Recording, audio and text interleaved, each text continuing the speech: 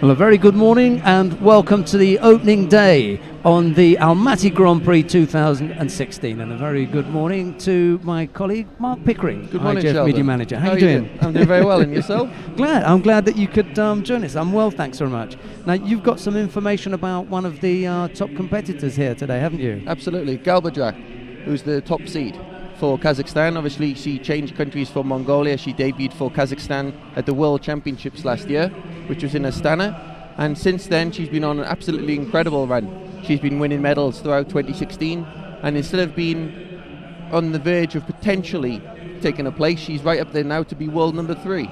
And from there, a medal today would project her to be certainly a seeded place, I think, in Rio. Is that the likely outcome then? I mean, if she takes a medal today, that she'll be seeded? Absolutely, that would guarantee it pretty much. So that's the aim then. She's the number 1 seed here, and you talk about her winning medals. Did she not take a medal here the last time that she fought for Mongolia? Indeed, she won gold in 2014 for Mongolia. So it's a good omen then. I mean, she's already been here as a winner, and here she is now fighting on what you would call, you know, home soil, home territory. Home advantage, absolutely. And looking strong, the number 1 seed here in the under 48 kilo category. That's one to look out for today. Otkontsetse Galbadrak. All right, let's run through that under 48 kilo category list then. As Mark was just saying, Otkontsetse Galbadrak of Kazakhstan is the number 1 seed. The number 2 seed is Dilara Lokmanakim of Turkey. Number 3 seed is Jeongbo Kyung of South Korea. And the number 4 seed is Marina Cherniak of Ukraine. Any others that you pick out there? For me, it's Dilara Lokmanakim. I mean, she's just pulled away from her teammate Ibu Shahin in the rankings. And I guess she's really hoping now this will be another strong competition going into the Masters. I'm sure we'll see her again. I've got hopes for Letitia Payet, who has managed now with the last few results to get herself a top 8 a place. It's just protected her a little bit, and you know, she looks capable of a quarter-final place. She'll probably face Galbadrak in the quarter-final, which really gives her a good chance at getting those last few points just to get her over the qualification line. And the timing is fantastic for her now, based on last week. If she can do something again today. Right, so that is the under 48 kilo category. The under 52 kilo category, the number 1 seed is Gili Cohen of Israel. The number 2 seed is Munkbata Bunma of Mongolia. Number 3 seed is Adiasambu Solman of Mongolia. And the number 4 seed, Laura Gomez of Spain. Any comments on that one? We saw Gili Cohen last week in Baku. Took a gold medal there, and she's straight back in, which shows, you know, just how important this event is for. It's the last open qualifier, which means that it's open completely to everyone, this competition, as opposed to the Masters, which is invite only for the top 16. Okay, under 57 kilo category, Auton Pavia of France is the number 1 seed. Number 2 seed is, returning from injury, Sanafe Haugen. Number 3 seed, Irina Zabludina. And the number 4 seed, Evelina Ilieva of Bulgaria. For me, it's Auton Pavia. She's obviously Olympic bronze medalist. And now she's locked in a battle with her teammate Helen Mosieva regarding Rio 2016, and really she will be hoping to come out with top spot today. Okay, in the under 60 kilo category, number 1 seed Rustam Ibraev of Kazakhstan. The number 2 seed is Sharafuddin Lutfalayev of Uzbekistan. The number 3 seed Dashtaba Amatushin of Mongolia. And the number 4 seed, the Yorbek Urizboyev of Uzbekistan. An all Asia lineup there. That's going to be a real toughie, isn't it? Absolutely, and you have to start with the top seed, Rustam Ibraev, who got silver medal at home last year at the World Championships. There's no Smetov, the world champion. He's not in action today. He will be watching the competition. He's just decided to rest, but he'll be one to look out for, Rustam Ibraev. We're going to go down to mat number 1 to see the opening contest in the under 60 kilo category. It's Vugar Shirinli of Azerbaijan, Aaron Kunihiro of the United States of America. Sit back and enjoy the action.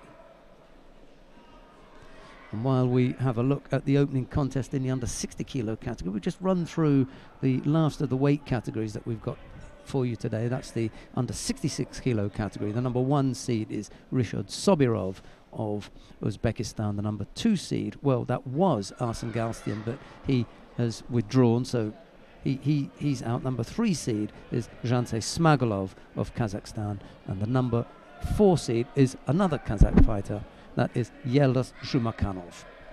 Okay, that's the top 4 seeds in each of the weight categories. I'm delighted to have Mark Pickering alongside me. I'm not sure how long he's going to be sticking around for, but as long as he likes, there's a seat here for him. I could appreciate that. What would be the time this morning in America right now? A little bit too early for our American viewers to be tuning in. What are they, 10 is it 9 hours behind? Because I think we're 5 in total back to, or 4 to Central Europe, and then another 5 there, so at least 9 then. So I'm sure there's a few at Aaron's Club who've set their alarms this morning, and they'll be tuning in. If they are, we'd like to hear from them. The diehards. Yeah, you can contact us on various social media outlets. Mark Pickering's going to give you the rundown on all those because he knows them from the top of his head. Okay. The best place to contact us is on Twitter. If you use the hashtag Judo Almaty 2016, then we'll be picking up all your messages on there, and we'll share the best ones then as well. There you go. You can always hit the feedback button if you're a bit lazy, and we'll get it that way as well. No score yet between Shirinli in the white judogi, Kunihiro in blue. The dangerous Vugar Shirinli, I should say. It's a difficult tag for him to brush off the fact that he dumped the 3 times Olympic champion Nomura Tadahiro when Shirinli was just a 16-year-old. So it's a name Nomura will remember. He's not going to forget that, is he?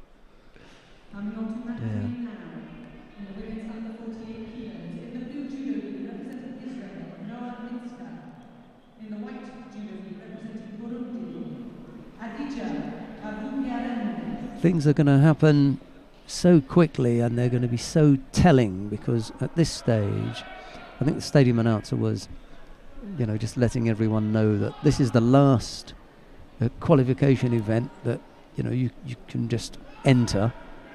We have got another event that counts for qualification, but that one is the Masters, and that is by invitation only. The invitations are already, the way that you get invited is quite clear. You're in the top 16, and then if you, for some reason, you don't enter, then we go down to 17 and 18, 19, and so on until we fill those 16 places up. So, that was a nice effort there from Shirinli, but Kunihiro ends up on his front. So it's quite clear, how you will get to the Masters. That is Guadalajara. So there'll be a few with their mind on Mexico before Rio. Yeah, and it's a long time if you think about it. You've got until August for the games. When I've looked back at past events, you see people competing in June, July sometimes. Yep. In preparation for the games. So we're only in May. It's still a way to go. Still many Grand-Prix Grand Slam ahead of us, but then this is after the qualification closes. Those would be preparatory events rather than points qualification events. Single Shido picked up by Kunihiro. A little under 2 minutes left to go.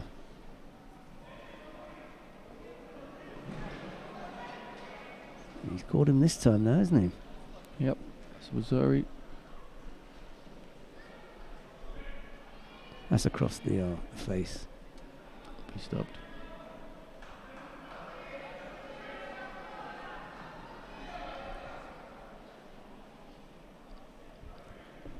Is this last chance saloon for Kunihiro, do you think? We've seen Aaron and his teammates plugging away, haven't we, throughout 2016? Yeah. Almost all stops of the tour.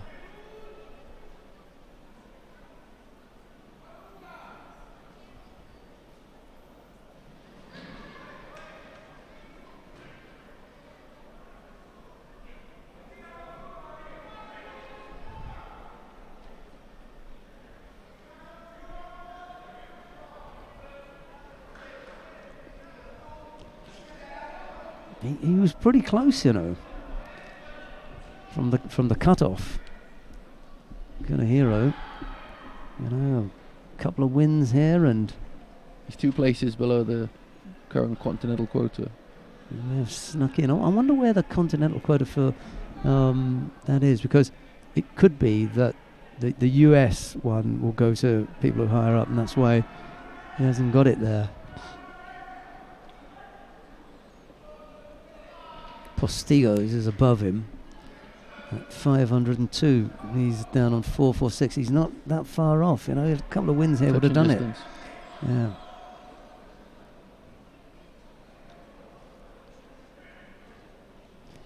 It's not going to happen here, I'm afraid.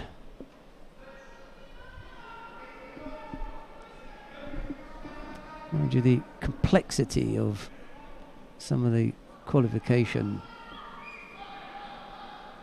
criteria could change. I mean, is Postigos here? I mean, I don't know if he's around. Where have we got the...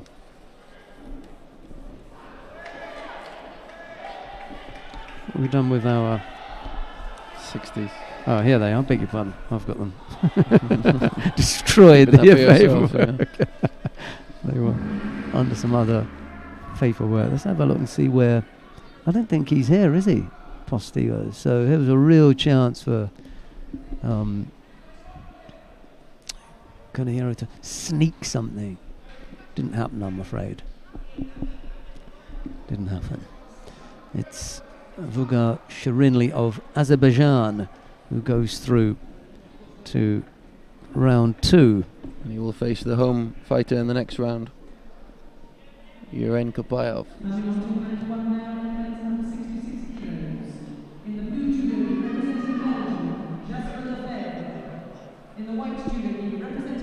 I'm sure those who are superstitious will have noted today's date. Yeah, that's right. Luckily I'm not. Don't take it on. Right, coming up next, Pavel Zagrodnik of Poland faces Jasper Lefebvre of Belgium. It's Zagrodnik in the white judogi, Lefebvre in blue. This is the first round in the under 66 kilo category. We just change sheets here and see what we're looking at then. Was there just that? There was just that one contest then in the under 60 kilo category in that pool that we were looking at. And they've moved straight to 66.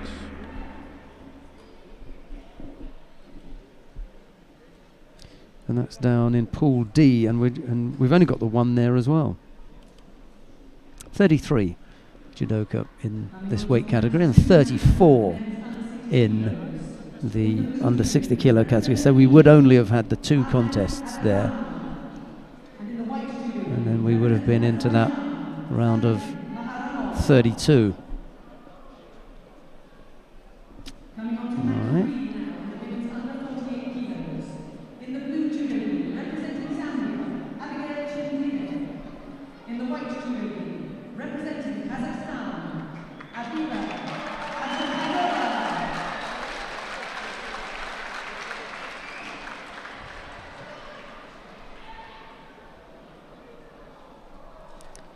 Little girl from Zambia is coming onto the mat there. Abigail Chindele. I spoke to her this morning. We had a little chat because it's my daughter's name. I wished her good luck. I think she might be up against a toughie. Yeah. Abiba Abshukanova. That contest is on mat 3 if you want to see that. Yeah.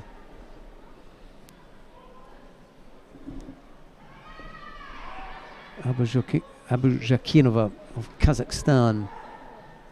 Well, you never know. Some of the Zambian fighters are well prepared. You might have to tough it out with the boys at home, you know. Mind you, I dare say that's the case with Abujakinova. She's only going to put a score on the board. Yep. Thrown the Kazakh fighter 30 seconds at down on mat 3 and looked a little bit sharp.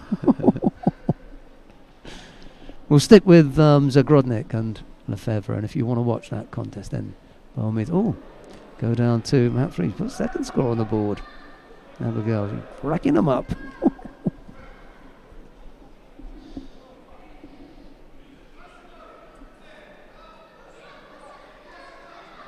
You're also about to apply the Jujigatami down there.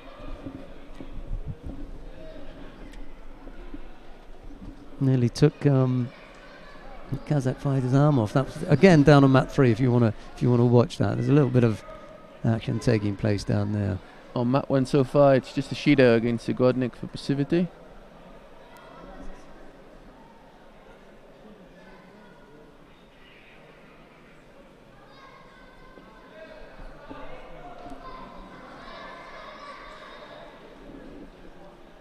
I'm not going to repeat the story of Zagrodnik's games episode last time round. I think everybody is well aware of that. This time it's down to him now. Where is he anyway on the qualification list? Was he one of the top 8 seeds here? I'm just wondering. No, he wasn't. Zagrodnik and Lefebvre are both out of the top 8.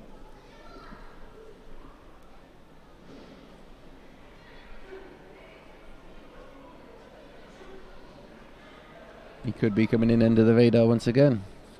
Oh, I tell you what, he's going to have to do some work to get there.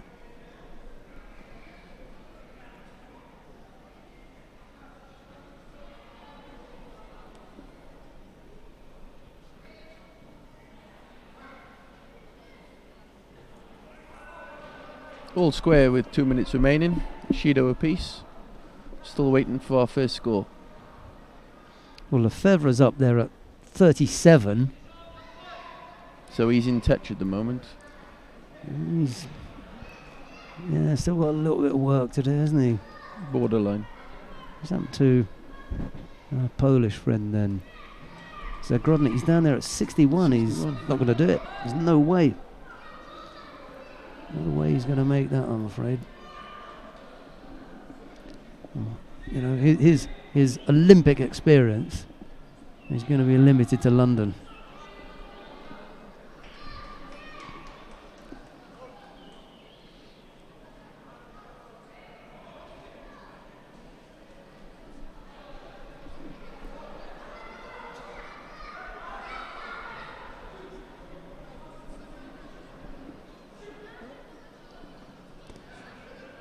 I suppose for those fighters, especially the women who have not seen Kazakh opponents before, they'll be heartened by what's happening down on mat number 3. You see the Zambian fighter leading with 40 odd seconds left to go.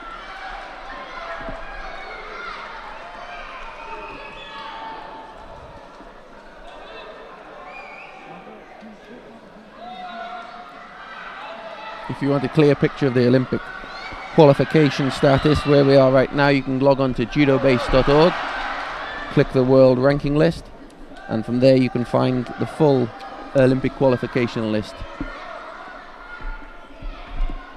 Yeah, it's an interesting thing to have a look at.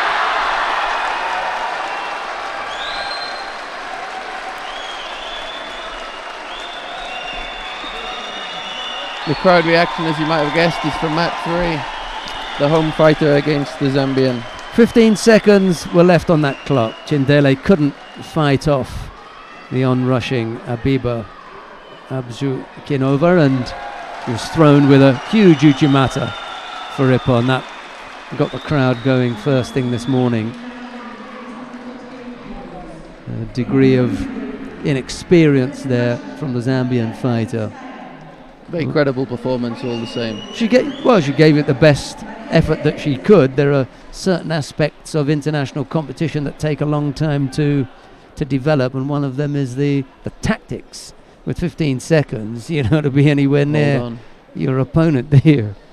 And to her credit, she was still battling it out, because that's what she knows. She hasn't developed those kind of tactical ploys that she could have brought in to the game, and that made for an exciting end.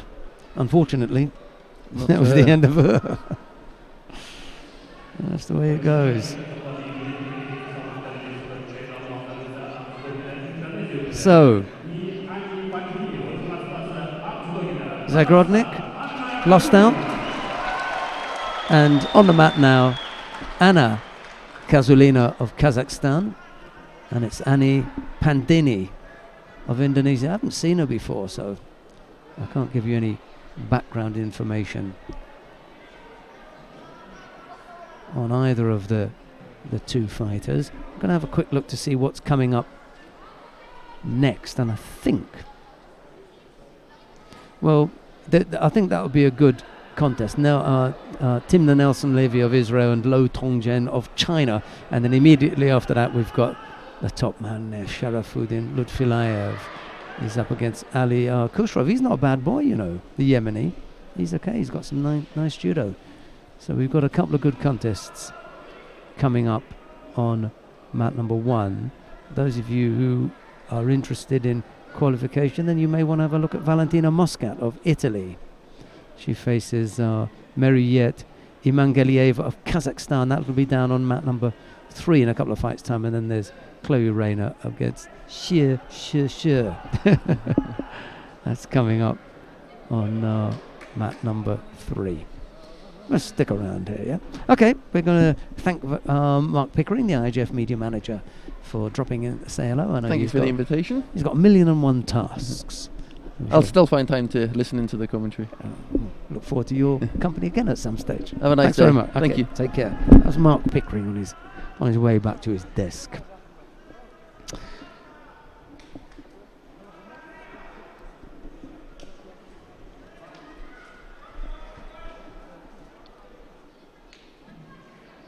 No score yet between Anna Kazulina of Kazakhstan and Annie Pandini. It's the Indonesian who picks up a penalty.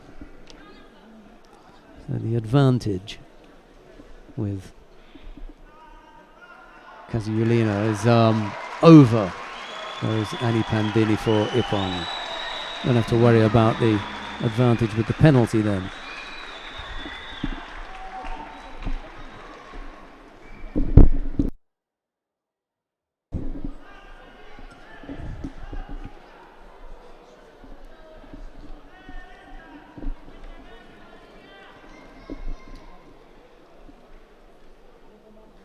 Anna Kazulina makes it 2 for 2 for the Kazakhs this morning as far as wins for the women are concerned.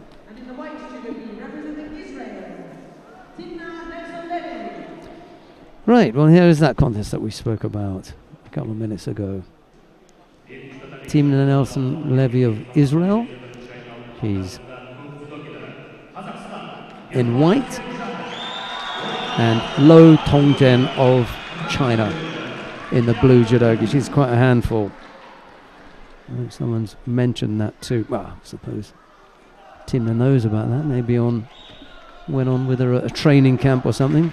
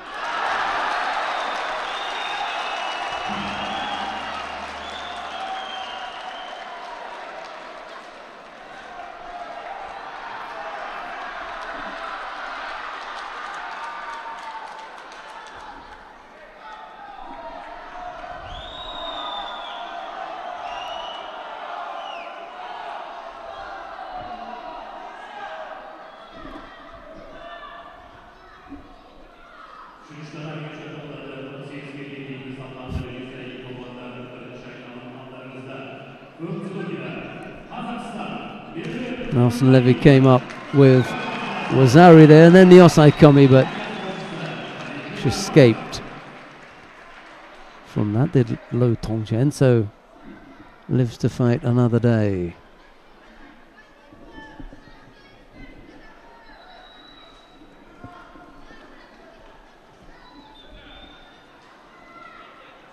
So problems for the Chinese number 2 here.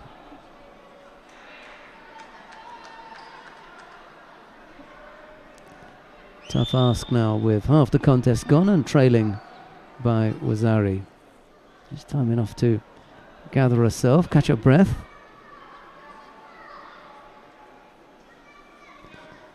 See if she can pull off a comeback here.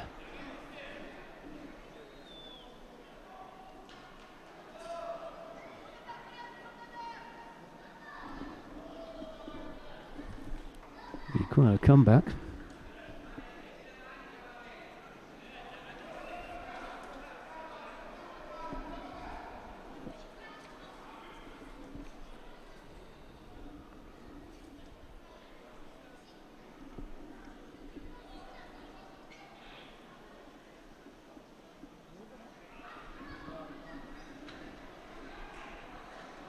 Great counter, really nice position, strong, felt that coming and put herself in the best possible position to bury Lo Tongjian. Wasn't the strongest of attacks, but still. And over went the Chinese fighter. 2 good scores from Tina Nelson-Levy, puts her into round 2.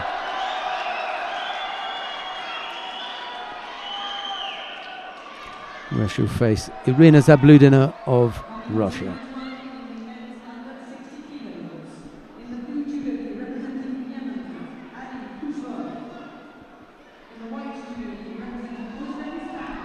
Nice work from the Israeli there, good control, and Shani Hershko's a happy guy, off he goes.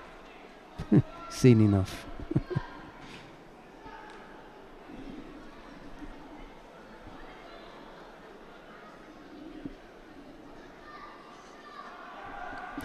Right, coming up next on mat number 1 in the under 60 kilo category, Sharafuddin Lutfilayev of Uzbekistan faces Ali Khusrov of Yemen. It's Lutfilayev in white and Khusrov in blue. This should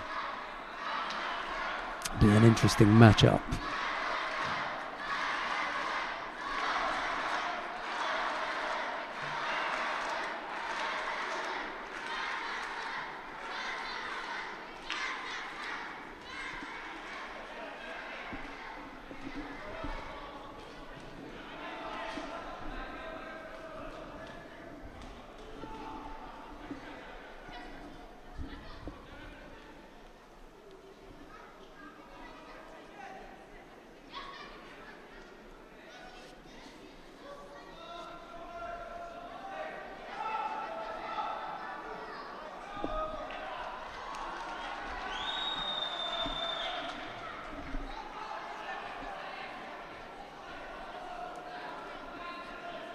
Lutfilayev already with 2 scores on the board inside the first minute. Not hanging around, is he?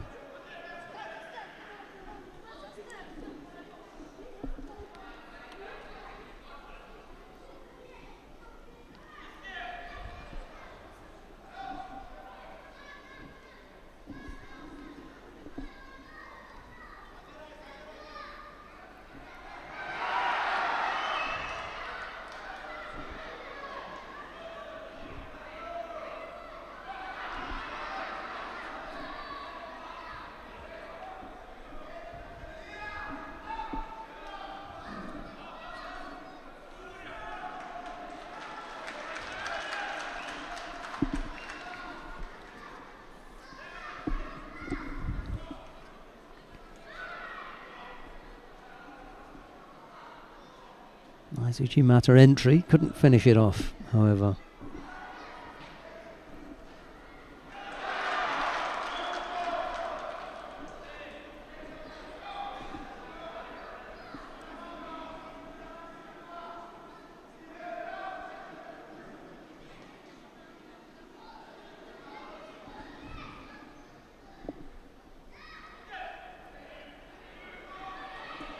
Oh, nice Ojigari. He can't get off that. He may have thought about the Sutemi Waza at the end, but he had a wry smile on his face as he realised that he'd gone over. Lutfilayev, 3 scores to finish off Khusrov.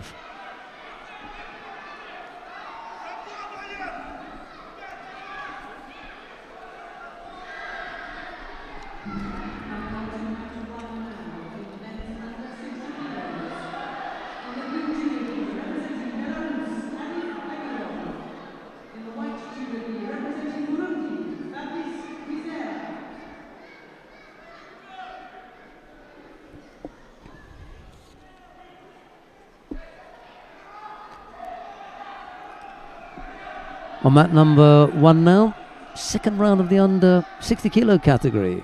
Fabrice Quizera of Burundi faces Arif Bagirov of Belarus. It's Quizera in the white judogi, Bagirov in blue.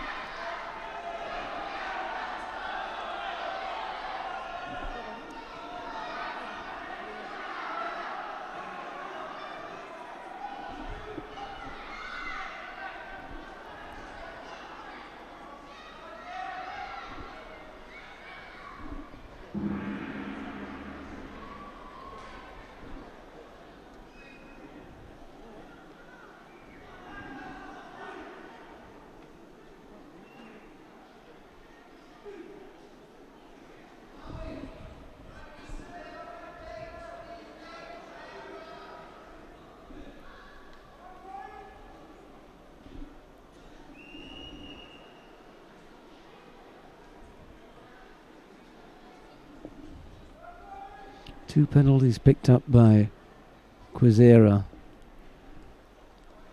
It's quite often the case that the fighters are not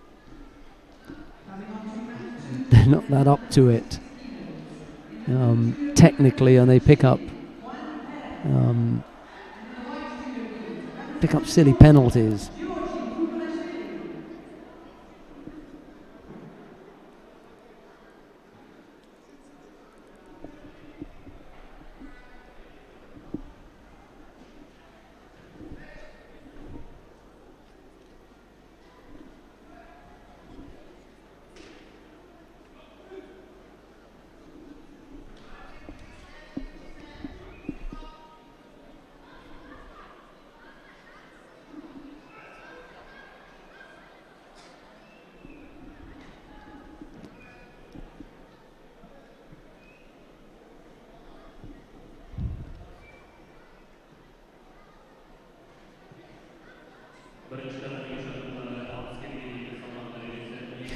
Bagirov it is who wins out there, and he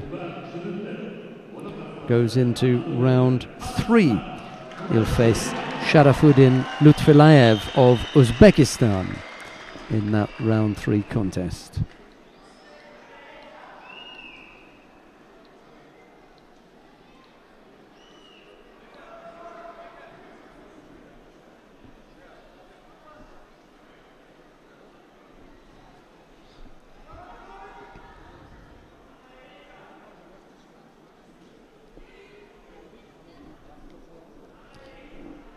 On mat number 1 now, we've got Kilish Yerinkaipov of Kazakhstan. He faces Vugar Shurinli of Azerbaijan. We saw Shurinli in his opening contest when he defeated Aaron Kunihiro of the United States of America.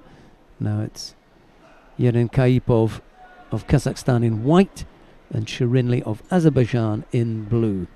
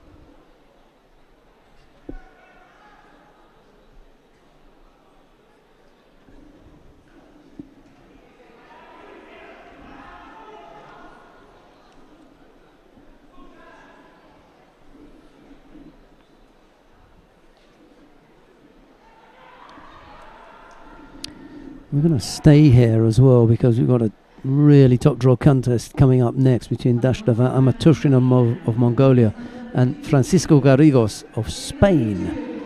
Ashkat Telmanov is after that, and then we've got Vincent Lemar and Elios Manzi. So we're going to stick on mat number 1.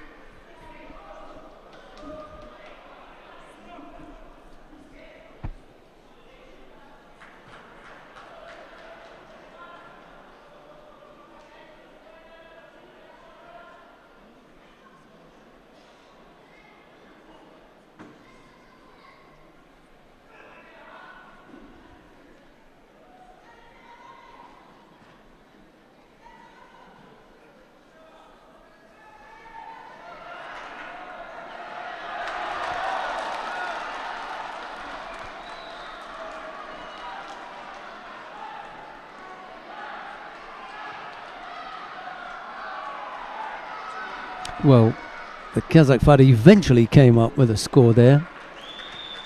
Irin Kaipov was given Yuko, but the important thing was he followed that up with the Osai Waza. Kami Shiogatami and Shirinli couldn't escape from that. Well caught by the Kazakh fighter there.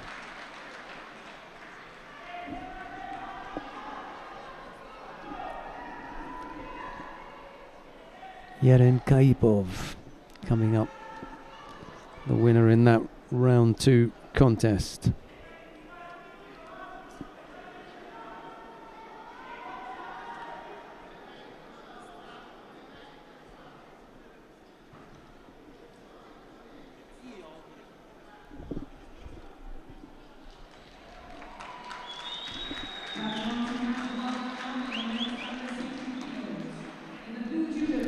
Right, and here's that contest that I mentioned a moment ago. Dashtava Amatufshin of Mongolia faces Francisco Garrigos of Spain. It's Dashtava in the white judogi, Garrigos in blue.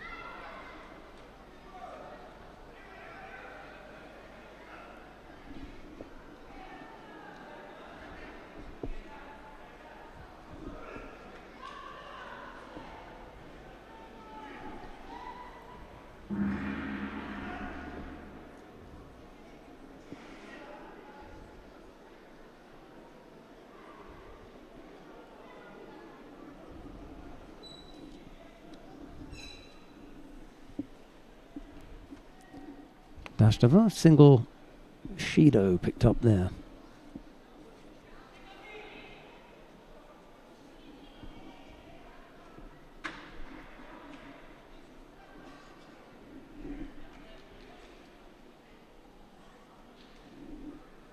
Plenty of time, however. There's no real worry about that single Shido.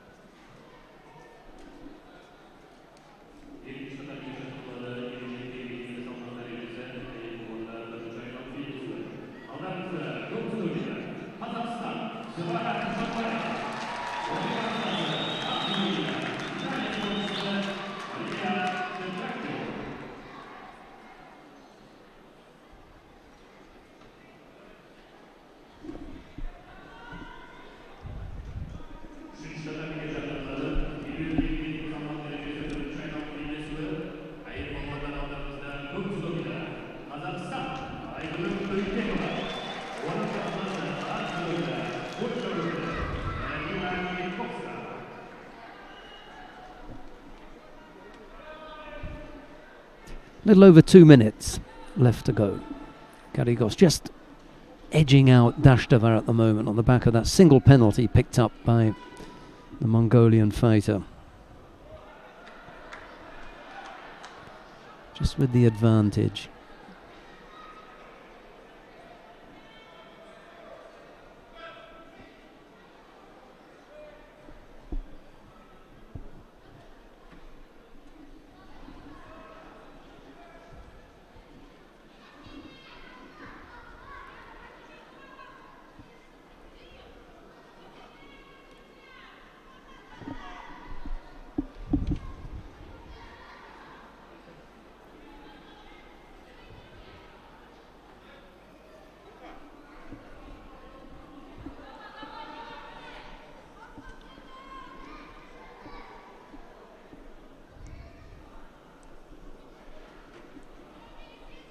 Well, the pressure from Dashtova eventually told, and Garrigos picked up Shido himself, so things are level at the moment with 1:40 odd left to go. Dashtova looking to get close to Garrigos and just pulling him around a little bit there, showing a little bit of physical strength.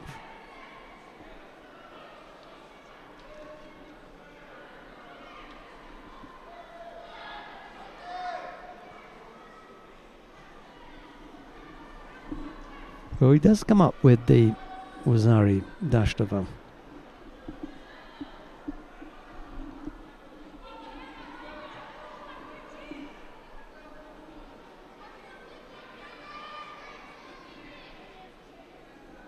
So with a little over a minute left to go, it's the Mongolian Dashtova Hamatufshin who leads by Wazari.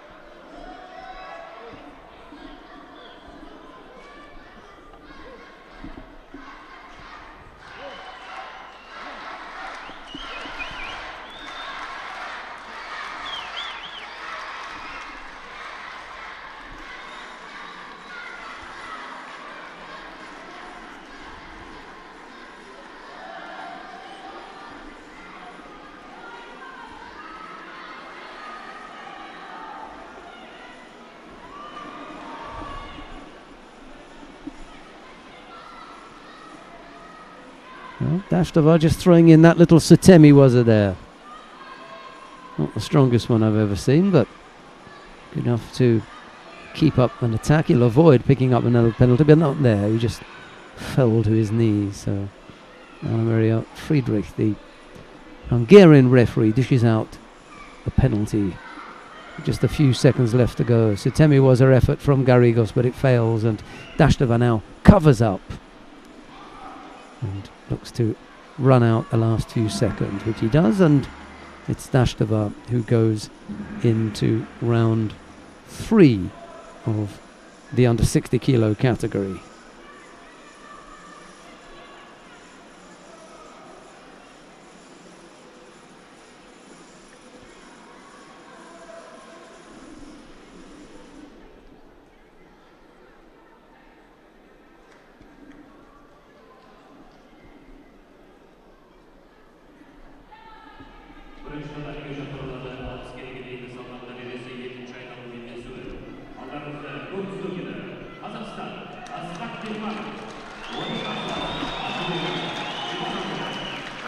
Right, coming up next on mat number 1 in the under 60 kilo category, round 2, Damian Ziada of Lebanon faces Ashkat Telmanov of Kazakhstan. It's Ziada in white, Telmanov in blue.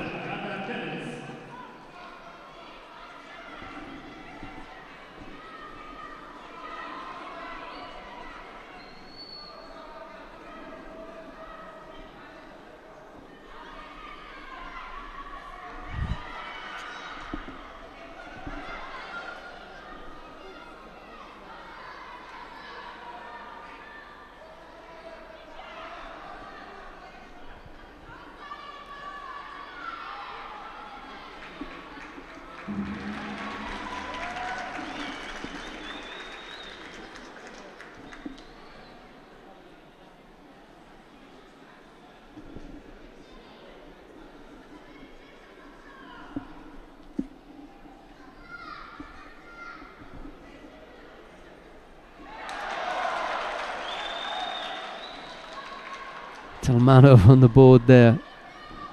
Lightning fast score for Wazari.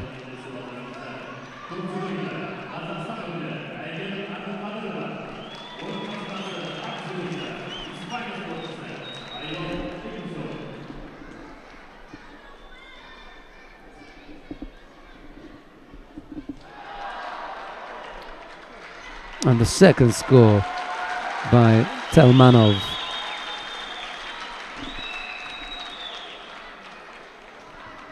But Ziada down and out.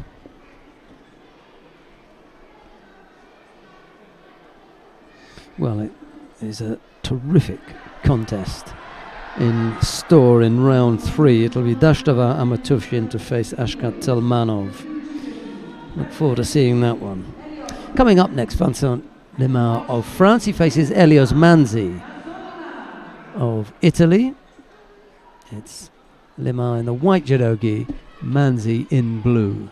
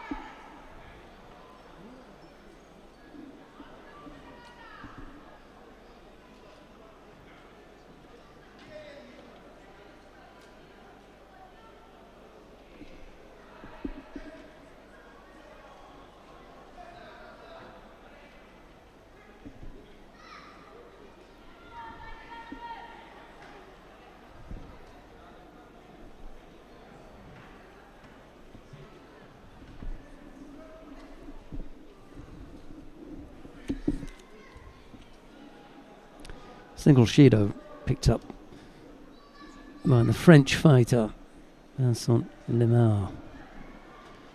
2.5 minutes left to go.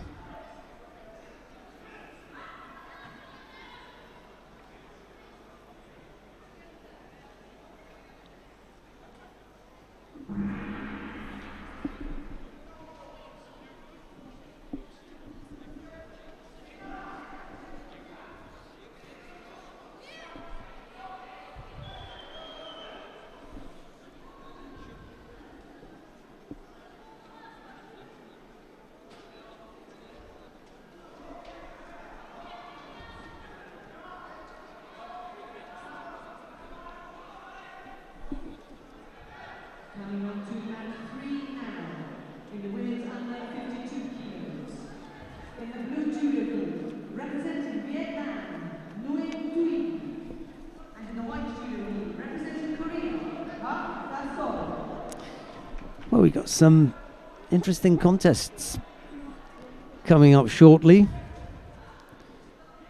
Tarlan Karimov of Azerbaijan faces Azmat Mukhanov of Kazakhstan. That's in a couple of fights' time on mat number 1.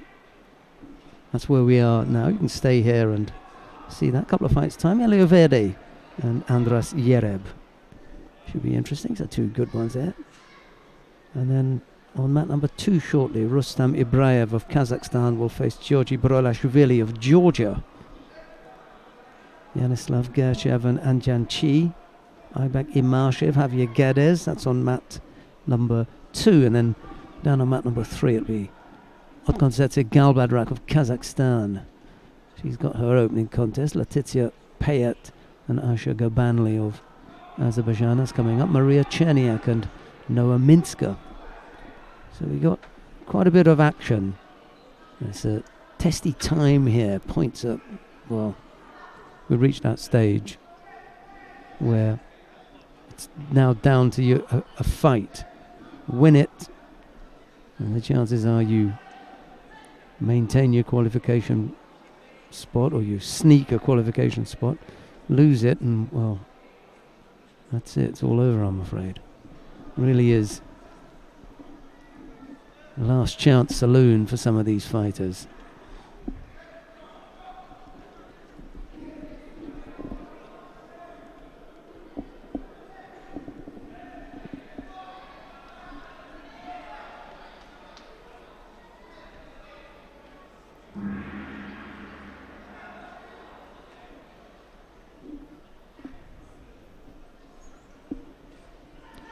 Oh, that was beautifully done. Really caught him well there.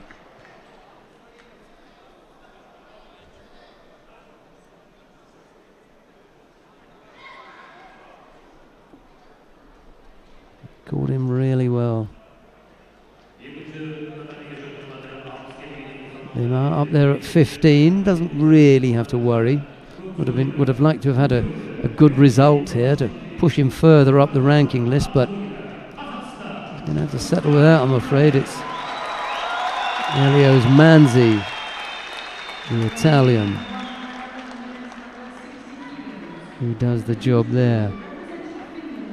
He's down there at 60. He really needs a big result to get him anywhere near a qualification position.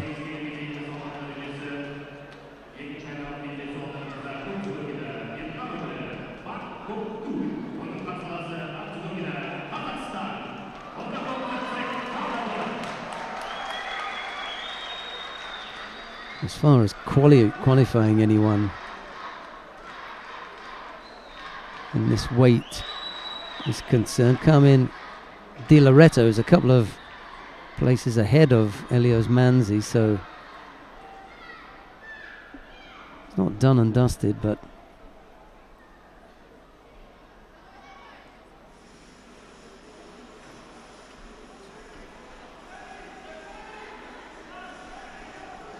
I can't see either of them coming out here.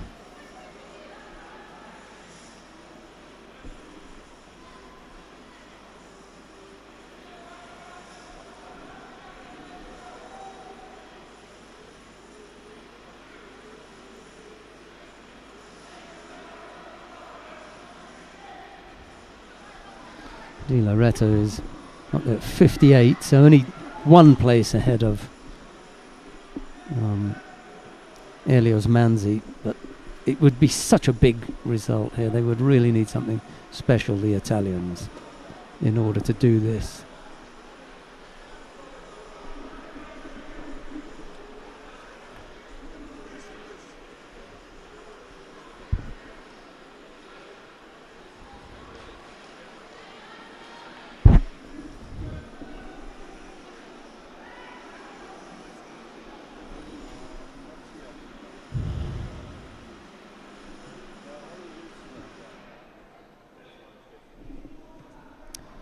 On the mat now, Aram Grigorian of Russia faces Juho Reinval of Finland.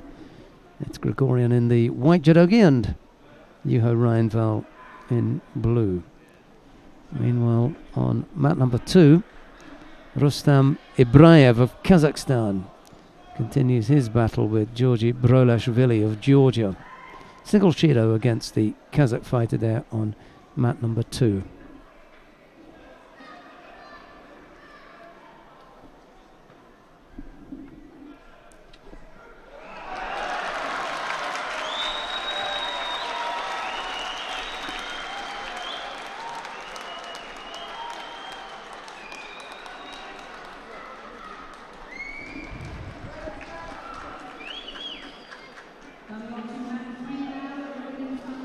Just to let you know that Otgonsetse Galbadrak of Kazakhstan has won her opening contest down on mat number 3. We'll see her in the quarter-final.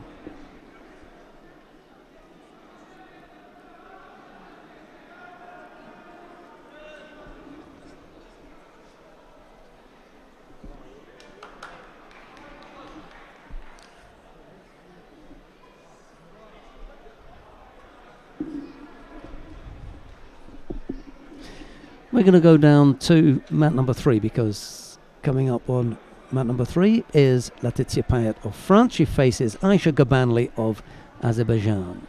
It's Payet in the white judogi, Gabanli in blue.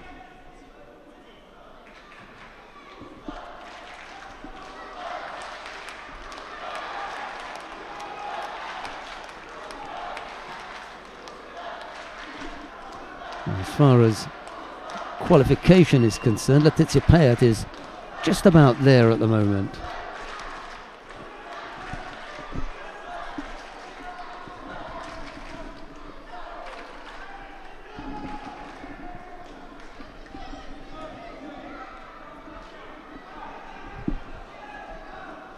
Just been handed a rather neat piece of kit by my chief, Mr. Matthias Fischer. Superb piece of electronics. It's a little screen that shows all the mats, and when you press one of the screens it actually takes you to that mat, so I'm in control. A very dangerous thing that they've put in my hands here. I'll have to be extremely careful with it. Called an iCaster layout, for those of you that know anything about it. New one on me.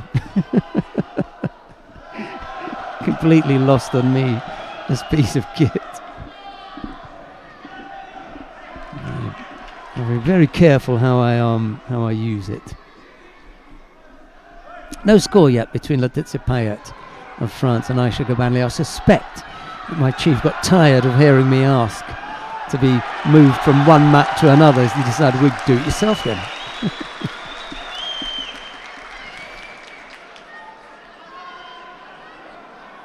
So I've ended up in control of it. I wonder how much it costs. I better be very careful with this.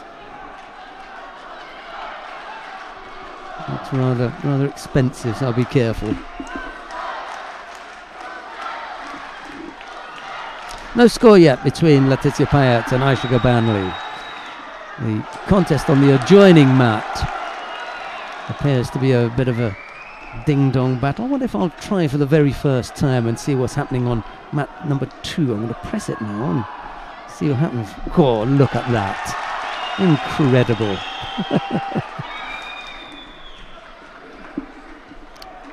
We go there with a minute left to go. I'm sorry to have jumped from mat number 3, but here we are looking at mat number 2. Rustam Ibraev of Kazakhstan faces Georgi Brodashvili. It's a Yugo piece, and over goes Brodashvili. Picked up the Wazari and then moved into the Tatisheo Gatami, but he's had to tap out anyway, and it's Ibraev who overcomes his Georgian opponent in the last minute. Just in time to catch that bit of action. Handy bit of movement from the technical operator. Oh, that's me.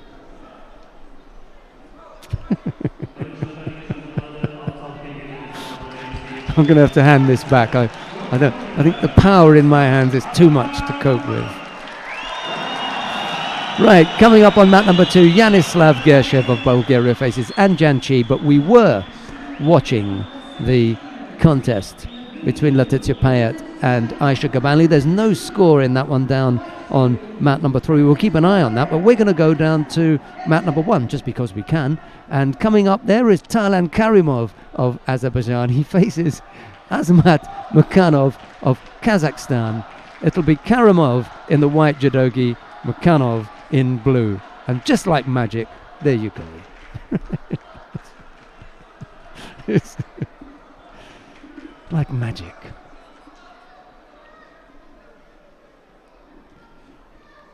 Technology is a dangerous thing in the hands of a maniac.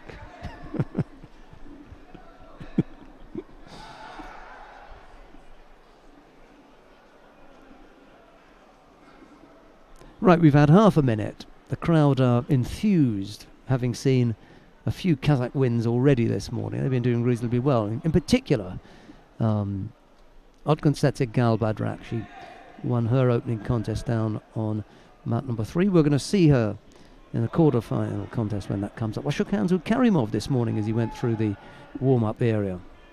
Had a little chat with him. We saw him in Baku last week as well, so it's nice to be on that circuit. Nice effort there from Mukhanov. Karimov's got his hands full this week. Mind you, he had his hands full last week. No easy fights on the international circuit. All tense, nervous affairs.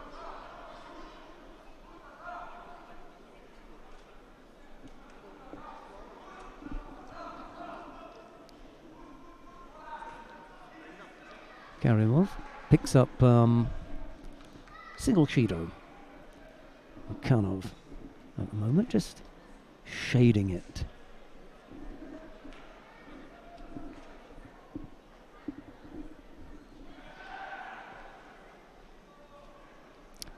There's a big smile on my chief's face as he wanders off to get a coffee, knowing that he's left me in control of the mat panel, I'm going to call it. I can choose whichever mat I want to go to. I wonder why he never gave this to me before. He probably never trusted me. Anyway, I've got it now and he's not getting it back.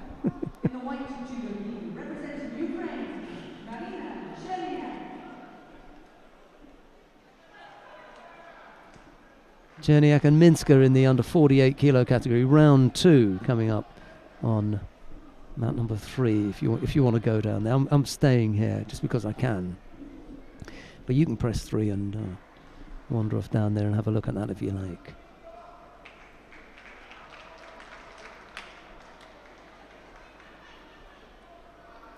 That 48 kilo category contest between Letitia Payet and Aisha Gabanli. That's finished now. Letitia Payet won that by Ippon over Aisha Gabanli. We're down on mat number 1 watching the contest between Taylan Karimov of Azerbaijan and Azmat Mukhanov of Kazakhstan. It's Karimov in the white judogi, Mukhanov in blue, and Karimov has picked up 2 penalties. We've got a little over 2 minutes left to go.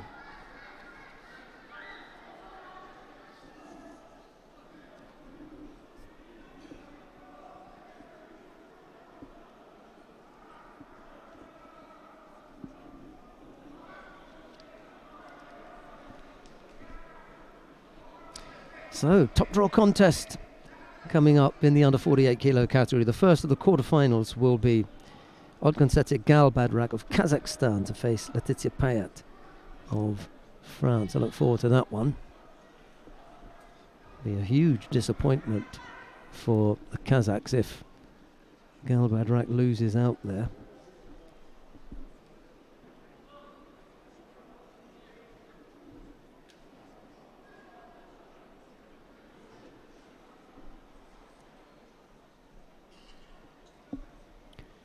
It's Karimov who's having the strapping on his fingers tidied up. It's a do-it-yourself job today. Normally they wander off to the mat edge and some member of the medical team tidies them up, but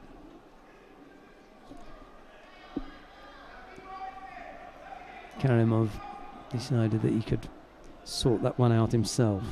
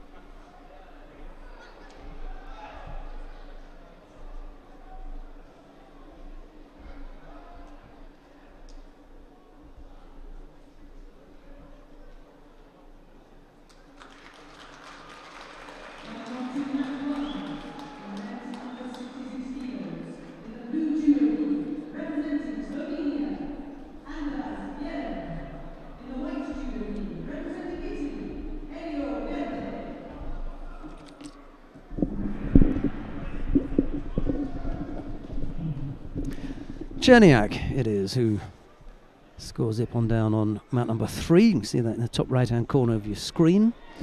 We had, where must it be, of an Ippon from just a second ago? Unfortunately we couldn't get it to you.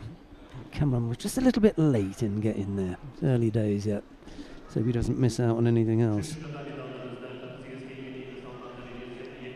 Elio Verde of Italy now. Round 2 of the under 66 kilo category is up against Andras Jereb of Slovenia. It's Verde in the white judogi, Jereb in blue.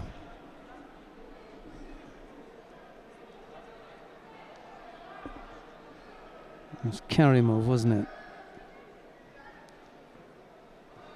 it? Karimov and Azmat Mukhanov. Mukhanov must have thrown Karimov for Ippon. That's my guess anyway. That was the end result, wasn't it? That's what we were looking at. Yeah, Mukhanov into the third round. And this time it's Elio Verde to do the throwing for Ippon. Well done, our man down on mat number 1 to plant that squarely in the middle of your screen. Well done. Nice comeback.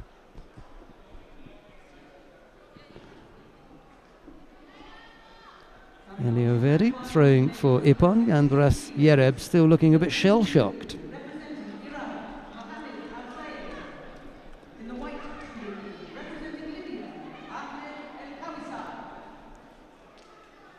There you go.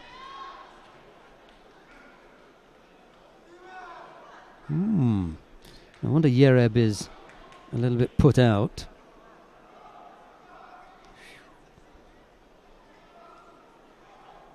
It's a tricky one, isn't it? I mean, he absolutely slaps him, but if you talk about landing,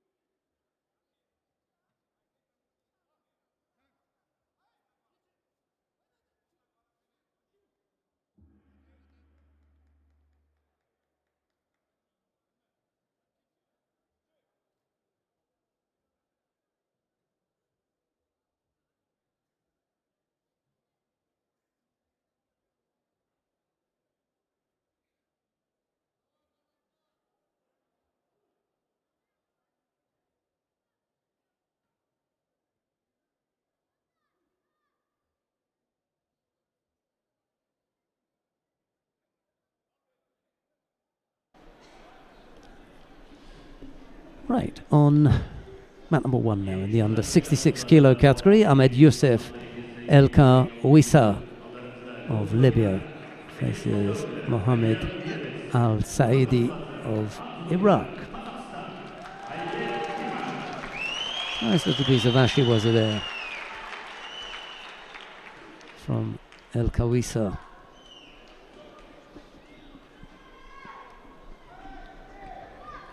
El Kawisa leads by Yuko, but we're going to go to mat number 2. We're going to pick up the contest between Aybek Imashev of Kazakhstan. He faces Javier Guedes of Venezuela. It's Imashev in the white judo gi, Guedes in blue. There's no score as yet. I like Imashev. He's a really nice character. Good fun. Always a friendly guy around the circuit.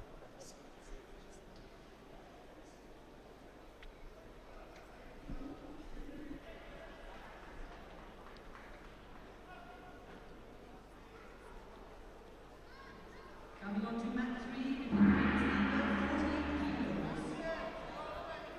in the blue judo gi, representing Madagascar, Asfaramanitra Ratiarizon.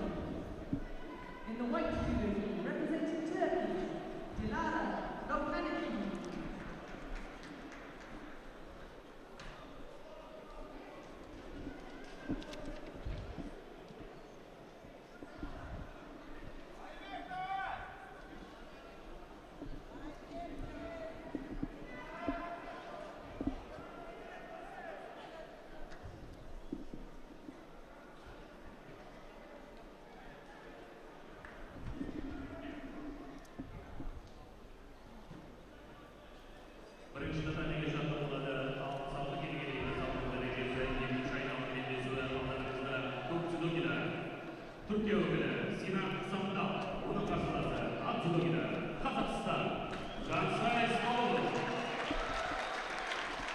Well, down on mat number 1, if you want to see the contest between Janse Smagulov of Kazakhstan and Sinan Shandal of Turkey. That's taking place on mat number 1. We're going to stick with Aybek Imashev and Javier Guedes. Guedes it is, of Venezuela, who's picked up the single penalty at the moment.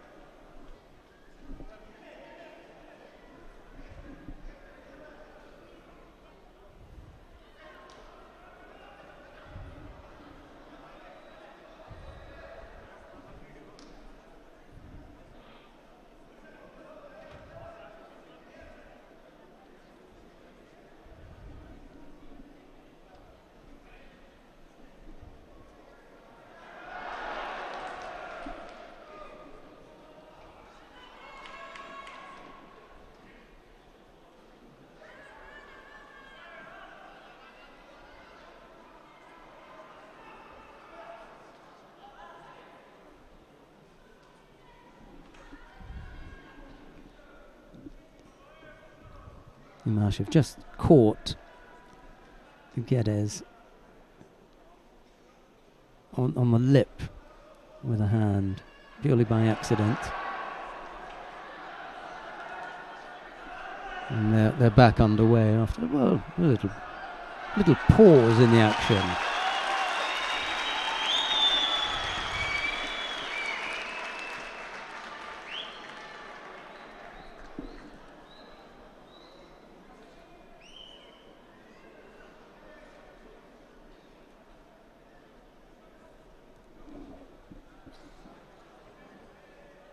Smagulov has defeated Sandal down on mat number 1.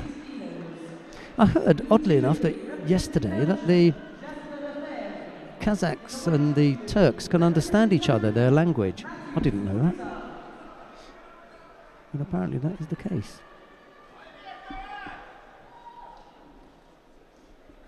Just thought I'd mention that.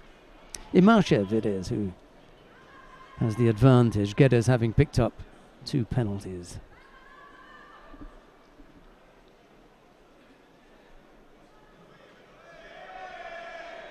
Geddes picks up a 3rd penalty for avoiding to take a grip, as does Imashev. Well, not a 3rd, he picks up a penalty anyway.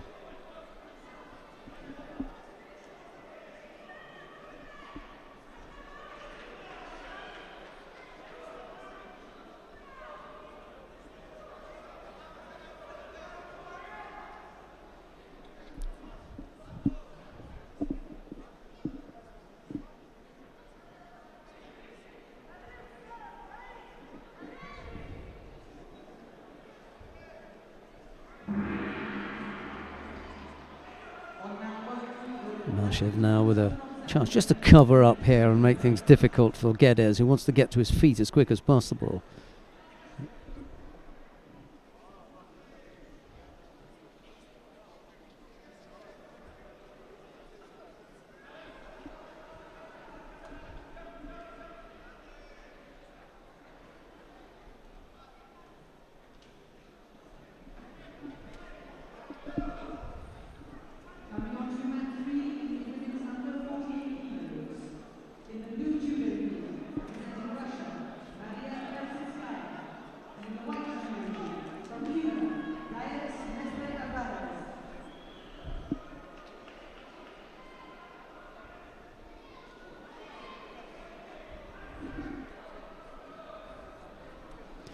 Time running out here for Geddes.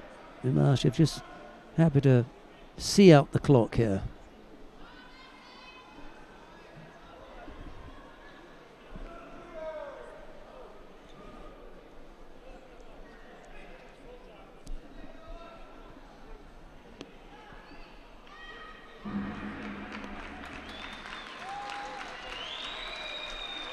Aybek Imashev of Kazakhstan it is who wins out there over Javier Geddes of Venezuela. It'll be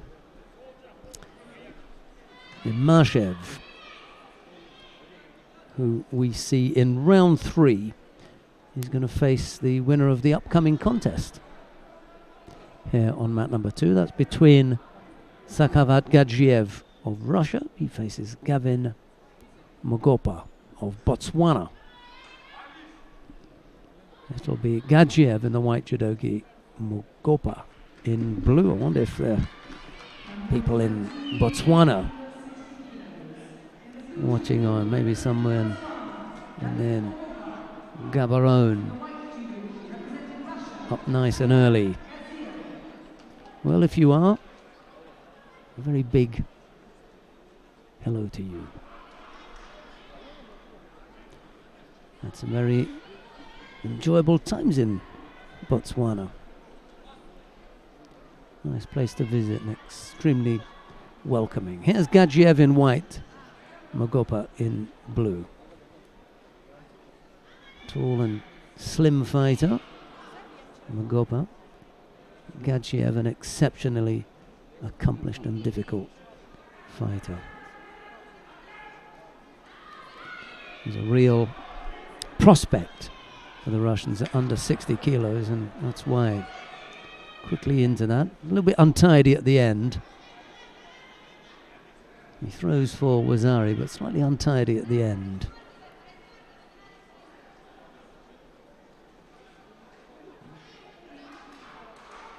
I think he's from Ekaterinburg.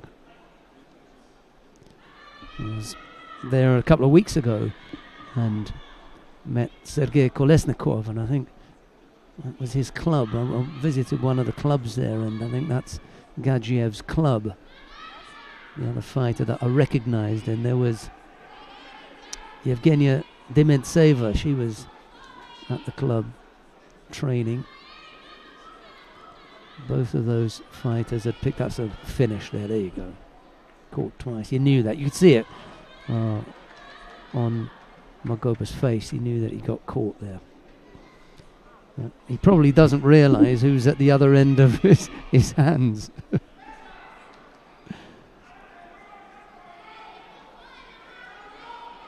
Yeah, top draw fighter there in Sakhavat Gadzhiev. Okay, a quick outing for Magoba of Botswana. What have we got coming up next? Diobek Urezboyev of Uzbekistan faces Ahmed Abel Rahman of Egypt. It's Urezboyev in the white judogi, Abel Rahman in blue.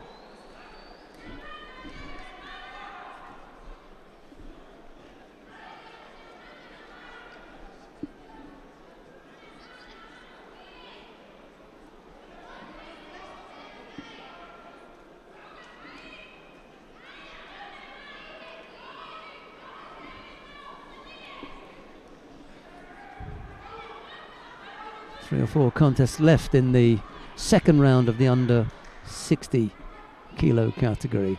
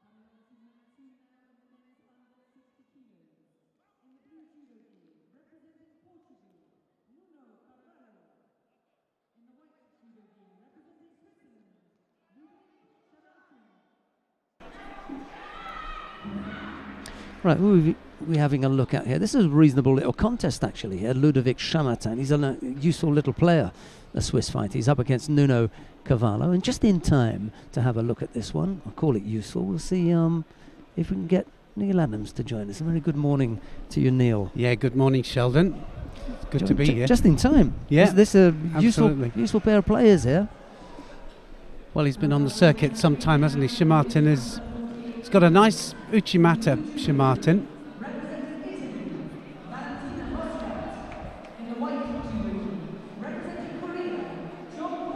Nice matchup. It's quite open, isn't it? The pair of them just banging away in the first half a minute, so that they can keep that up. I think there's always some awkward kind of moments at the opening seconds, isn't there? Because a little bit of nerves, and once they settle down. I think one of the biggest things is the actual pace, isn't it, of the attacks, and just right off the bat, you've got to make sure that your attack's the first one. Chamatan shaped for that Uchimata you were talking about. They just had a little look, and then Cavallo thought, hang on a minute, I better let him have something back. Well, he wants the sleeve, doesn't he? That's exactly what he wants, and there, now he's got the sleeve, got to get the right angle. It's left to left, so makes it a little bit awkward for the actual direction.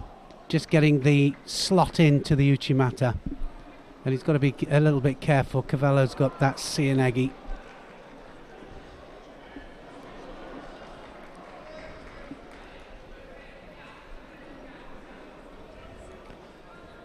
Things have been happening quite quickly this morning. He had a little look at Ko Sotogaki there, didn't he? Right-sided. Well, it seems to be one of the nice Cianegi there. Yuko scored. Chamatan changed direction, went the other way. And I think, it seems to be that the ones that can change to the opposite flank, the ones that obviously often score, defending Cavallo all the time to the Uchimata, and then Cianegi to the other side.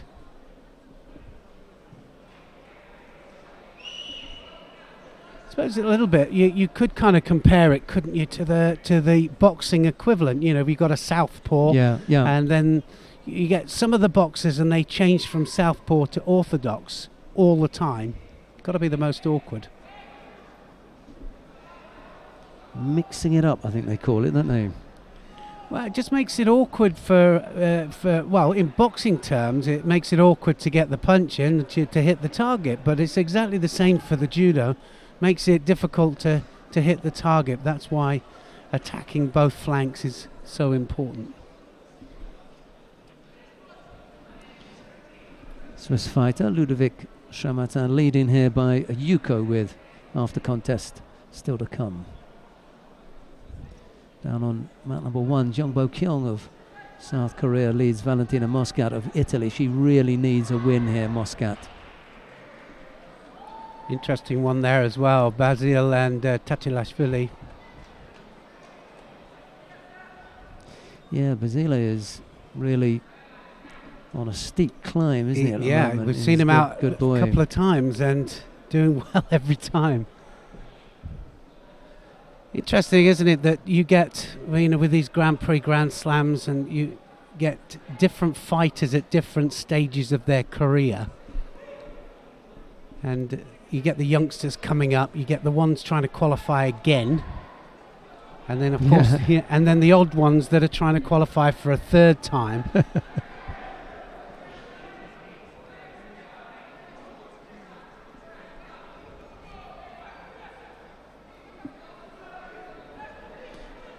Still holding on to the Yuko score. 1 minute 23 left. This is quite a compact stadium, isn't it? It's not bad. I mean, if they get, a reasonable crowd in the afternoon, I think they lift the roof off, because they are traditionally better off in the lighter weights, and they've got a few fighters here today that could do it, despite the fact that they're missing Smetov. I don't think Ibraev is going to let them down. Wow. They've got some good boys. Nice Ashiwaza there, Chamartin. So Chamartin just climbed on top of this match. In the under 66 kilo category, they got 3. They got Yeldas Zhumakanov, Azamat Mukhanov, and Jansei Smagolov. So they got 3 fighters up there. 73. Well, we'll see them tomorrow. So today, I think, because Saturday, Sunday, you should get a good crowd anyway. Yeah, absolutely. But today, I think we will get, unusually, we'll get a better crowd in today, because they're normally better with the lighter weights. And then they've got Ashkat Telmanov. He's still in. He's coming up shortly. He's going to face Dashlava Amatuvshin. That'll be a right ding-dong.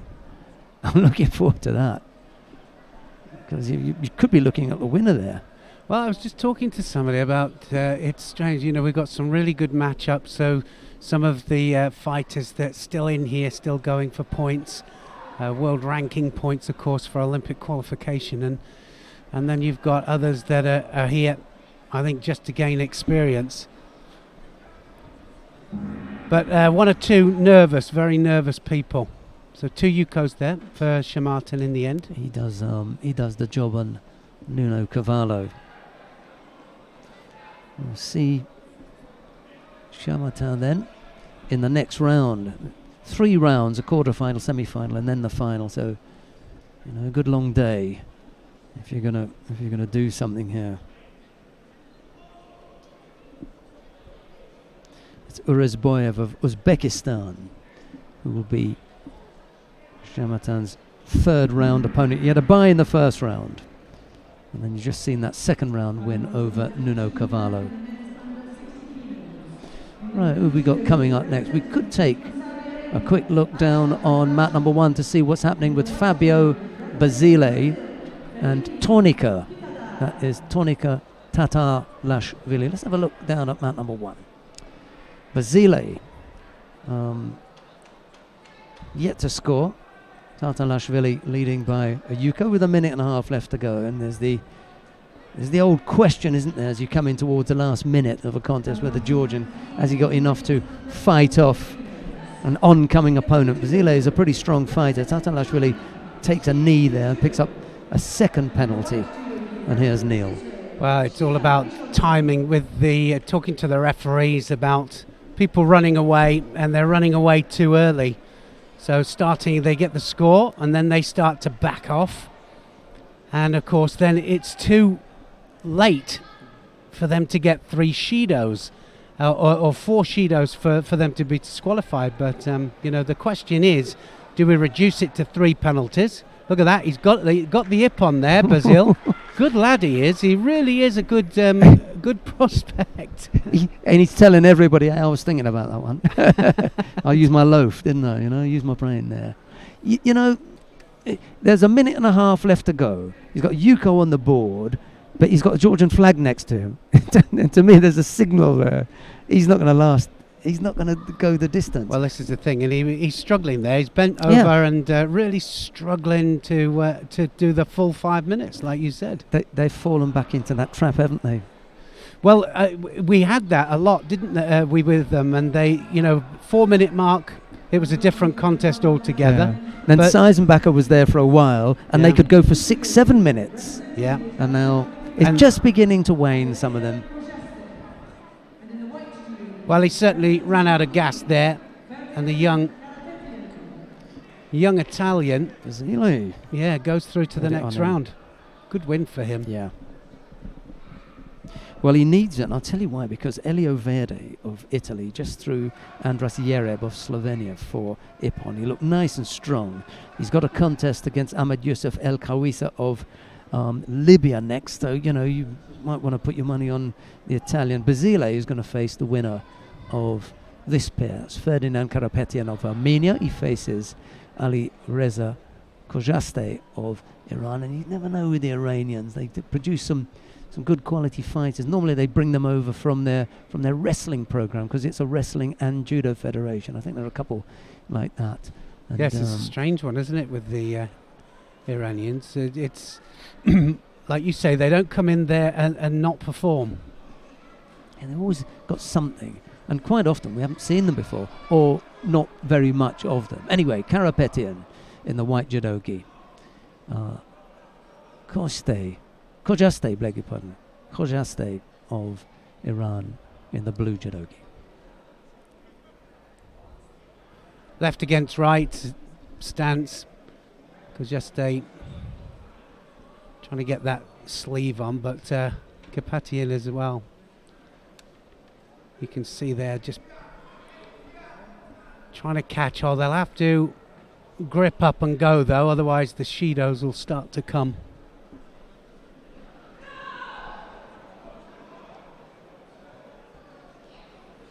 This is another thing, isn't it? I mean, does it force them to do bad attacks? I mean, that's the way we've got to train now, isn't it? To try to attack off the one hand.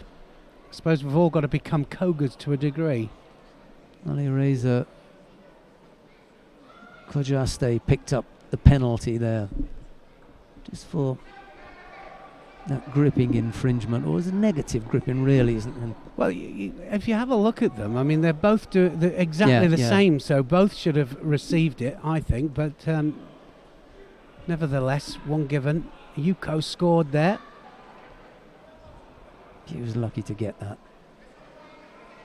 Yeah, just took him onto his side. He must have seen something that we couldn't see from this angle. Just about squeezed that out, did Khojaste. Now he leads with 3 minutes left to go. Edison Minakawa, the referee, just asking him to tidy himself up.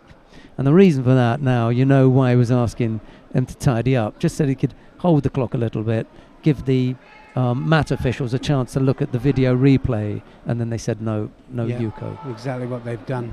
I mean, Neil just said he didn't really see anything there for it, and I thought he was lucky to get given that, and in the end, with a bit of a review, they've waved that one off. So no score yet. Khojaste, however, is behind because he's picked up that single Shido, so Karapetian with the advantage, and here's Neil again. Well, it's one of the great advantages, I think, of the video referee, and to be able to stop it, have a look at it, reassess situations. And I mean, that Yuko would have been on the board and it would have been a totally different match. And as it is, it's all evens, and both of them still on an even playing field. So it is a great thing. I don't think it works at every level. I really don't. I mean, I don't know what you think about that, Sheldon, but I don't think it works at national level. I You just go back to the 2 in the chair.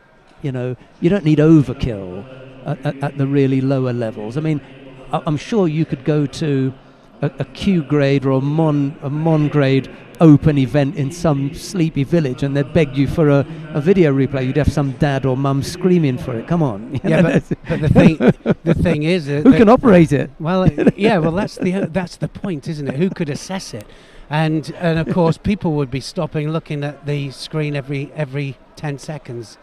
So I think you've got to have referees that they're very, very sure about what they're doing and obviously sure of their decisions. But even they make mistakes. See that one there. Let's say that you'd had the 2 in the chair, and it was.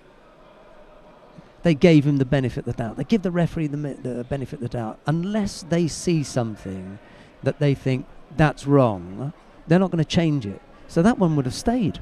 Well, that's exactly my point. So it does work very effectively, even at this level. So they had a look at it. It was. I mean, you said straight away that was very, very borderline, and it was. I mean, I didn't see anything that kind of warranted a score. Yeah. I was a little bit more reserved than Neil. But I'll tell you what. At home, you must know by now that if we say, "Oh, that was close," we mean, "No way was that." But we got to play the game properly. Diplomacy. Yeah, there are times when it looks slightly odd. It looked a little bit lucky there. Anyway, single Shido still on the board. A minute to go. Karapetian. Well, that's the interesting thing, because he would have been ahead.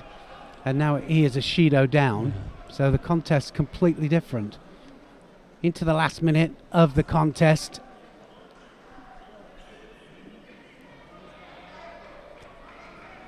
We've got the quarter-final lineup for the under 48 kilo category. I'll give you that in a minute. As soon as we get a bit of a break, I'll let you know what's happening there. Under 48 kilos going through very, very quickly. Well, he's really putting the attacks in, isn't he? He knows he has to. 36 seconds to go. Karapetian just holding off. And this is the time now where we have to look at the blocking out and the backtracking. Breathing hard, and has to make sure that he attacks, doesn't flop and drop. Another Shido on the board here. Be all even, going to golden score. 19 seconds left, seconds ticking away. Can he just waste that little bit of time? And here was a little look at the clock there. I tell you, that 19 seconds can be the longest 19 seconds of your life. That single Shido's been on the board for ages, hasn't it? That's been the only thing in there. Karapetian has just about managed to keep a clean sheet. He's breathing heavily now, though. Well, yeah, he really is at the end of it, isn't he? I think a Shido here, this is about timing again. A Shido would absolutely devastate him. Yeah, knock the stuffing out of him. I think it could possibly be, if he gets the Shido, but he's not got it. It would have been the end of him, I think. Oh, very, very close there. Well, that was close. It really was.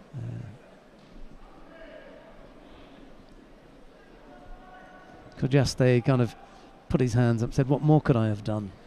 Well, yeah, absolutely. Disappointed there, obviously. Edison Minakawa asked him to bow. He said he wouldn't. And then Minakawa said, "Okay." Yeah. But then he had another go, and then he did. He just needed a second to gather himself, say, "Okay," and then... Okay. Well, disappointment's one thing, isn't it? And then how you handle it is a second thing. Well, he managed to catch himself in the end and sort himself out. A little bit disappointed. Who have we got coming up on mat number 1? Sanne Verhagen of the Netherlands faces Manon Durbach of Luxembourg. That's probably our best bet at the moment. Well, Verhagen just back after injury, isn't she? So finding it a little bit difficult to get back to where she was. She was up and coming, good chance of qualifying for the Olympic Games. Just trying to get back to form, really. I don't think this will be too much of a test. Yeah, Durbach needs another cycle, I think, to get the kind of toughness that some of the fighters from the smaller countries take that little bit longer to get, because they simply haven't got the numbers. They need the training camps, they need to be going somewhere on a regular basis.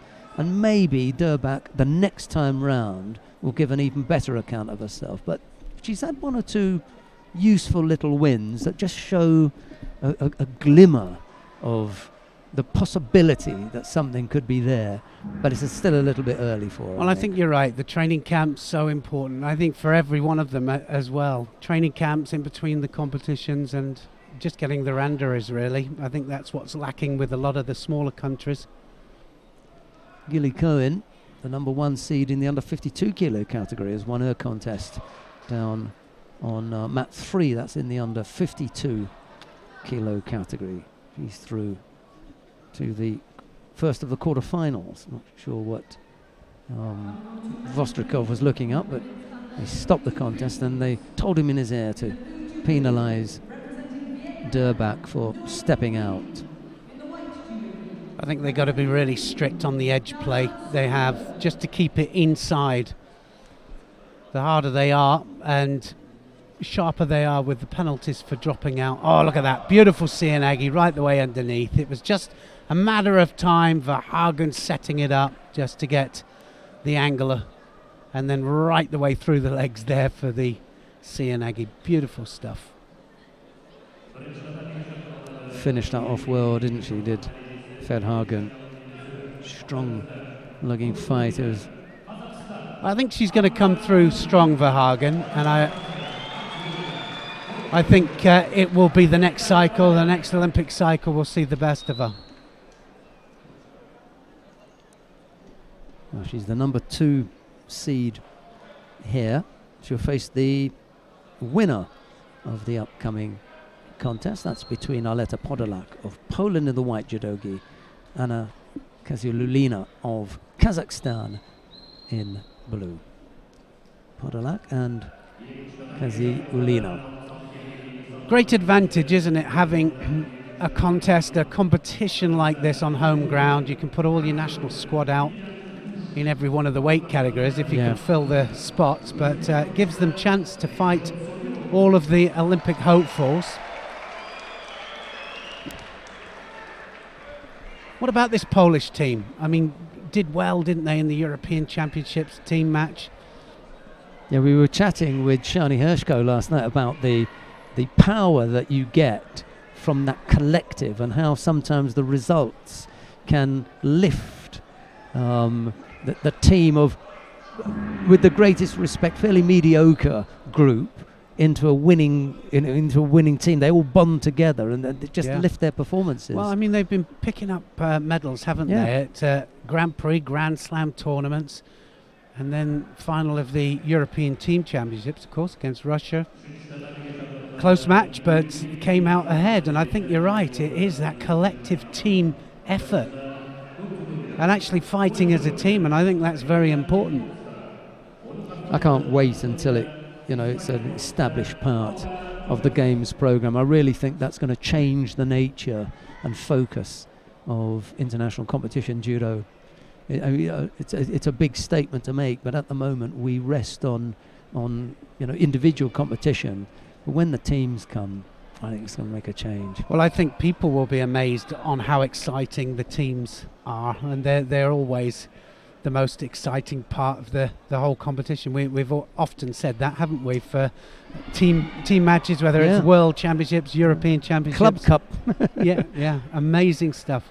Edge of your seat. I think, it can be likened a little bit to cricket, say test match and one-day internationals, that the closer you get to the shorter format of the game, the easier it is for Joe Public to understand and that they grasp what's happening very, very quickly, and it becomes manageable entertainment.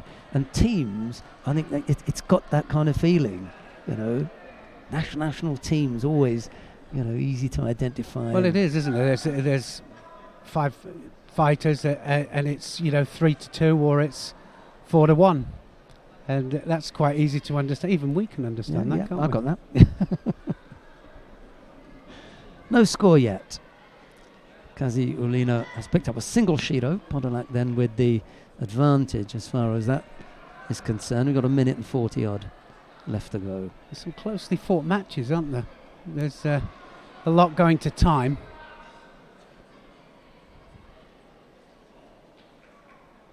Podolak was part of that European Championship gold medal winning team that won in Kazan last month. Well, it'll be interesting to know what they're doing, what they've done differently. They've got a national centre there in Poland, and just went off the boil a little bit. I don't think they had absolute leadership as far as the coaching was concerned, but certainly men as well starting to come through and win good medals.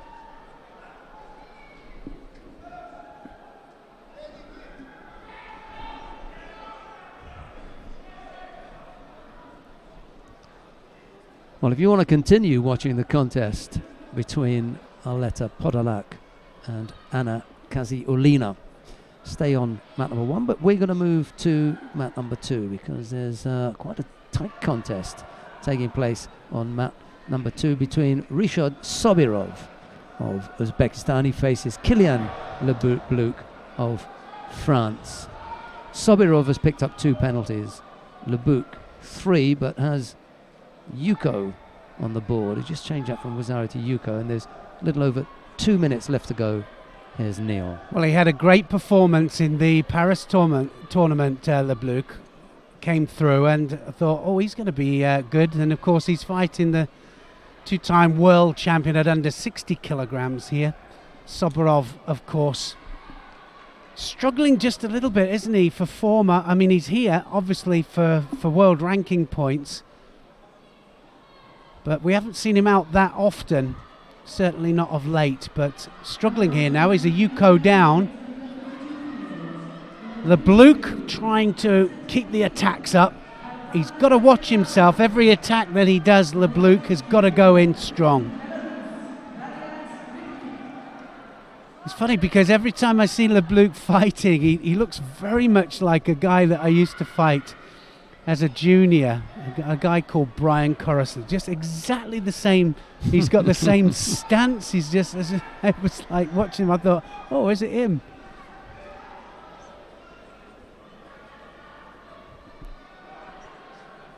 Well, Sobirov needs to pile on the attacks here, coming up to the last minute. Leblouk knows that one more penalty and it's going to be Honsokamaki, disqualification. Well, it's a lively contest. Left to left.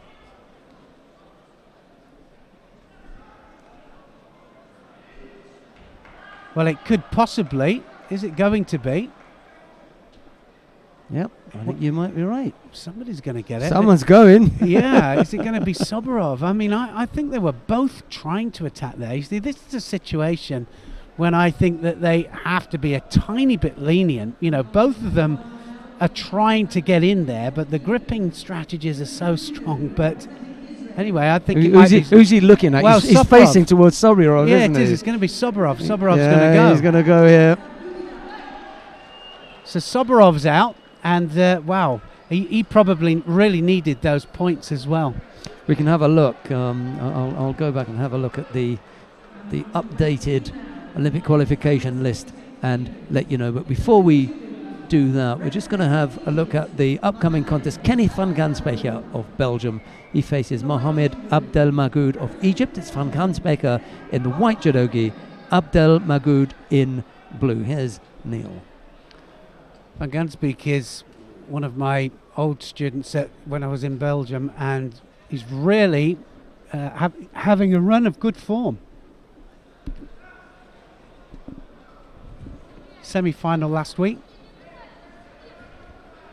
Just missed out on the medal, but Sobirov's comfortable, by the way. He's at number 9 on the world ranking list, so I don't know real trouble for him in missing out here. He would have liked To have been in the top 8. to have wouldn't been in the top 8, but he may get that if he goes to... this could decide whether he goes or not to the Masters, and with that result, I I'd think say he will. I'll He'll be see there. you in Guadalajara, mate. Well, certainly, if I was his coach, he would be in there. He would have to go. Because, I mean, you've got to. I mean, that's where your work is. Your work's done here, you know, for your Olympic medal. If I was his coach, I'd be telling him, well, you didn't do anything here, did you? You might as well go to Guadalajara. Would that be your pep talk, would it? See if you can do something over there. You messed that one up, Richard. Have another go. One more roll of the dice before Rio.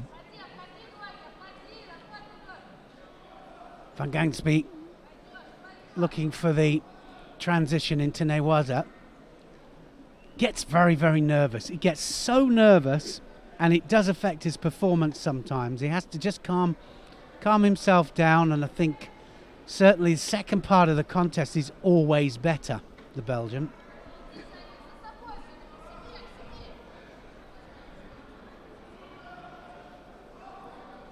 Abdelmagoud trying Yoko Satemi.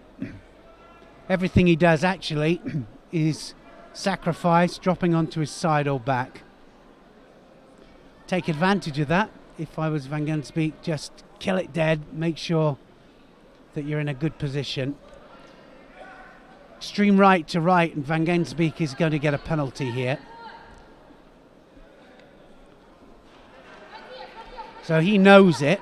He knows that he can't afford to drop there. He needs to keep his head up, that's for sure. He gets away with it. I can't believe he got away with that. He's not going to get away with it. He's definitely going to get it. And again, once again, it's top table again, overruling, and quite rightly so too. I should be on that top table. I thought you were, mate. Yeah. Seen you down there a few times, floating around.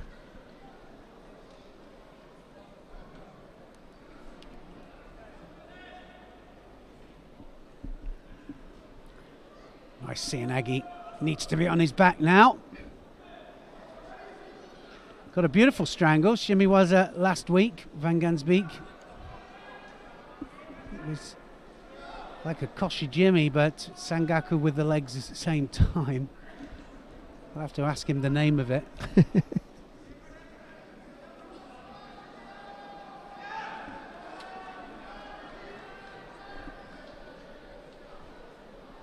Caught him in the mouth there accidentally.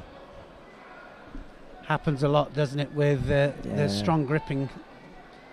Everybody just trying to get their grip. The ones that get the grip they want, able to initiate the attack, or that's the theory anyway. It's when they don't initiate the attack. I think the good thing is that they're trying to stop as well. Obatori Geishi here, look, so Van Gansbeek trying to climb over for the Osai Komi. Yeah, I think they're trying to eradicate people just attacking or not quite attacking, just tapping away at the legs when they've got a dominant grip and then winning on Shidos. Yeah, I can't remember who was complaining about that last week, saying they'd pulled one fighter down, crushed him, and then tapped his feet a couple of times, and when they penalised him for crushing, he said, I was attacking. Yeah, well, if you remember, it was the Chinese heavyweights were doing it all the time, winning major titles, not actually throwing in a big technique. Yeah, no attacks. So they said, no, we're not going to do that anymore. Yeah. I remember who it was last week now. He came and complained as well at the end of the contest. Well, no, you didn't complain. I went to ask him, do you really think that was an attack? I did. And he said? You're complaining, do you really think that was an attack? He said, yes. Oh, I remember who it was now. Yeah, it was Nassif Elias from the Lebanon. And he said, yes. I said, there's nothing wrong with a strong grip and a dominant grip. There's nothing wrong with pulling your opponent down if you then attack immediately. That's what. And then I went and read the rule. You can do that. You can pull your opponent right down as long as you attack right away. But he didn't, and those weren't classed proper attacks. as They were just legitimate tapping attacks. away Yeah. at the ankles. Which is back to the point that Neil is making to say, a proper attack, fine, but the foot tapping, sorry. Well, a proper attack is and has to break balance. Yeah, move your opponent. Has to move them. Yeah. Well, he's got to get on the pace here, Van Gansbeek, just behind all the time, just getting Shidos. I mean, he's got 2 Shidos on the board already. Possibility of a third Shido. And, well, yeah, the Egyptian just hitting him and beating him to the attack every time. Got some problems for Irina Zabludina of Russia down on mat number 1. Oh, no, she hasn't. They put that on the wrong side. We're looking at the scoreboard there, and there's real problems now. Tima Nelson-Levy wins the contest. Zabludina losing out. Can't tell you much about it because we just saw the scoreboard in the top left-hand corner. But anyway, Zabludina, she was on the. She's got the continental quota place, so she's. And now out of this. Well, don't know. She's at risk anyway. Oh, beautiful Sieneki there. Just back to Van Gansbeek doing somersaults. A Pirani out of that. And credit to the Egyptian here because he just really is out-attacking Van Gansbeek. Van Gansbeek just a little bit flustered in there. 2 Shidos on the board. Total overthrow there with the Sienagi. Abdelmagoud doing everything right. 5 seconds left on the clock. And he was mugged, actually, Van Gansbeek. Well, I dare say that Munkbatar Bundma, the number 2 seed from Mongolia in the under 52 kilo category, may say the same thing. She's just been thrown for Ippon by Agata Perink of Poland down on mat 3. So we're talking about the Polish fighters, and there's Perink, the unseeded fighter, knocking out the number 2 seed, Perink, into the quarter-final, and Van Gansbeek picked up one more penalty, did Abdelmagoud. He kept himself penalty-free, didn't he? Just one Well, penalty. he was out attacking him all the time, just beating him to the attack. He was one step ahead, almost scored with the Sienagi as well. Good performance.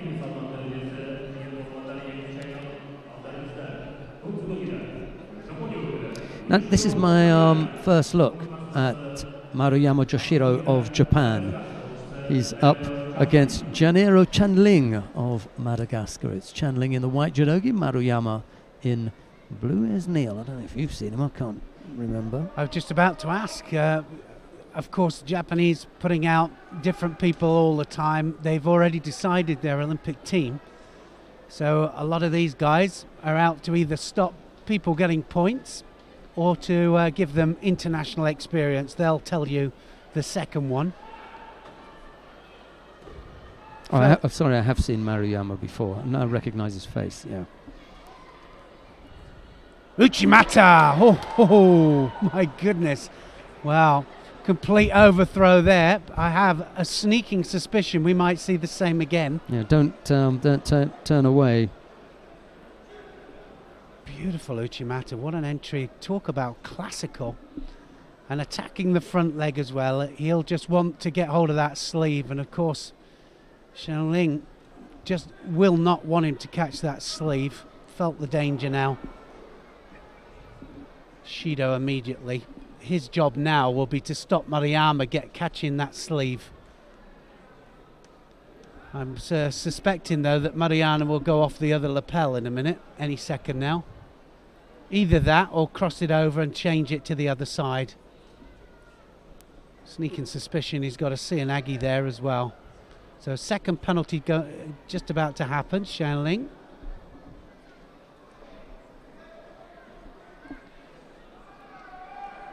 Well, he did touch the rafters there, didn't he, for a millisecond. Here we go. Uchimata, just about to happen. Got a Tomonagi as well. He's done it again.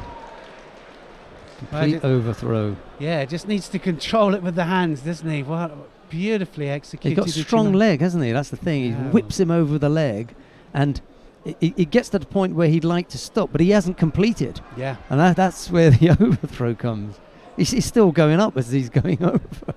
That's what you call a super duper, Yeah. incredible duper ippon. I quite like it now that we're starting to differentiate and get this super ippon sorted. Can only be a slight overthrow to still maintain the ippon, or that's what the referees were telling me last week. When it just overturns completely, they land back on their side, then it's either a yuko or wazari, but there's the Uchimata again. Is he gonna again? Now, is he going to Yeah. give a yuko? No, No, it didn't quite no. land, did he? Yeah. I mean, he's had him up and down all over the place, isn't he? To be honest. I'm sure they told him it was Nagikomi when they were going on to the mat. This is going to happen again, is it? Oh, he could have picked up another penalty there, to be honest. He was lucky to avoid that. They just give him the benefit of the doubt. Well, I think any second now, Mariyama needs to swap, though. We haven't seen him swap to the other side. We haven't seen him do anything else other than the Uchimata. I've only seen him fight once. That was at the Grand Slam in Tokyo in 2013, where he was 7th. But just to let you know that he did win the Olympic test event in Rio de Janeiro earlier this year. But I mean, you know, it's not always the top fighters who go there. But when Neil was talking about what they've got the fighters here for, he's obviously been out for a little go. They want to have a look at him. They sent him to Rio. He's got that experience already, and now he comes here and he gives us a little glimpse of what he can do. In a way, I think he's going to be better when he comes up against a better quality fighter. He just didn't have control of him. No, this is where you learn that. Well, I'm hoping that then we'll see what he's really made of, you Yeah. know, as far as changing direction and what other techniques he can do as well. Stiffer opposition. Right, who have we got coming up now? We've got... I think we're going to go down to mat number 1 because we've got Sharafuddin Lutfilayev of Uzbekistan. He's up against Arif Bagirov of Belarus. It's Lutfilayev in the white judogi, Bagirov in blue. This is in the under 60 kilo category. Let's take a look at this one.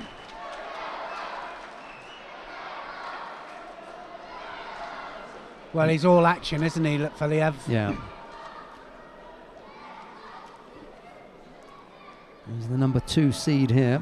The number 1 seed is Rustam Ibraev, so that might be a nice head-to-head if they can both make it through to the final. We'll have a Kazakh-Uzbek matchup. I'm not putting the dampers on anybody else. I'm just saying that might be Well, a they've got some good nice lightweights, haven't contest. they? Yeah. They really have. Yeah. Got to attack straight away when the cross grip goes in. Now, is that going to be a score? That was close.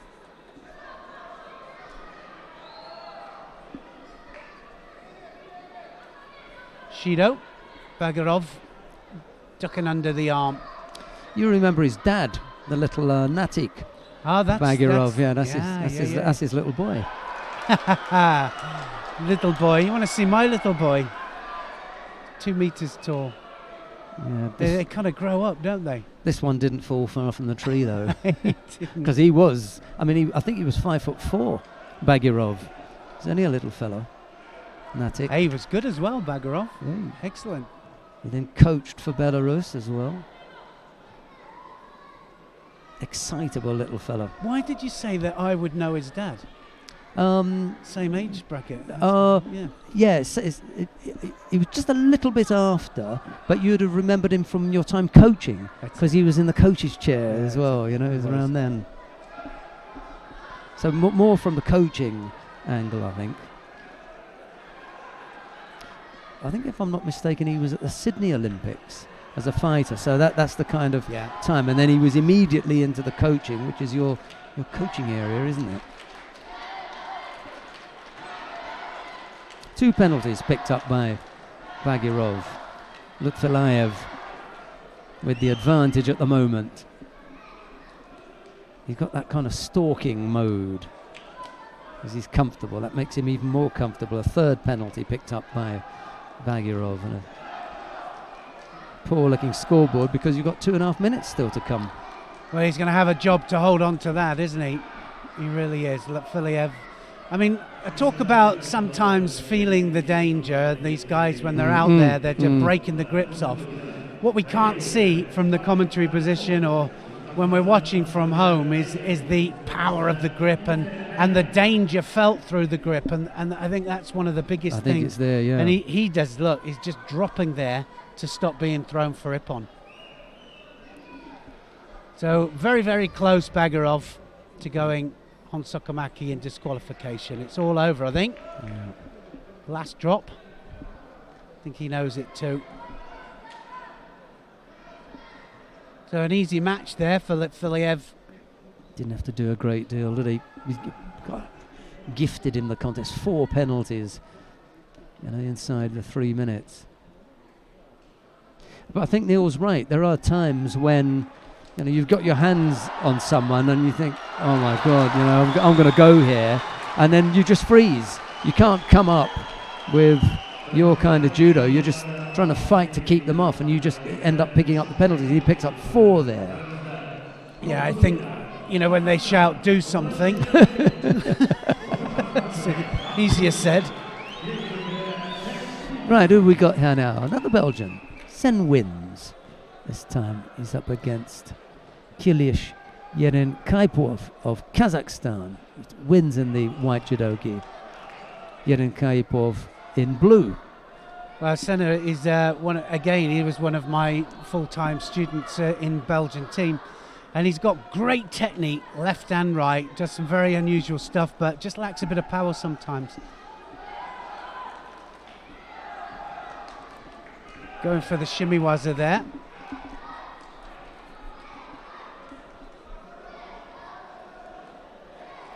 Yerenkipov just looks that little bit strong, but he looks young as well, doesn't he? Again, like I said, the big advantage of having a tournament on your home ground, you put your top juniors out as well sometimes. Watch out for Wins though, and some of the techniques he does. He likes the newaza as well, going for the shimiwaza. Double lapel turn, can he get it? Needs to get a little bit of, I was going to say, a little bit of momentum going there.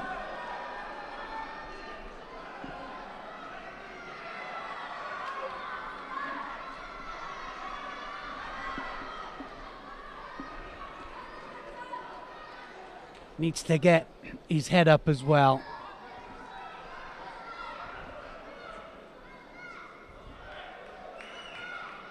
Just needs to believe in himself. Senna wins from Belgium.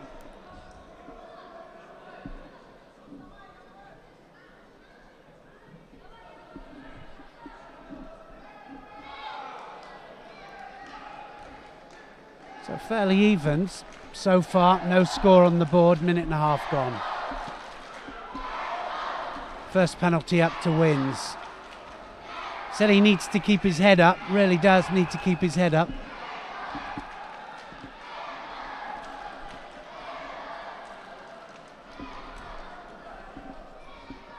Well, this will take them into the quarter-final.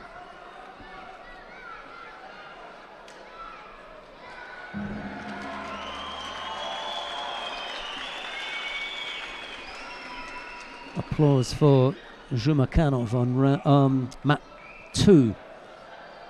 He moves into round 3 in the under 66 kilo category.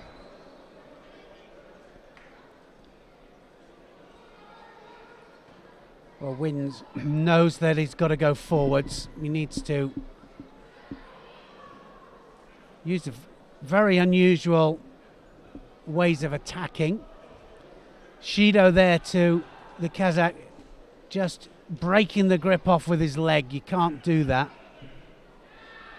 Could be construed, I think, as touching the leg. Got to be very careful with that one, because it's Hon Sokomaki if it's misconstrued.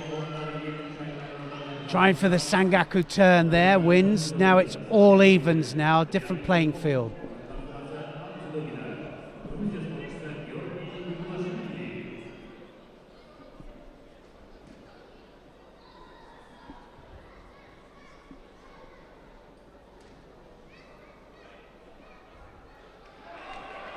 That's a score. Yeah. Oh, Wazari scored there. Straight into the hold. Kesagatame as well. Don't think he's going to get out of that. Yorenkapov, beautiful Yoko Satemi waza, and great transition followed through. So the young Kazakh goes through to the next round.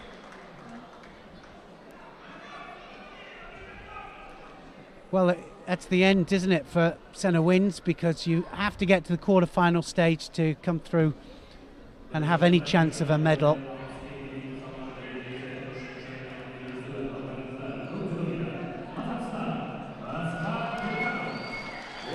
Right, well, we've got a top draw contest coming up now.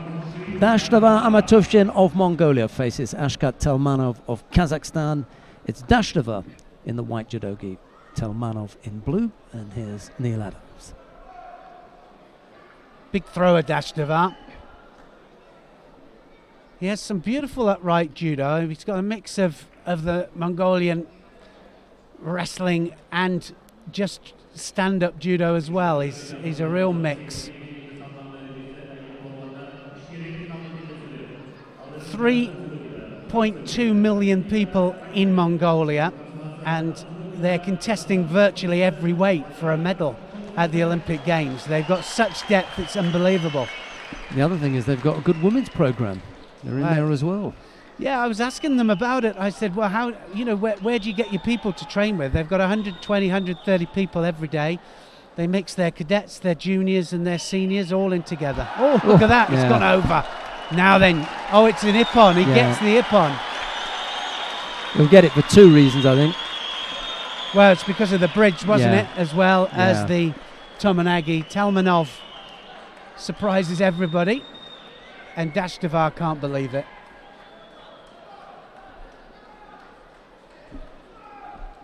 I don't think there's any doubt about that one. Normally you want to see the replay, but I think that one's clear. Well, the referee's absolutely certain. He's not looking anywhere. He knows.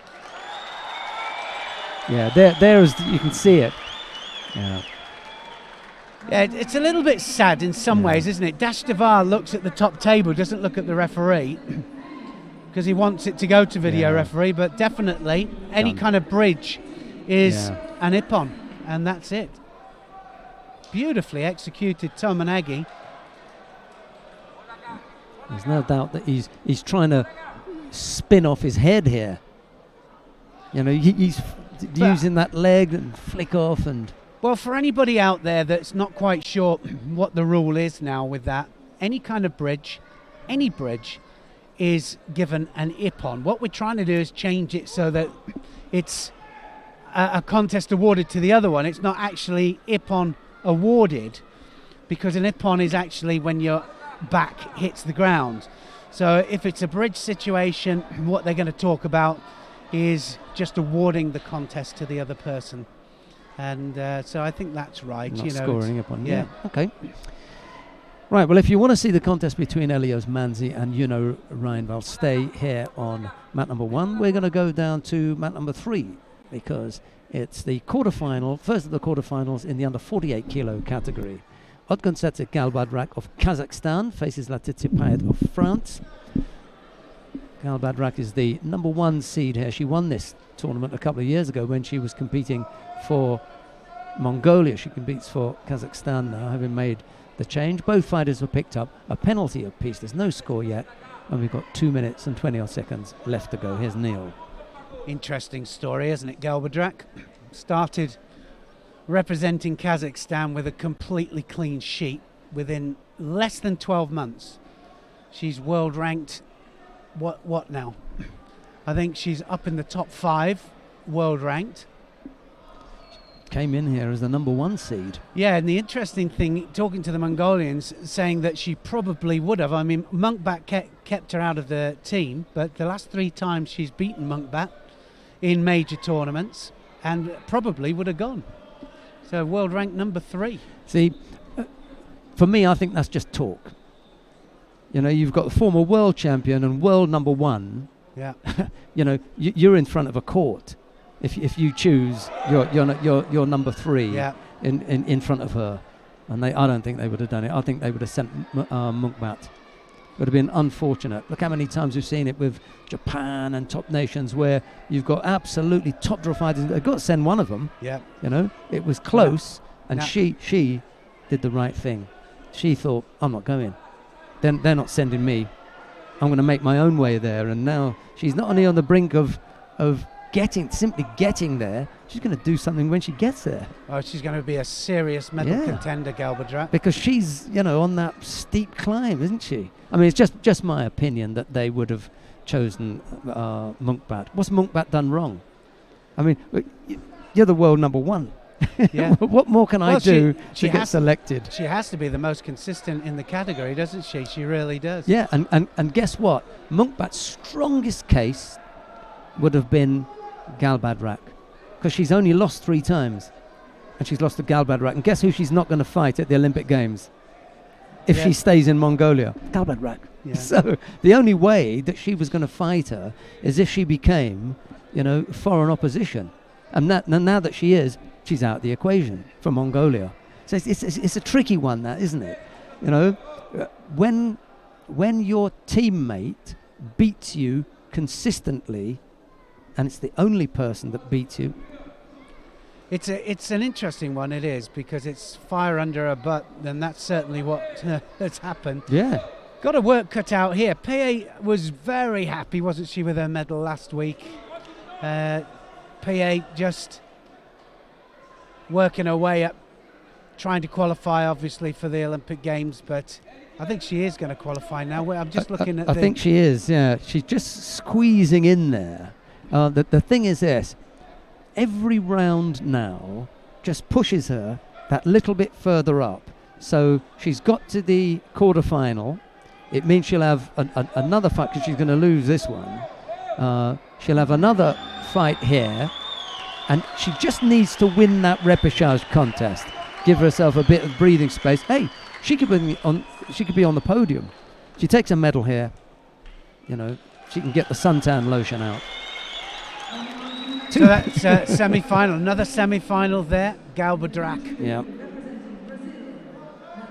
Brilliant consistency, and that's what's the most important thing in our sport, is to be consistent. Consistently good's better. He's consistent. He loses every week. Letitia Payet losing out there to Otgonsetse Galbadrak of Kazakhstan. Well, we've got the second of the quarterfinals coming up now. Marina Cherniak of Ukraine faces Natalia Brigida of Brazil. At one time, Brigida was... She was contesting it, wasn't she? She was just testing Menezes. Well, Menezes was really struggling for form. Brigida was put in there, I think, to shake her up a little bit, or to possibly go if Menezes couldn't quite make it. But Menezes has pulled it round. She's pulled it round tremendously. Top 10, number 4 in the world. Cherniak and Brigida is an interesting contest, because Cherniak is there at 18, Brigida is at 19. So it's Cherniak who's desperate for these points. Well, I think Brigida knows she's not going to the Olympic Games. Cherniak certainly has a chance.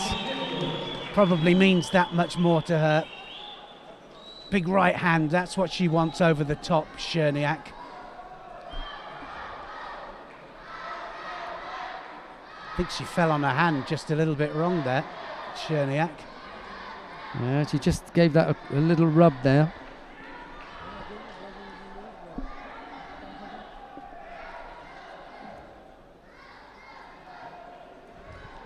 Well, as a lot of them do it, don't they? They want that big hand on, but some of them do cross grip. Of course, they've got to attack immediately off the cross grip. But it puts the other person in defensive mode. Brigida there gets a penalty because she's not first in with the grips. There's the big arm over again from Cherniak.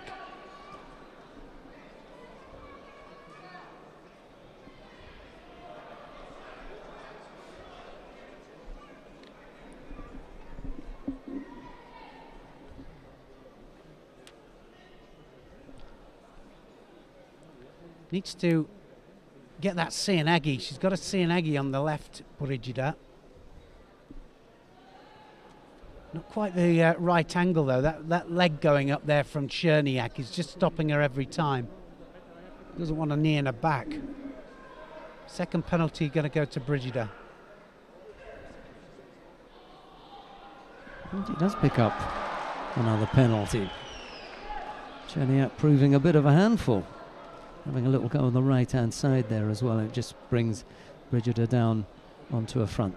2 penalties, a little over 2 minutes left to go. Yeah, it's hit and run, isn't it? All the time, just hit and run.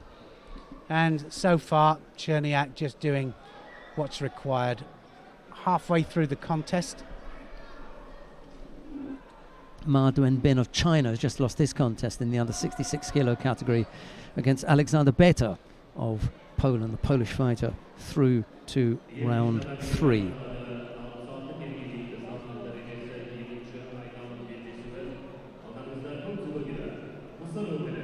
Brigida needs to up the pace. There's an Osodagari from Brigida. Needs to up the pace.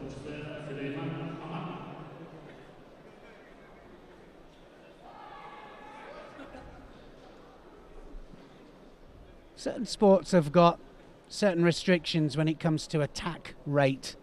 Wrestling is one of the biggest. The passivity in wrestling is very, very quick. And of course, that's what they try to do with our sport as well, is try to ensure that you attack more often. But of course, that can work against us as well. If you haven't got a grip, a sufficient grip, and you attack badly, you get a penalty. So you've got to make sure that you grip up. Of course, the difference is us and wrestling, Sheldon, is that we've got the jacket to grip hold of, and we have to grip it. We have to use it. Brigida a little bit disappointing for me in this contest, to be honest. Yeah, tactically just being beaten to the attack every time. And it just looks a little bit like all show, do you know what I mean? Nothing of real substance from the Brazilian here. A lot of movement, but no result. Well, that's going to be a penalty for Cherniak, I think. She going to get it? She doesn't get it. She's walked out there. Yeah, I didn't see any big attack to warrant her leaving the contest area. Cherniak trying with that Sotomayor all the time. 17 seconds left. Just needs to stay busy. How nervous the coach looks. He's kind of fighting it for her, isn't he? Yeah, all the movements. Head down there.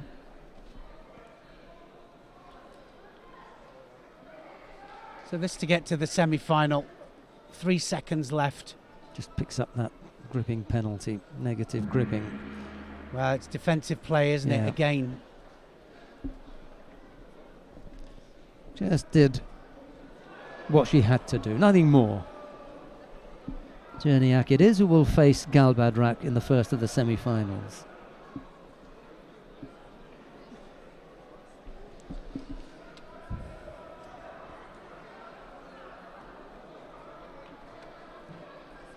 Well, in the absence of anything to drag us away anywhere else, I think we'll stay and watch the next quarter-final then. That's the number 2 seed in the competition, Dilara Lokmanahim of Turkey. She faces the Yaris Mestre Alvarez of Cuba.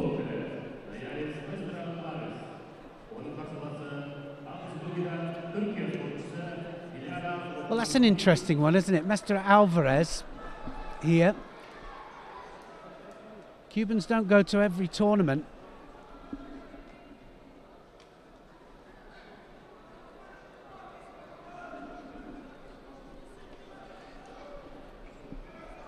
Lokman Heckham as well on good form. She is a consistent fighter. She's working her way through.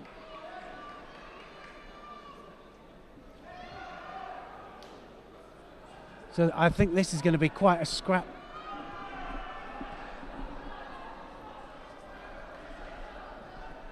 Yeah, she's 29 now, Dayaris Mestre Alvarez, and she's been around for a bit.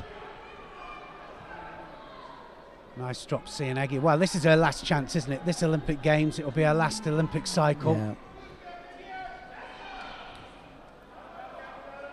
Of course, Lotman Heckham just building experience-wise, and she's a handful to all the top ones.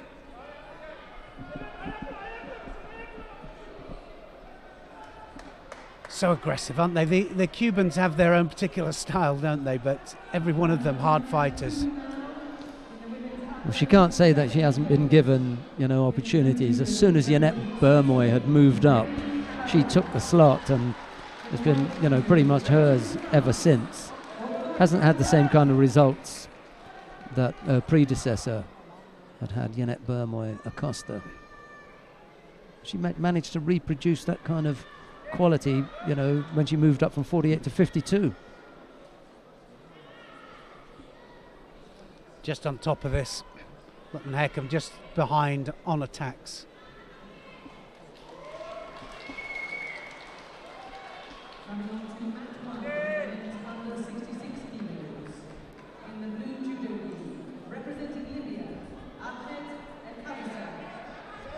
In the white judo league, representing Lotman Heckham comes forward. She knows that she's got to pick this up, especially against Cuba.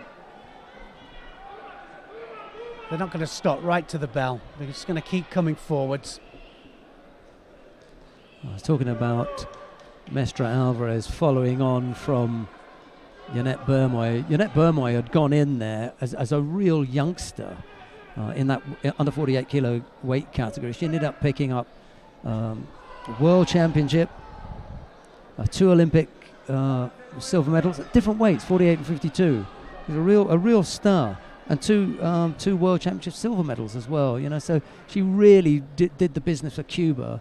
First of all at 48 and then at 52, and Mestra Alvarez has never filled that gap. She managed to do it in the Continental Championships because she was Continental Champion 3 times. So you have to send her to the World Championships and Olympic Games, but she never really hit the big one. Reproduced that. Yeah, there or thereabouts, but never the big one. Well, it was the time when the Cuban team were really one of the top teams, weren't they, in the world, the women's team. Lotman is behind here, 2 penalties, so the advantage with Mestra Alvarez. Yeah, she's just mugging her, really. She's just beating her to the attack every time.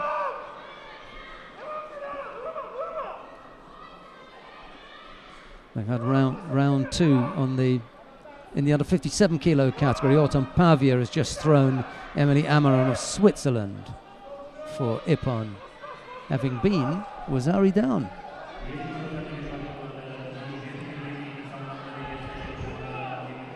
Well, I can hear some mad shouting from the crowd. I'm just trying to pinpoint it to see where it's coming from. It's got to be the Mat 1, El Kawisa. Of course, the coaches can't shout when the fighters are actually fighting, but of course people can shout from the stands. And the important thing, you just picked that out. I don't know if you noticed, there wasn't anyone in the coach's chair. Is that right? He must be up behind us then. Well, that's what it is. That's why he had to shout so loud. He should shout right across all the mats. And he probably couldn't get in that area down on mat number 1 because it's like a VIP area. Oh well. But he's still going, so it can't be. No. It's got to be someone else then. Well, it's got to be on that mat 2, I so think. Mat 2. Yeah. Or Mat 1, because there's someone down at Mat 3. No, it's got to be Mat 2. It's interesting. I give up. 30 seconds left. Mestra Alvarez just ahead. Ooh. I wouldn't have pushed it there. Well, the thing is, you've got to give them a chance to receive that. I mean, another Shido there could go into gold and score. Yeah. And she gets it. She didn't need the push out. No. She was going on her own. And now, as Neil has just said, that was close. It's lucky the jacket's there because that's all over it. That was through the jacket on the leg. No doubt about that. Lucky that jacket was out. Well, this is going to be it. This is Lockman Heckham here. He's going to win the match, I think. Oh, and another one. Can't believe it. Well, she just dropped. She gave that let away. it go. Yeah, absolutely, she did. Bad tactics there from the Cuban. Very aggressive, Lockman Heckham. I mean, she expected. It's almost like she expected something to happen, that she was going to pull it back. Yeah. Really, very cool, calm, and Yeah. collected. Good performance, especially against a very lively Cuban, Mr. Alvarez. Yeah. She stayed calm, didn't she? Well, she did. She did everything right, really. I mean, it was just all about attacking at the right time. She picked up the pace. She was 2 Shidos down and then pulled it back, got Mr. Alvarez 3 to win the match. Right, we've got the last then of the quarterfinals. Jongbo Kyung of South Korea. Now, who was it we were talking to yesterday who said that Jo Bong-kyung doesn't really need to do this? I'm not sure. Wasn't it? We were talking to. Oh, maybe it was Shani. It was Shani Shani, Hershko, wasn't the it? Israeli coach. Yeah. Yeah, but that was after the draw, wasn't it? Well, I would just say it was interesting. Though. I like him. But, you know, when your fighter has got to face Jong and you're saying, oh, why is she doing this? Well, there's a good reason. She's going to this is put the a reason spanking now. on her, isn't she? So, She's not going to wait until Rio to dish it out. I mean, credit to her. He wants Riccioni, obviously, to go through Absolutely, to the games. yeah. And this could stop her. So what his point is, for those fighters who have qualified, they shouldn't be given access to qualification events. That's basically what he's saying. Although, to be fair, I think it wasn't a private conversation, but I'm not going to splash out everything that Shani's got to say. It's unfair on him, and I shouldn't really have said that. It's out now anyway, that the possibility that those who are qualified should then have those qualified positions and leave the other qualifications to be filled by other people. It doesn't work that way, because you could have somebody who's qualified today, number 14, but something happens and they get knocked out and they were told you can't go in that competition. So that can't work. No, sorry. Well, maybe what he's saying is when they're so high up that they can't be knocked out, once the points are sufficiently high enough that they cannot be knocked out, then they don't enter. However, that may change their seeding position. No, you've got to give the fighters every opportunity to fight in all the available events. It's everybody's choice. And make your choice. Because there are plenty who don't. And we say, I wonder why they're not here. They're not bothered. Yeah. You know. No, I think we have to have choice. If some people prefer to do more competitions, I think there are probably a few too many. But I don't think there's too many competitions. I just think that you have to restrict the ones that are most important to you, to what you do. You make your choice. You do. Now, Shira is qualified through the continental quota at the moment. She's number 20 in the Olympic qualification list. That was a useful little effort from Jong. Jong, if she was 1, 2, 3, 4, 5, maybe 6, 7, 8, you might say, okay, there's a case for it, but she's number 11. She's trying to get a world ranking exactly. up. So She wants to win here so that she can have a chance of being seeded when she goes to Rio. Anything wrong with that? No. I agree. It's not done and dusted for her. Good discussion though, because I think most people. He's got a point. Most people don't really understand the qualification system or how it works, and why people would be pushing, for higher world rankings, even though they're going to the Olympic Games. I think there's two different possibilities. Some are trying to qualify for the Olympics, some are trying to get into the top 8 because they're seeded away from each other at the Olympic Games. Big cheer there for Smagalov on mat 1. Big Ippon. The Belgian Jasper Lefebvre goes over.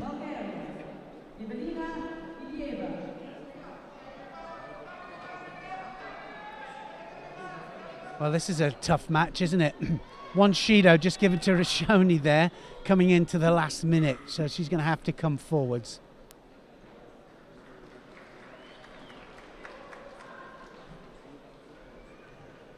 Coming on to match 1, men's under 66 kilos. In the blue judo field, representing Armenia, Ferdinand Karapetyan. In the white judo field, representing Italy, Fabio Basile. Needs to go in first, Rashoni.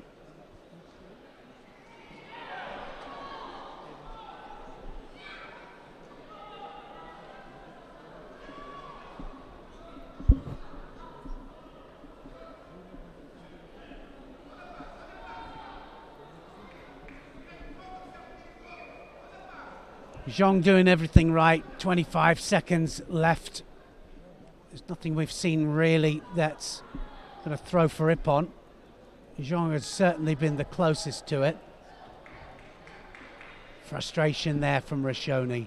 Rashoni rushes forward, 12 seconds left. This to get through to the semi-final, the last quarter-final of the under 48 kilograms.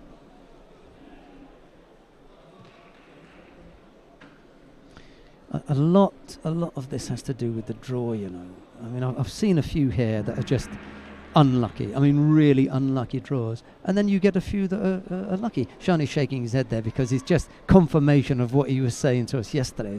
You can see he's thinking, you see, I told those guys yesterday this would happen. Having a little chat with the Korean he's coach. Having a word, yeah. He's going to word with Shearer as well. But, you know, part of it is the performance as well, you know. Frustrated.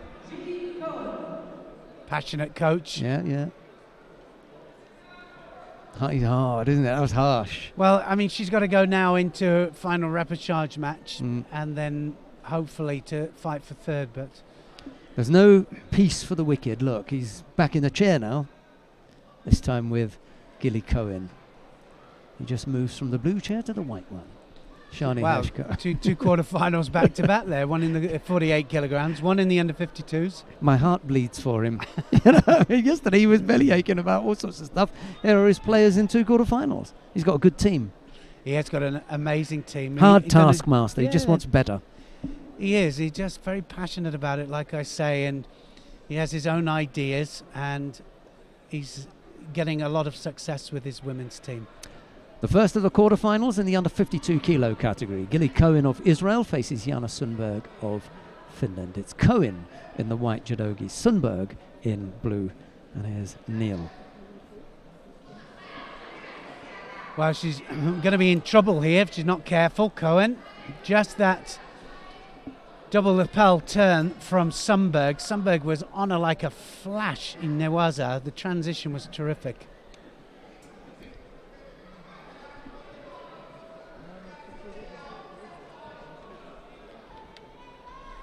Very, very keen to just get in there.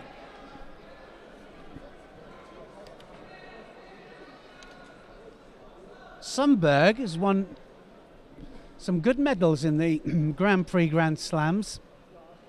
Yeah, she's just gone off the boil this last period, hasn't she? Yeah, just the last period it has.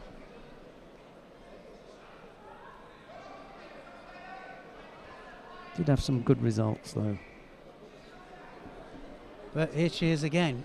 You know, it's all starting to wind down now. We've got this match, we've got the World Masters, and they're the 2 last matches that it's possible to get world ranking points, and then it'll all be decided then who's going to the Olympic Games. There's going to be some disappointed people, I think, just outside of the qualification zone. But that's the Olympic Games, isn't it? You know, it just is a very, very one-off event.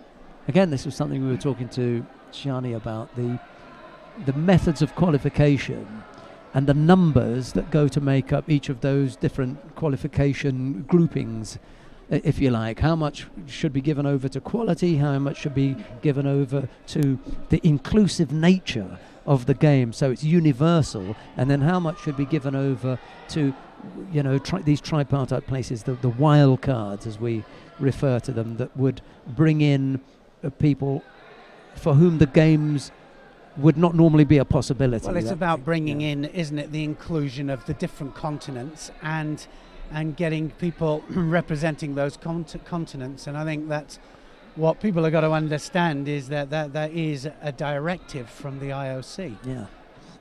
It's not something that the national federations or the governing bodies, the international federations have any control over. They have to fit the criteria of the games. This is the requirement. You need to demonstrate that you have it's no good having a sport that's only played in North America, for example. That's not going to run with the IOC. It's irrespective of how big that particular sport happens to be for television viewers or whatever. If it's not global, and it's not going to happen.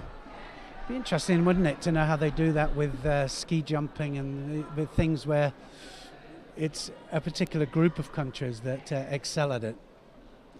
Yeah, well, I suppose when it comes to the Winter Olympics, it kind of says a little bit different. Sorry, Trinidad and Tobago, but it's not happening.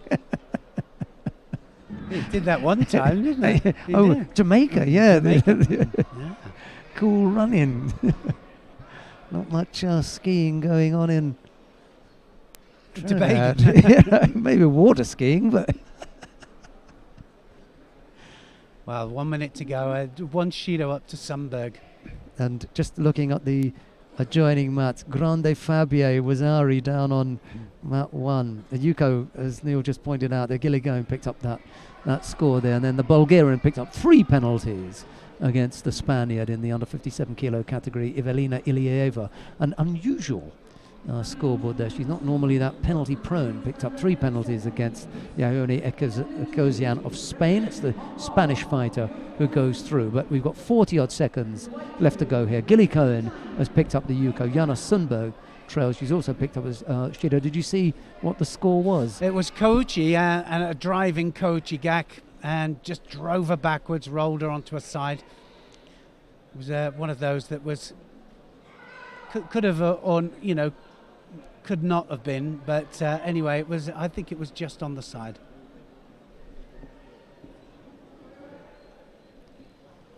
Time running out for Sundberg. Gilly Cohen looking as though she's done just enough to get herself in the semi-final, just enough to please the hard taskmaster, Shani Hershko. He's probably cooled down now, so you didn't want him coming to your chair after he'd seen Shira Rishoni lose her contest. That was a sight, wasn't it? Oh no, here he comes. He's in a mood. It's greedy though, isn't he? He wants everybody in the final.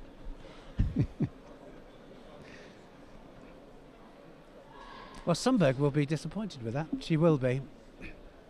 Yeah, I mean, any loss, you look at the scoreboard and think, was that, that close? And then she's got to pick herself up for the repechage contest. That's next on the agenda. Just looking on mat 1, Fabio Bazil of Italy there, the winner by Ippon. That boy, you can look at where he started and where he's come from. It's incredible. Well, he's going to be surely a contender now. He has to be, for that Italian place. It's him and Elio Verdi. We've got to see what Verdi does in his contest. He hasn't come up yet. His pool is on the adjoining mat. So I think they go head to head again, and not personally head to head. That is a possibility if they both get to the semi-final, but it's based on these results. And last week they finished fairly even, or did Basile just shade him out? And here again, a week later, they're both in. Well, he's into the quarter-final now, Basile. We have to see if Elio Verde can follow him there. Why don't we go down to mat number 1, because Sanne Verhagen of the Netherlands is back on mat number 1. She faces Arleta Podolak of Poland. It'll be Verhagen in the white judogi and Podolak in blue, unless we have run out of battery, I think.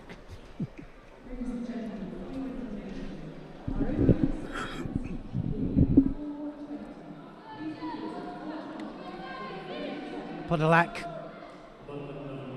looking for the Sodi there. You can see that the end of the sleeve, got the under hand grip on the sleeve, ready to go under for the Sodi Surakomi. But Verhagen looking for the same thing. Looking for the Sianagi. I think this is a big ask for Podolak, to be honest. I just got the feeling that Verhagen is going to shade this one. Podolak has got slightly better tactical skills, but whether they're going to be good enough to get past Verhagen is another matter. She likes that almost flying Jujigatami. I was going to say, it was pretty close, that was. Just missed out there. Yeah.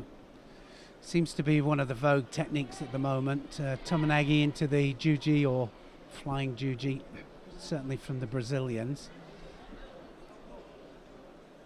I don't know whether I'd have had the bottle to go for that. I probably would have. The Yoko Tomai would have been a good way in for it.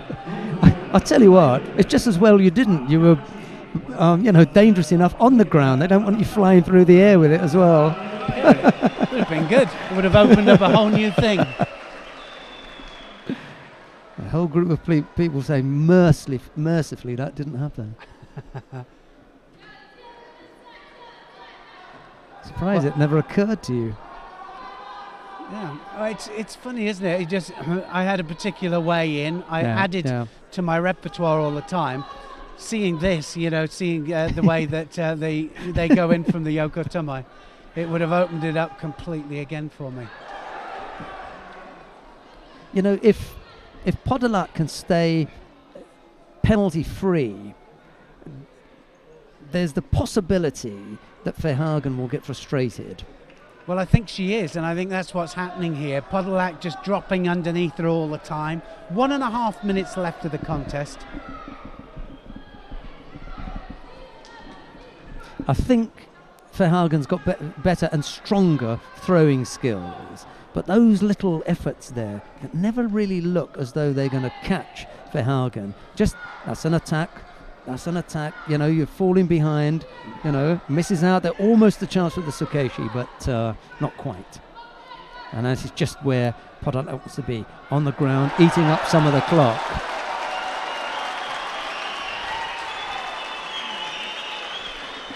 Well, Verhagen just got the penalty there now. Just falling behind. Podolak is absolutely desperate for these points. If she doesn't get to the podium, there's no chance of her going.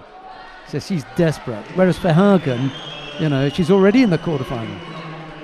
Well, we're seeing it a lot, aren't we? A lot of athletes very desperate because they so desperately want the points for qualification for the Olympics.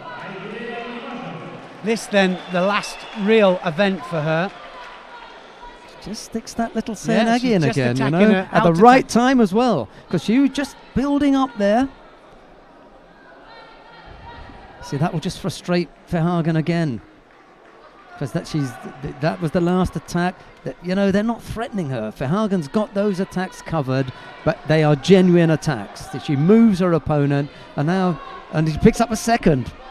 Yeah, I mean that's what it's about. Yeah, they're good attacks. They're trying to throw. And she's breaking balance for Verhagen all the time. And that's it now. Look at the body shape from Podolak now. Just pushed her arms out. Goes for the arm lock again. Misses there, though. Doing everything right, Podolak. 5 seconds left. See, tactically... Yeah, I thought that was a genuine attempt on the arm. And we were talking about this yesterday. A failed attack and a false attack. False attack means I'm not intending to do anything here. I genuinely think she went for the arm and missed it. Yeah, I think you're right, absolutely. We also talked about Newaza not counting as well as attacks, which was a bit odd. Gadzhiev is taking a bit of a blow on mat 2.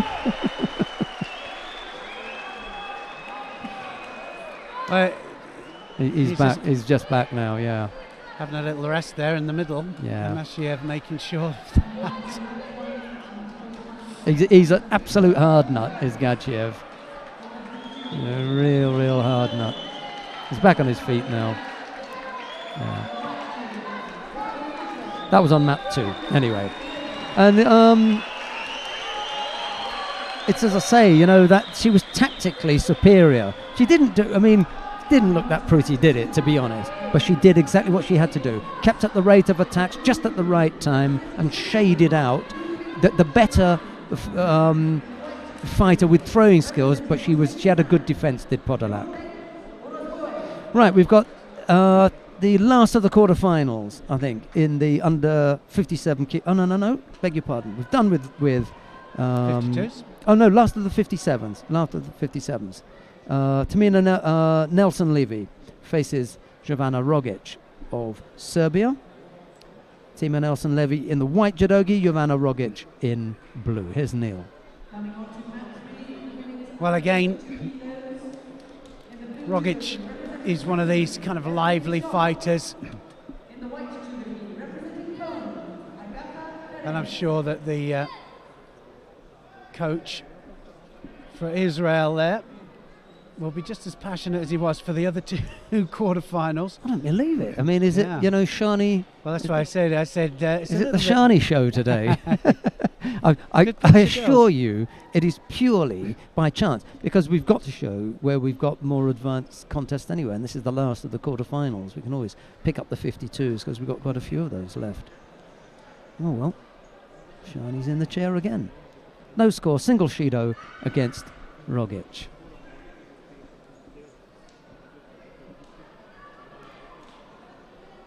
Nelson Levy trying to get big right arm over the top there to dominate the head. Now she needs to attack. That could possibly be a second penalty there. Rogic gets a second Shido just for dropping. So that dominant grip there of Nelson Levy just doing the job, but she needs to attack from it as well. That's what we want to see. We want to see big attacks from dominant grips. That's what we see when we see the likes of Teddy Riner. Teddy Riner comes out with something in his mind. He grabs a sleeve. He takes the big right arm over the top because he wants to throw with Uchimata or Osoto.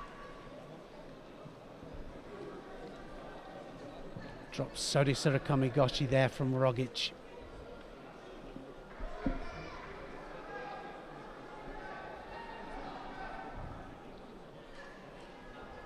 So over halfway, 2 penalties up there to the Serbian. Shani's having a bit of a day of it, isn't he? He's going to be a busy lad. He's got one girl in the repechage, another one in the semi-final, this one threatening for a place in the semi-final. Yeah. Well, like I say, that's it. Running from, he's going to be a fit lad, 1, 2 and 3. He hasn't left the arena. He's been just moving between the mats. That's why he spoke to us. Yeah, that's why. I'm not going to give him the time of day now after this performance. I say, you came in there yesterday belly aching about how hard it is, then you spend all day walking between the chairs to bring your fighters to medal matches. 1 penalty given there to Nelson Levy. Tell me how hard it is. Well, she's got to make sure she maintains the pace here into the last minute now. She's ahead, only just 2 penalties to 1. Now is she going to go onto the arm? Missed it.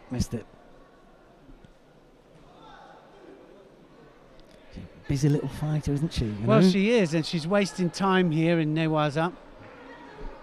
Kept contact with her opponent as well, so Rogic not able to get back to her feet. 2 penalties against a Serb fighter. Nelson Levy just the 1.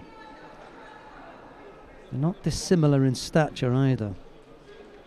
Well matched fighters here.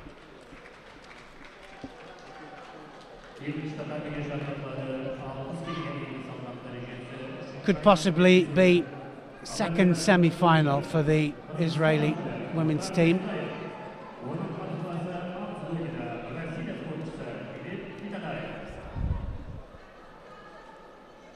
Doing everything right. Rogic can't break through that defence. That's it. No. Tries to see an Aggie again. 5 seconds left. Is this going to be a second penalty? No, It's that's not. it. Woo, that was close. I think there would have been hell to play there if she'd have gone over for a Yuko. So, Team Nelson Levy makes her way to the semi-final. I'm sure her family are watching at home, so a big hello to you. I think Mum's a fan. I'm not talking about of her daughter. We know that she's a fan of Ippon TV. So a big shout out to you. She'll definitely be watching. She'll be celebrating now. Yeah. So we'll see your daughter in the semi-final, where she'll face Aleta Podolak of Poland. We saw her tactical skills, and I think there's another tough battle in store between those two, because Podolak's already demonstrated that she can handle, the power fighter, and Sanna Verhagen is. So I think that'll be an interesting battle. Right, here comes a good old Eastern Bloc matchup. Sharafuddin Lutfilayev of Uzbekistan faces Kilsa Yerinkaipov of Kazakhstan. Lutfilayev in the white judogi, Yerinkaipov in blue. Look how young he looks. Well, I like this young Kazakh fighter. Yeah. Like I say, it enables the host country to put their youngsters in, and he's having a great day of it here in the quarterfinal against Lutfilayev. He's a hard man now, I think. I think he's going to be just a little bit too tough for him, but he'll put up a good fight, I'm sure of it. Lutfilayev, a real handful. Left against right. Yeah, physically he looks like a real handful, doesn't he, Lutfilayev?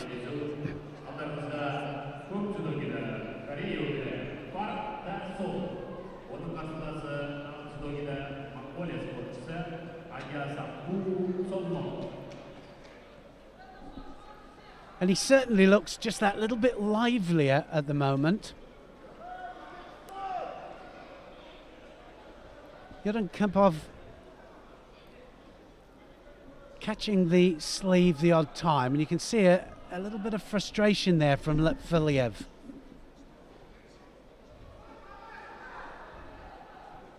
Mm-hmm. So one each. They've got to grip up, they've got to attack.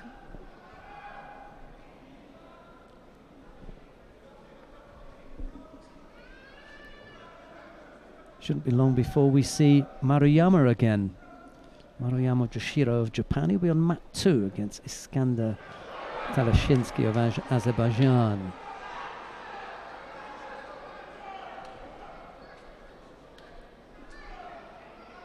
Well, it was always going to be a strong gripping fight, these two trying to grip up.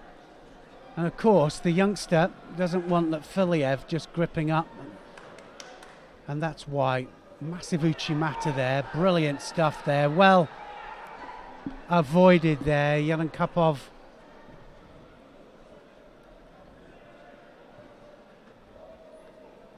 gets a second penalty.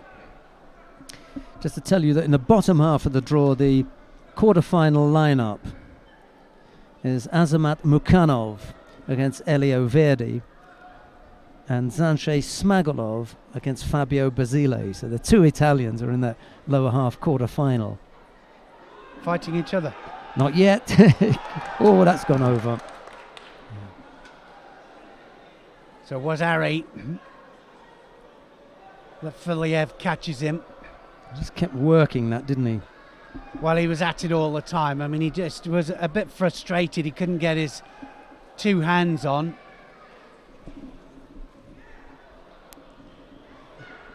Looking for the right moment for that Uchimata.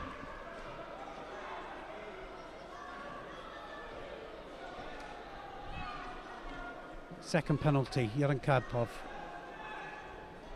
There's the grip. It's going to happen now. Here it is, Uchimata.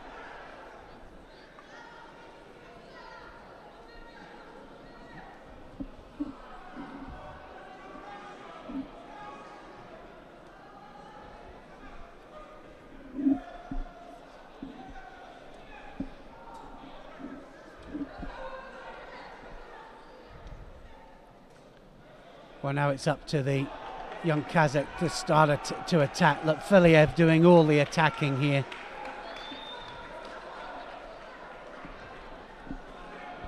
Mat 2. Kitadai just lost there to Bestiev. And he was leading by Yuko to begin with. Kyrgyzstan came back to defeat him by a pun.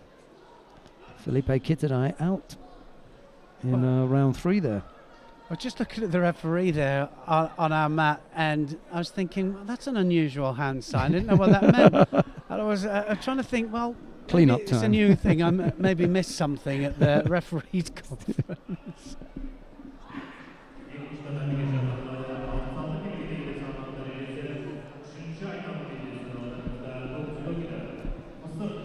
Was Ari still the lead then for Lutfilayev of Uzbekistan over Yerenkaipov of Kazakhstan?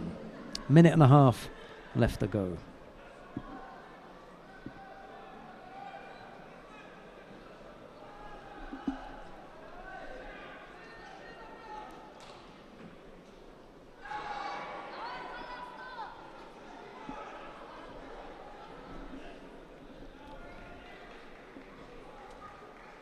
So now a little bit of inexperience, you can see that. Yerenkaipov just being dominated now completely. So experience wins through. Filiev, big score up as well into the last minute. Still think we're going to see another big score from him. He wants to finish this.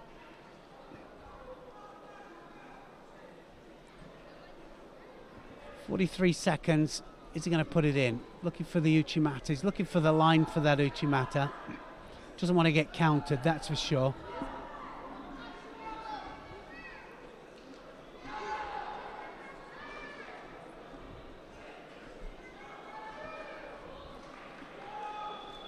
Good youngster, isn't he? He is. Got a lot of talent. It's nice to see them in there having a real go of it. You know, to probably, I'm not so sure he knows exactly who he's fighting. For him, at this stage, it doesn't matter. He doesn't. You know? Just get in there. Yeah. Have a go. Beautiful. I don't know whether that was Ko Soto or Yoko Otoshi, but it was a mixture between the two. Almost scored. 8 seconds left. It's going to be Filiev for sure.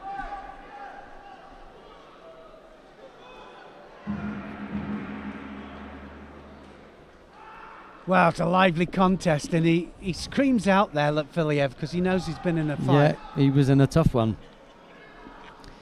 So he makes his way into the quarterfinal. The number 2 seed is in there. Now the number 1 seed, Rustam Ibraev of Kazakhstan.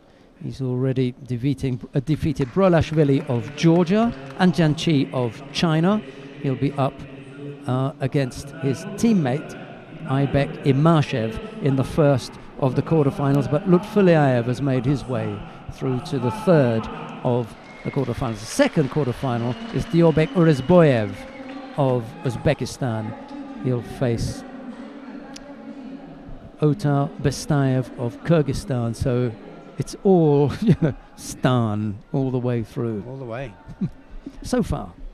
Right, who have we got coming up next? Ashkat Telmanov of Kazakhstan faces Elios Manzi of Italy. Could be another Stan in there. They're really dominating this category, aren't they, today? We kind of expected it, didn't we? We did expect it. 4 Kazakhs neighbouring to Uzbekistan. It's going to happen.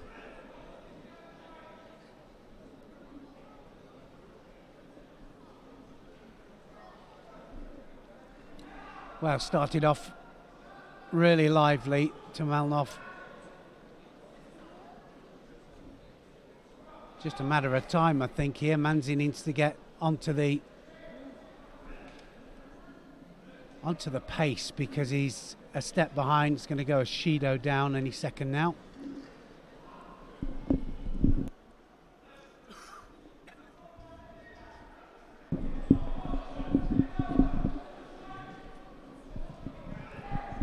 That defeat, by the way, of Yerin Kaipov puts Lutfilayev in the second of the semi-finals.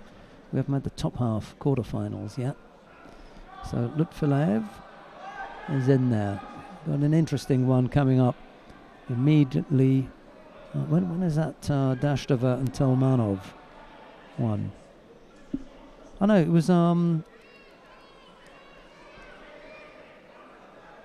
we've already done that. I forgot to put Telmanov in behind the game here. Telmanov and Manzi that we're watching now. Telmanov saw off Dashtova, didn't he? That was it. He did in the third round. So the winner of this will face Lutfilayev. That's where we are at the moment. Look how extreme one-sided he is, Telmanov. Back to front judo is what I call it. Almost got his back to his opponent. As soon as he takes first grip on, makes it really difficult to kind of hit any kind of target.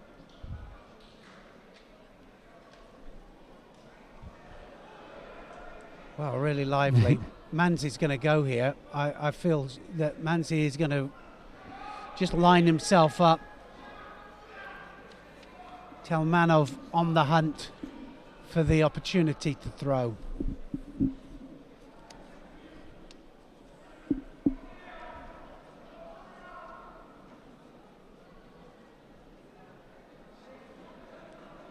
Now onto the arm.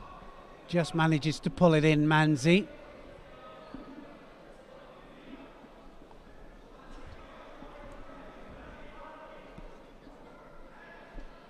Oh, there it is. Oh, the Italian Manzi just caught him dead. Absolutely. That was against the run of play totally there. Telmanov was the one doing all the work. Manzi just turns in. Biggest technique. Just absolutely slams him. Look at that. Siatosh, and well, he had to go in straight away. And it was Siatoshi there. Turns into Siatoshi, just drives him to the mat. Brilliant stuff there. And the Kazakh could do nothing about it. Wow. So it'll be Elios Manzi to face Sharafuddin Lutfilayev of Uzbekistan in the second of the semi-finals in the under 60 kilo category. I thought that was a Yuko, actually. My goodness me. Now, speaking of Italians, we move now to the under 66 kilo category. Elio Verde of Italy faces Azamat Mukhanov of Kazakhstan. It's Mukhanov in the white judogi, Verde in blue. And here is Neil Adams again. Well, I think he's fighting for his life here, Verdi, because he's got Fabio Basile breathing down his neck. Absolutely, has he? Basile, well, yeah, he wants that place for the Olympic Games. Verde is on his last run here. It could be his last contest in international competition, and that's pretty scary, isn't it? I hadn't thought about that. Yeah.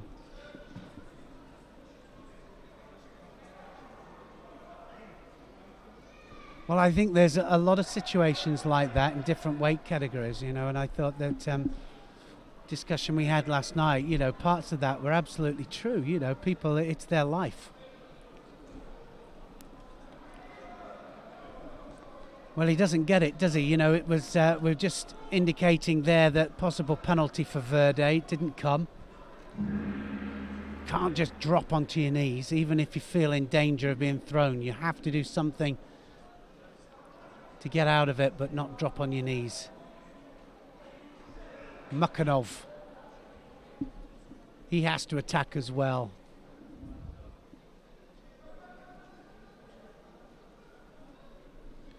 Well, a lot of times he picks up a penalty, Verde, for that. He does a Yoko Satemiwaza that just drops on the knees and drives off to the side. And sometimes they misinterpret it as a Seanagi that doesn't rotate, which is a bit... it wins him a lot of matches because he does score from it, but sometimes he comes unstuck. There's a penalty for him. Verde gets the first Shido.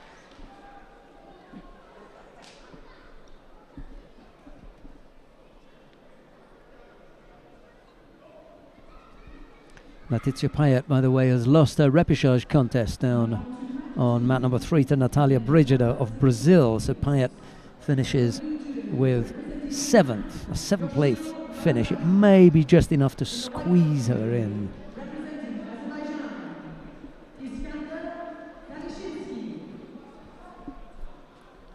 Verde struggling here.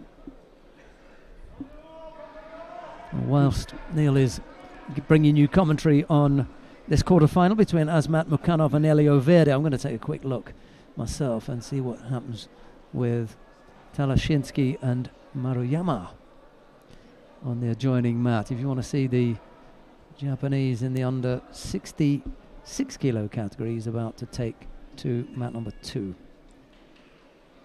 Got him on the big screen at the moment up in the venue.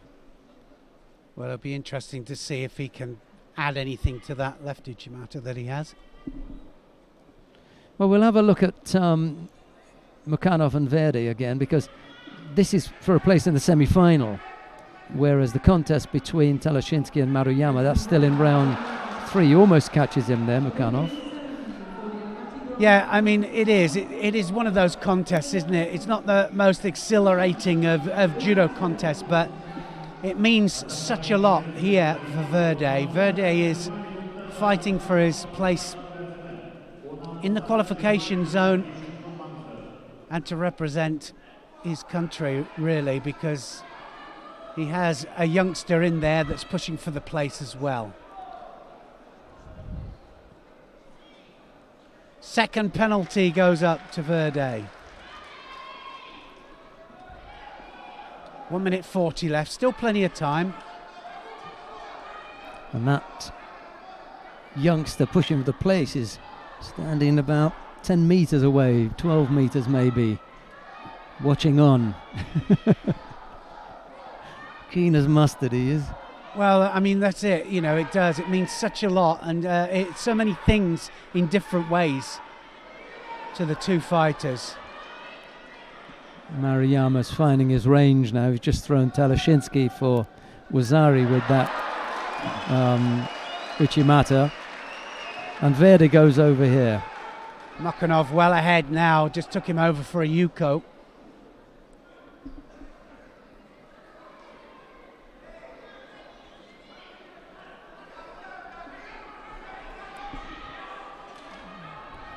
Shani's back in the arena, down on mat 3. We won't keep him out now. That's it, he's in. Okay, anyway, Maruyama is now thrown again on mat 2. 2 scores in 40 seconds. Well, that's, yeah. You're laughing. Well, I mean, and now they've given that one Wazari, so Wazari and a Yuko. He's up and down, poor old Talashinsky. And the reason I'm having a wry giggle is that Talashinsky had a bye in his first contest. The person that he was due to fight had dropped out in round 2, so he had a bye in round 2. So he had a bye all the way into the 3rd round, and the first time that he got hold of anyone, it was Maruyama who got hold of him. Well, he certainly knows he's been in a fight now. 6 seconds to go here, and Mukhanov looks like he's going to get the win. 3rd penalty goes up to Mukhanov. He's running away, but I don't think it's going to make any difference here. Verde needs a big score. Verde says He's just he blocking, was blocking out too much, but it's not enough. They're not going to change that decision, and I think that Verde will be so disappointed with that. Oh, you can see Basile standing in the background. That's what's really getting to him. He knows that the chance of, well, the semi-final place is gone. He's got to go down into the repechage now, and if Basile comes in and does it here, well, it could be done and couldn't dusted. Yeah. Well, Basile is going to come up next, but whilst we wait for him to come to the mat and give a couple of seconds, we're going to go and take a look at mat number 2, because on mat number 2 we've got Iskander Talashinsky of Azerbaijan. He trails Maruyama Joshiro of Japan at the moment. I'm just going to have a quick look and see what Maruyama is up to. Maybe we'll... It is going to be a quick look as well, because it's just turned into the hold down. It's not the tidiest of Osai was I've ever seen, but it will be effective, won't it? That's the important thing. That one's done. Okay, Maruyama finds a way of getting past Talashinsky and into the quarterfinal. Let's go back down to mat number 1, because the contest between Jansei Smagolov of Kazakhstan and Fabio Basile of Italy is underway now. It's Smagolov in the white judogi, Basile in blue. There's no score yet, and here's Neil Adams. Well, this means such a lot to the young Italian. He'll be absolutely up for this, and he'll need to be, because Smagolov is a handful, and he'll have to make sure that he stays with his head up and keep good posture all the time.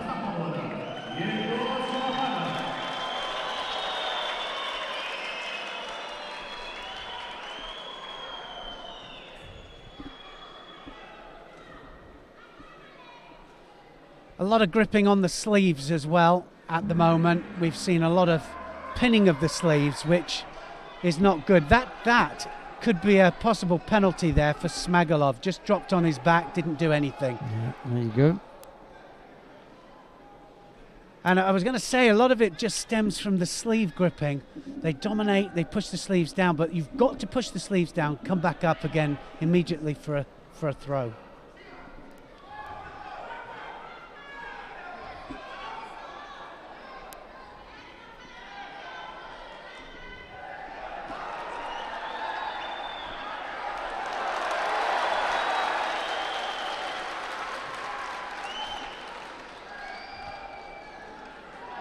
So a tactical match now. Smagolov trying with the Ouchi.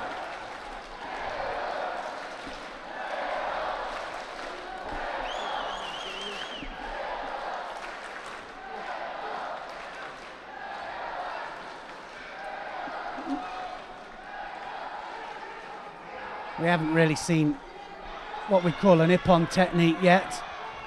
Yoko Satami there from Basile.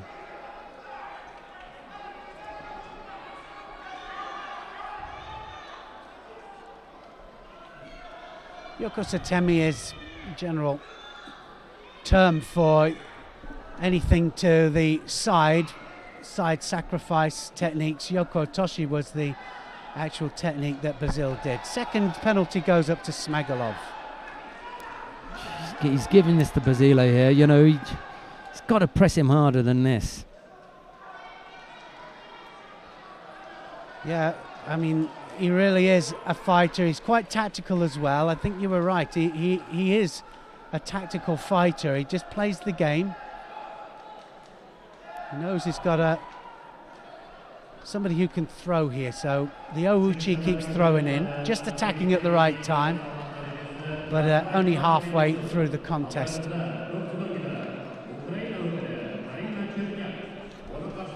Ooh, Sakeshi almost. Basile just sidestepping.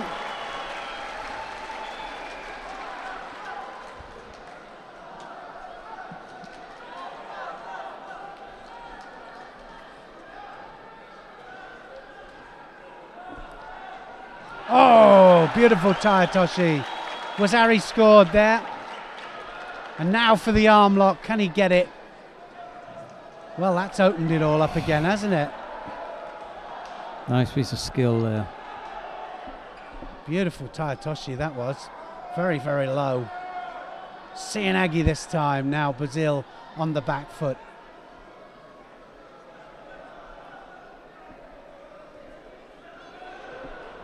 Not a bad little effort. Missed.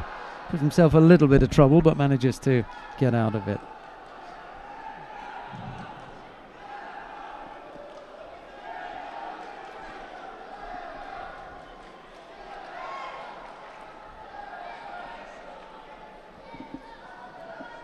First semi-final is happening on mat 3 there.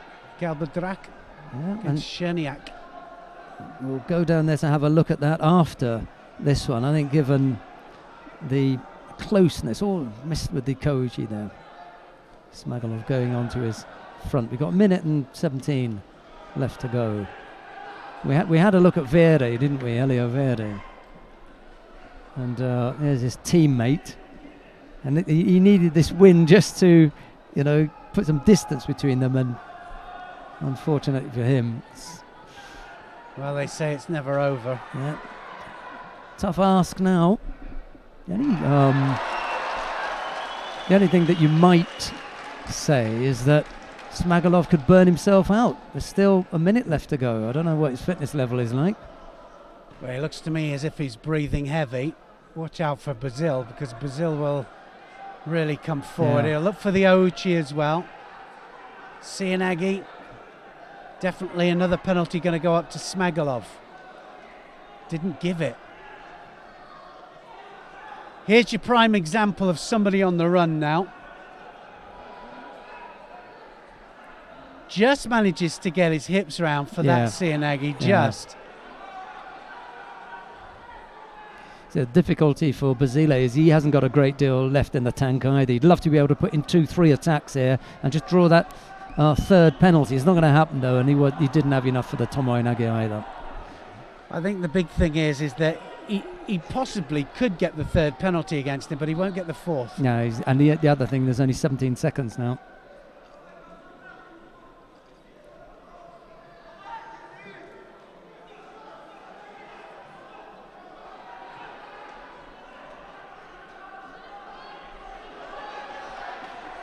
No, too inventive. A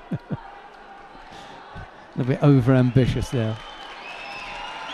Jansei Smagolov of Kazakhstan it is, who wins out over Fabio Basile. And that gives us a chance to go quickly to mat 3, because down on mat number 3, we've got the first semi-final in the under 48 kilo category. Odgonsetsi Galbadrak of Kazakhstan. I knew I was going to say that.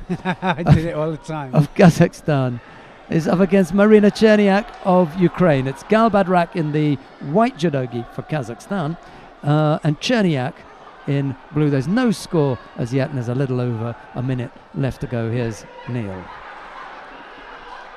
First penalty up to Cherniak, so Galbadrak just ahead. Just coming into this last minute. Sense of urgency here from Galbadrak. She can kind of sense it. So can Cherniak though. Cherniak coming forward. She's not going to give this up easily.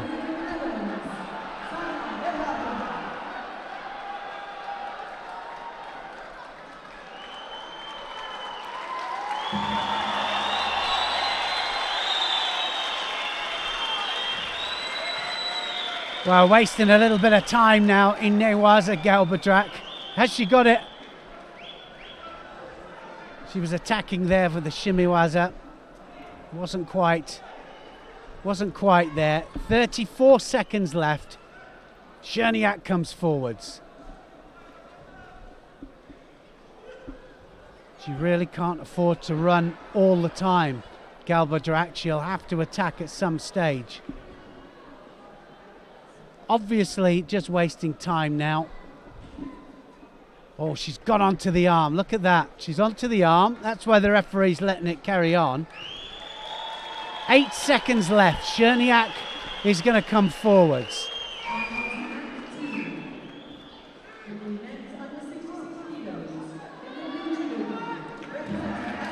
All over. First finalist then of this tournament. Cherniak just didn't quite have enough. One penalty against her, and Galbadrak of Kazakhstan goes through to the final. Right at the end, you got the feeling that she was desperate to be there and was, like you say, on the defensive. But she'd done enough. It was Cherniak who'd picked up the single Shido, and Galbadrak does it for the Kazakhs. So they'll have something to cheer. They got a guaranteed medal as well. Right, the second of the semi-finals in the under 48 kilo category features Dilara Lokmanahim of Turkey. She's up against Jeong Bo-kyung of Korea. It's Lokmanahim in the white judogi and Jeong in blue. Well, this will be an interesting semi-final as well. Both of these very different styles. Jeong will be trying to go underneath for the Sianagis, but Lokmanahim on great form.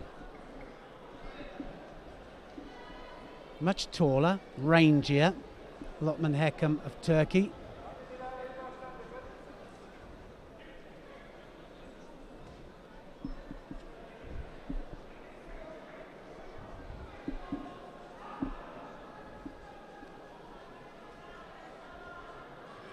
So this will be the under 48s all done. Yep.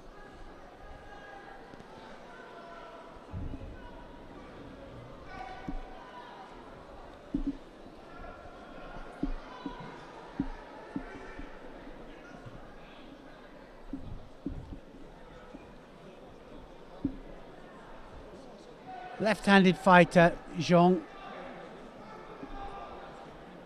But she can go the other way as well. Just about to say, Yoko Otoshi there, driving off to the opposite flank.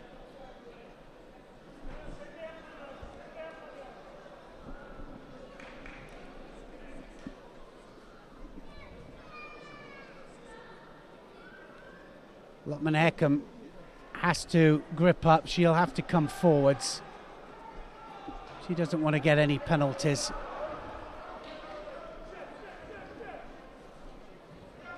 Gain on the sleeves, slightly larger sleeves. There's the Sodesura Komigoshi right the way underneath there, and Lokmanahim definitely just falling behind on attacks here. Possibility of a Shido. It's not going to happen yet. Referee lets it go on.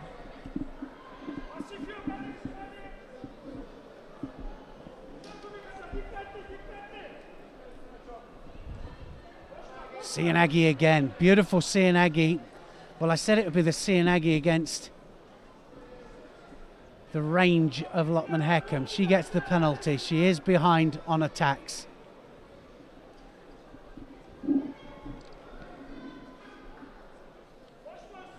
Jeong attacking just at the right time.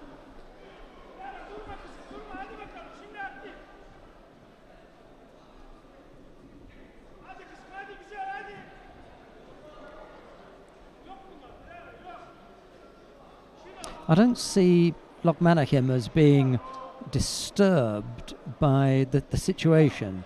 She's quite a measured fighter. She didn't panic in a previous contest and just hung in there to keep things going over in that quarter final. Well, she went 2 Shidos down, didn't she, and brought them all back. And now, you know, there's plenty of time on the clock, 2 minutes plus. I don't see any panic from Lokmanahim. Oh, that was nice. Come on. Nice Kouchi, yeah. I like that. She got the Yuko for it. It was really nice, wasn't it? She just seemed to scoop the foot and drive backwards. She's well on top of this. Nice Sianagi as well. She's threatening every time with that Sianagi, Sodesura Komigoshi, and then just changes the direction with the Kouchi. Still a long way to go though, 2 minutes. Not over yet.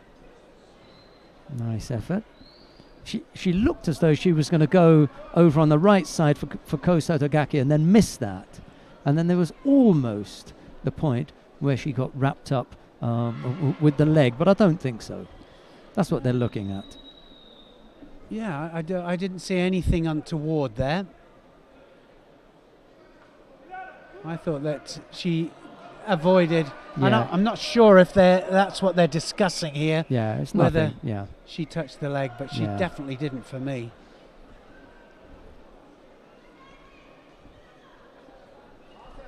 Minute 40 odd. Sianagi again. At least the Sianagis are fully committed. They really are. Full rotation.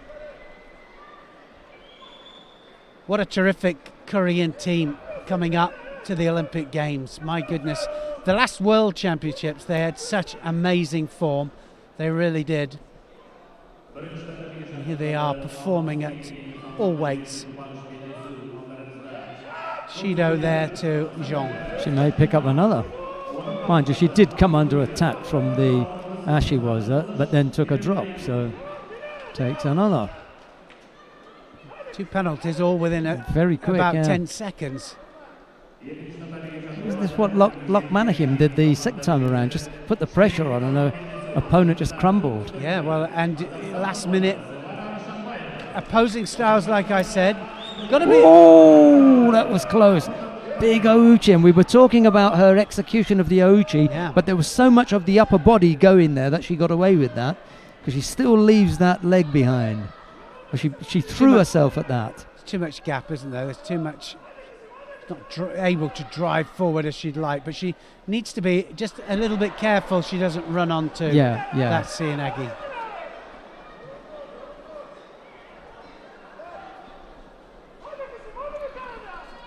Pavia on mat 2 looks in devastating form. Another 15-second spanking of an opponent, throwing them for Ippon. Well, she really came good, didn't she? I mean, Yeah. European title as well. This is it now, just overdrive. Yeah, well, I mean, she was under pressure from her own teammate for the place in the Olympic Games, but showed her class. 2 feet out there from Zhong.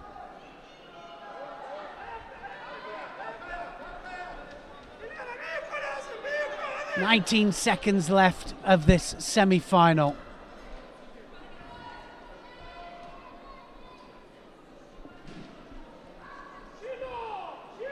That's another one. Wow, she's got to be careful. She doesn't get one more, will be Honsoku.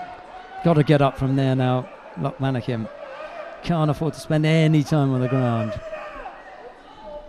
Jong's trying to spend a little bit more.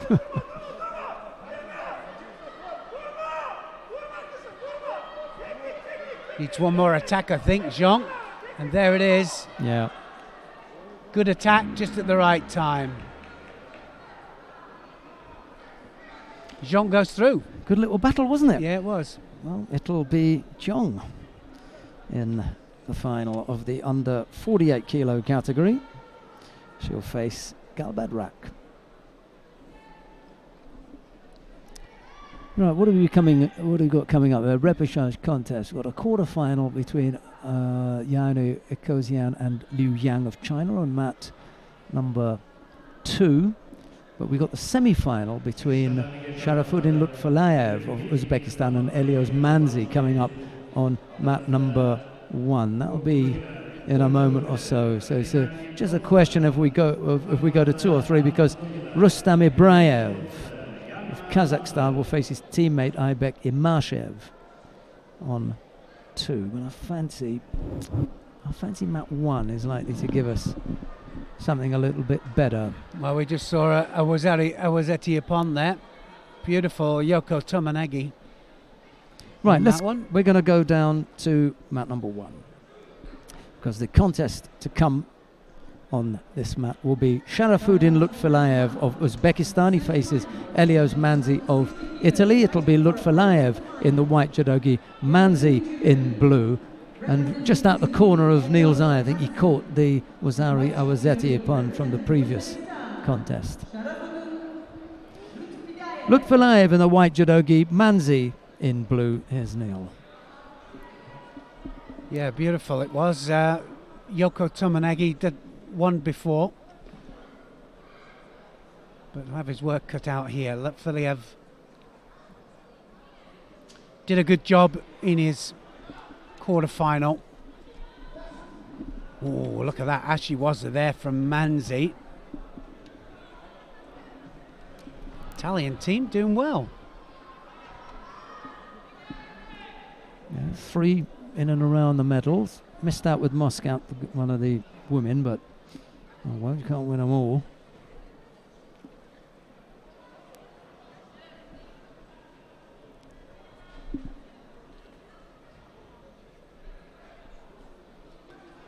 Just about to say that Filiev needs an attack. Ashiwaza first. Takes him a little while to kind of wind into it. Wonder what kind of warm-up he does. There's Uchimata this time.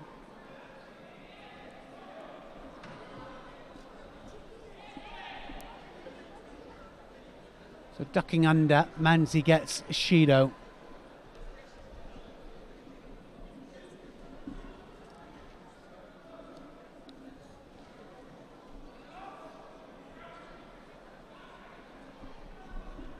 Left against left. Back and forth this contest.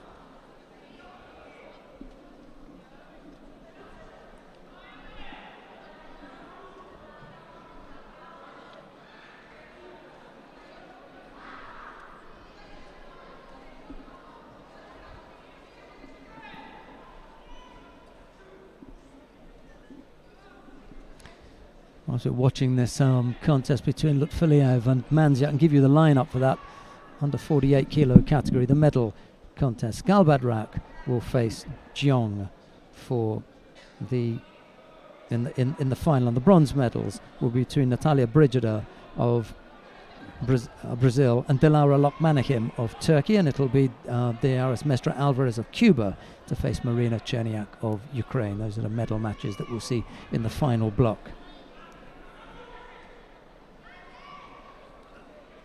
Two penalties up to Manzi.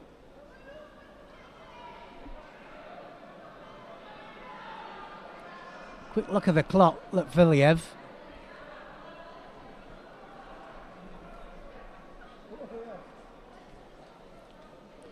A lot of mates in this. There's only 2 minutes gone of the contest.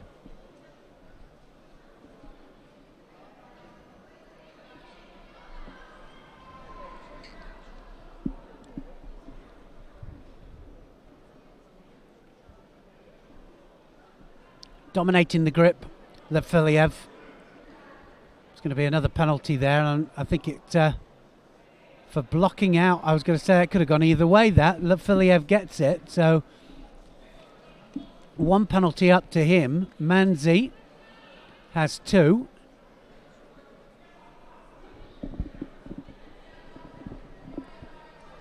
Remember, it's got to be positive with the grips.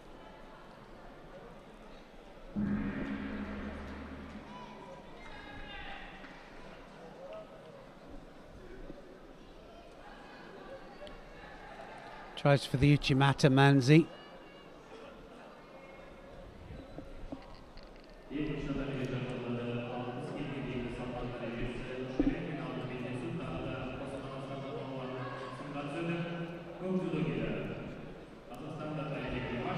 Well, really coming forward now. Manzi taking the fight to Lutfiliev.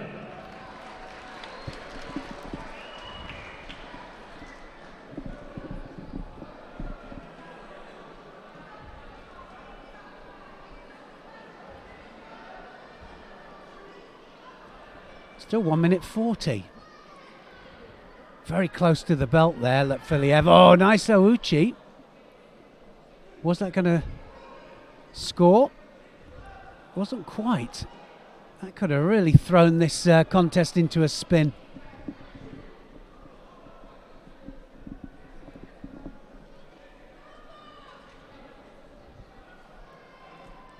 Well, he's certainly not giving this up, Sheldon. He's 1 minute, just under 1.5 minutes, and coming forwards all the time. I think the good thing about the Italian team is they look fit. You know, they can go the full 5 minutes. The difficulty for Manzi is that Lutfiliev is one of those, you know, Uzbek fighters who's got a bit of power as well. He's not going to drain that quickly. I think maybe the heavier weights, you know, they haven't got the same kind of fitness level, but certainly Lutfiliev looks as though he can go the full 5. Well, he's going to need to, because Manzi's going to keep coming forwards all the time, not going to stop. He's got good condition.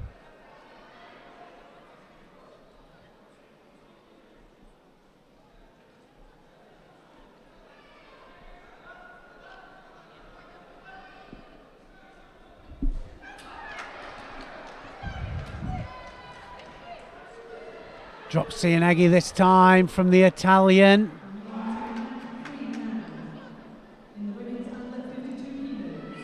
Great change of direction. Was that going to score? It'll go to video referee, I think. In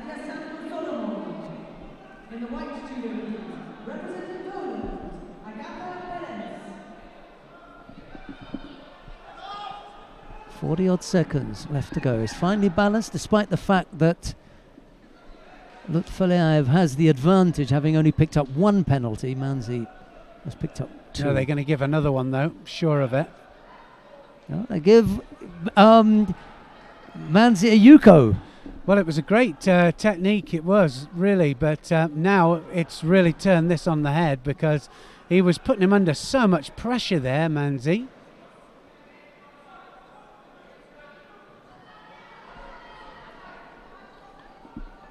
Lutfulayev now coming forwards. All of a sudden, very desperate. That's going to be a third penalty. 22 seconds, is that enough for a fourth? Lutfulayev thinks so. Well, we know how hard it is to get the fourth. Well, it is. One more flop like that and he's going to get it.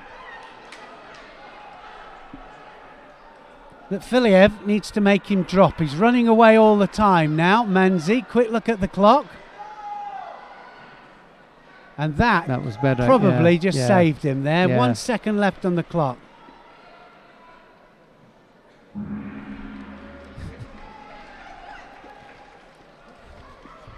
Lutfulayev will look at that and think that he was mugged a little bit, but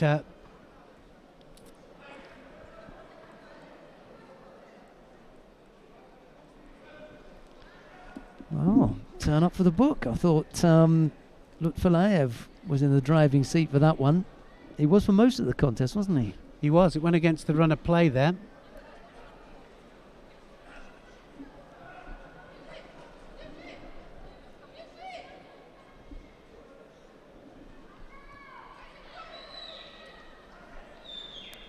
Good contest in the Yeah, end. it was. It was a good one.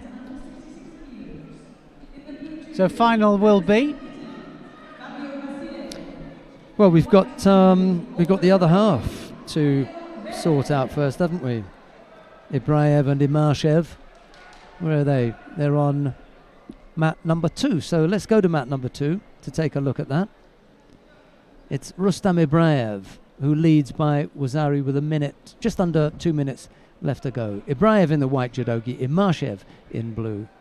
And they've still got because this is only the quarter-final stage.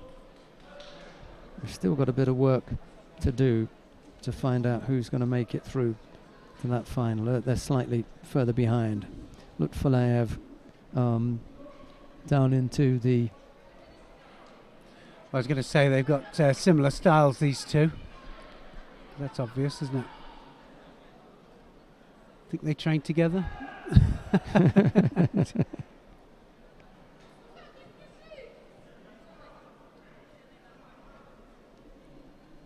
One was Ari, Ibraev leads, but head down, he's got to keep his head up. Fully committed there, almost piranha'd on top of his head.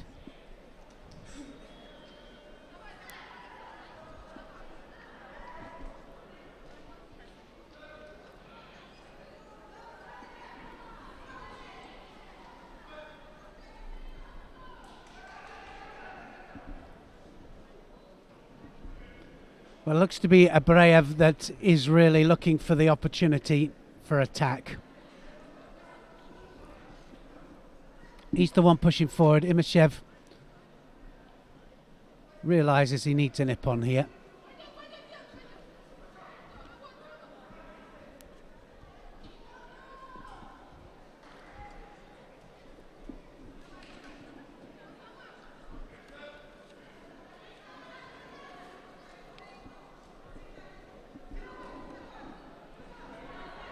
Oh, a second score there from Rustam Ibraev, bringing down Aybek Imashev.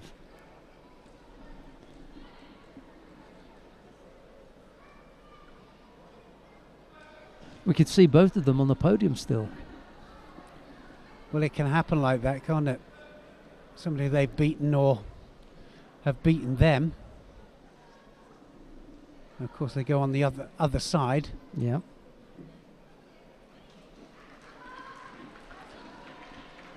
So, Rustam Ibraev, the number 1 seed, makes his way to the semi-final. We'll see who his opponent will be from this upcoming contest between Diorbek Urezboyev of Uzbekistan. He faces Otar Bestayev of Kyrgyzstan. It's Urezboyev in the white judogi, Bestayev in blue.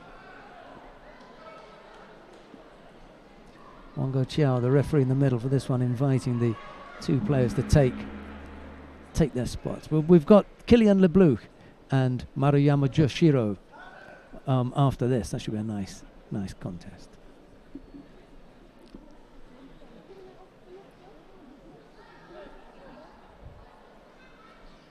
And the battle between the Italians has gone head-to-head with Verdi and Basile down on mat 1. Verdi has picked up 2 penalties in that contest. I'm not at all sure that that's one I would have wanted to have seen. Well, it's going to be tight, isn't it? And I think a little domestic sorting out there of the two of them. Yeah, exactly. Leave it to them to sort out. Happened to me with one of the weight categories, under 73 kilograms actually. And when I was in charge of the British team, and it was down to the winner for a bronze medal match as to who went, and well, they sorted it out. I'm sure these two are going to sort it out as well.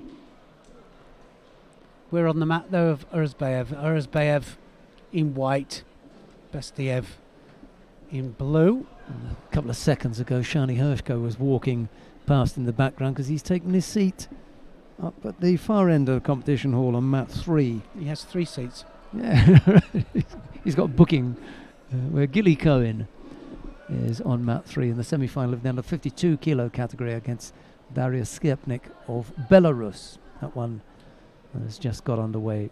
If you want to see that one, just click on 3. Well, it's very even, this quarter-final, as you would expect. Similar styles. Penalty goes up to Urezbayev.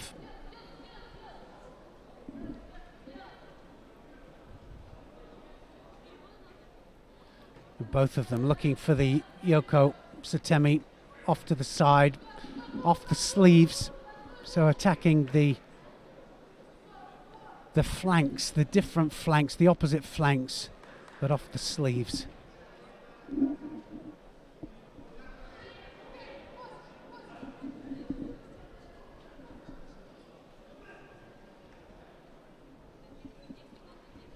So 2 penalties to 1.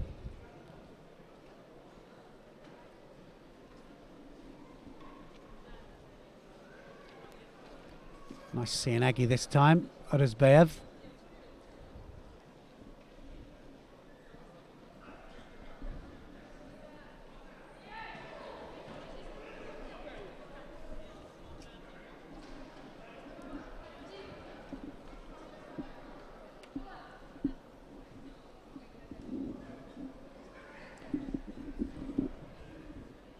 Interesting on mat 3. Semi-final, Cohen against Skutnik, and Cohen holding for the final. She's in the final.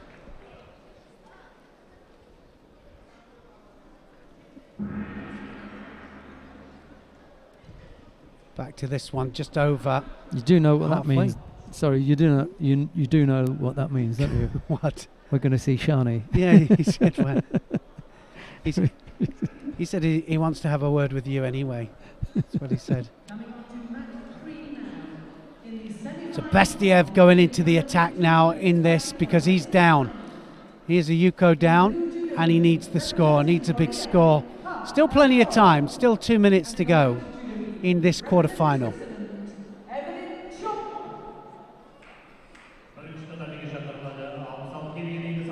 It's just been the most incredible camaraderie down on mat number 1 between Elio Verde and Fabio Basile from the loser. It was really good behaviour from Verde. Verde lost it. He lost it. He went over to him, shook his hand, gave him a big hug.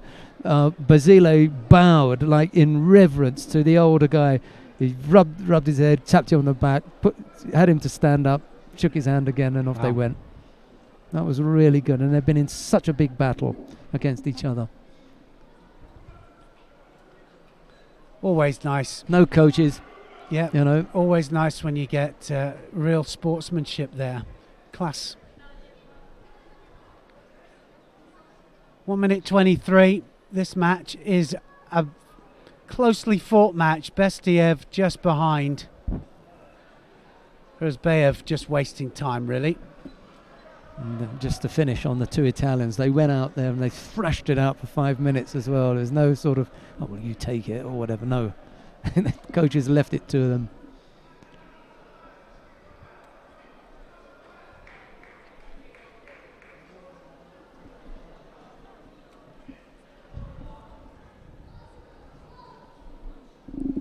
Well, it'd be interested if you could get an interview, wouldn't it, with them at the end, just to see what the feeling was there. We'll bring Elio up here, given that he's the one who's lost. See what he has to say about it. Not much. I think it's much easier when you're in that winning position to be magnanimous and say the right things, and when you're the loser, it's not so easy, is it? Slightly more testy, isn't it? Let's test him. It is testing. We are testing. Get him up here and test him. He's a nice boy. I like Elio. Bestiev absolutely piling on the pressure here. He's just desperate to get a score back. 25 seconds left, quarter-final match, under 60 kilograms. Beautiful Uchimata, that was lovely. Really going for it, wasn't he? Wow, great way in as well, just nice. He's the one who's got the score on the board, and 16 seconds to go, and he was throwing in a huge Uchimata. Oh no, it was, beg your pardon, Rozbaev has got the score, and the Uchimata was from Bestiev, wasn't it? Yeah, good effort. I was going to say, I don't expect Rozbaev to do a great deal except run at this stage. Just needs to hold his ground, which he does. Great effort, though, from Bestiev. Yeah.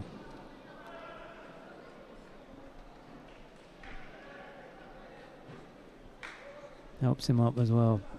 It's nice, isn't it? There's a good bit of camaraderie here. And between countries as well, not just people from the same team. Referee tells you to get up like that. What happens if you can't?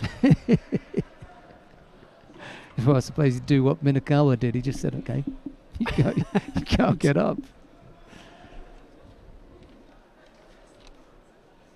Evelyn Shop has just thrown Park Darsol of Korea for Wazari, and has got the Oshira Kezugatami up on mat 3 and has finished her off there. This is the second time Shop's done this, isn't it? Got through to a major final. There you go. Maruyama Yoshiro in the white judo, representing France. Yeah, well, we've spoken about Maruyama. We've only seen him the once. It's a quarter-final. There's a semi-final between Mukhanov and Smagolov on mat number 1. I suspect that we're going to get a little bit more action from Maruyama and Lebluc. Let's go to mat number 2. This is going to be an interesting test, I think, for Maruyama, just to see exactly where he is here, because Lebluc is going to fight him hard with the grips, that's for sure. He's not going to let him have it all his own way.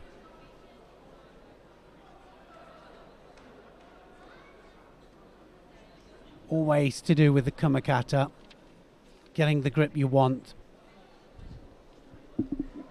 Thing is, you don't want Maruyama getting the line either, because he's straight under for that Uchimata. Big thrower. I think the thing about Lebluc, though, he'll have to make sure that he attacks as well. He can't just snap off the grips. So far, just snap them off. He's about 5 seconds away from a penalty. There's a difference between positive and negative grips, and you can see there Maruyama trying to grip up, Lebluc trying not to.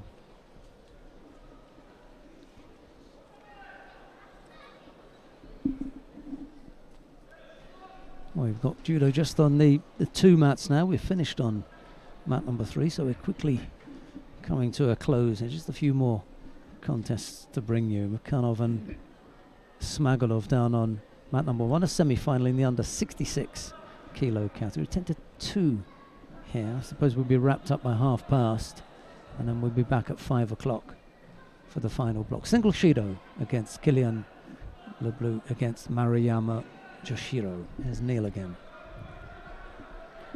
I think as soon as he gets the grip that he wants here, Maruyama, he'll get forced to do the other side, I think, by Leblush. He's got the Sodi Surakomi grip now.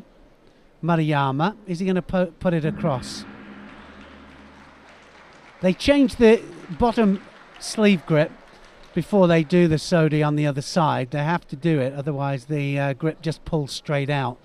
So you can see there, he's ready to go. He's just itching his way to the Sodi on the right hand side there.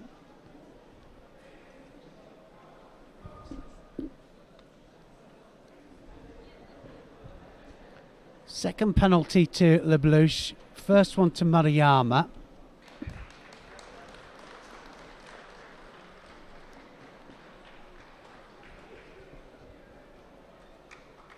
So Leblush knows that if he dominates the head, pulls the head down, that he can spoil the match, and the technique of Maruyama. Maruyama gets a second penalty as well.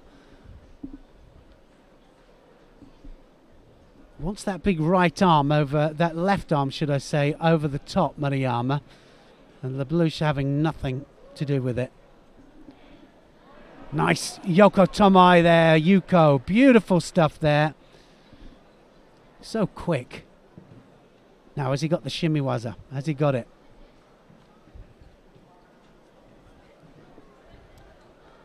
Leblush holding on.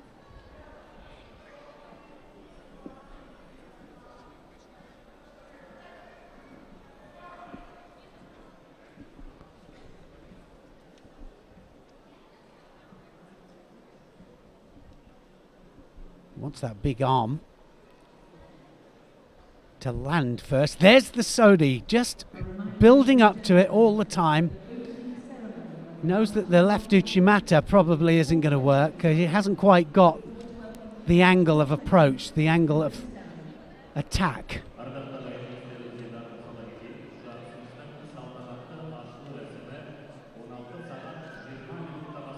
So now we're actually seeing him tested. Wow, he is fast with that Uchimata though, my goodness me.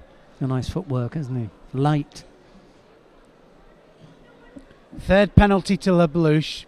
He is definitely defensive, we know that.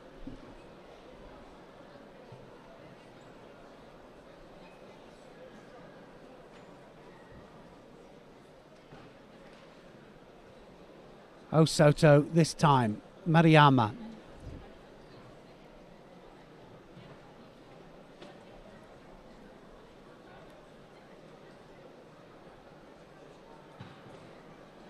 Well, he's a handful, isn't he? Leblush is got some nice movement. Yeah, he has. He really. Busy. He's not only busy, he's so awkward. And like I said to you before, you know, he reminds me of this fighter I used to fight, who had really good stance. He was difficult to throw. He had good feet as well. He really is a reincarnation. No, he's not a reincarnation, but he's a chip of that block. But he's a handful. Maruyama just can't seem to settle, can't seem to set him up.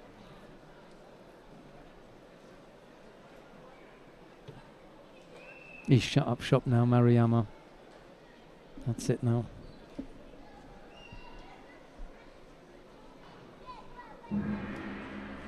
Well, so he has shown that he has another part to his game as well. So tactically played that very well. He never looked in danger, did he, of being thrown? I mean, he had the flashy, he had flashes, not flashy, he had flashes of attacks, but he didn't get, you know, the big one. Leblush proved that little bit tricky the throw. He did come up with the single score, which was enough to get past him, and we'll see Maruyama in the semi-final. Le Bullock will have to battle it out in the repechage. It's interesting, he's not going to have a lot of rest, is he? And they're going to come around pretty quick now.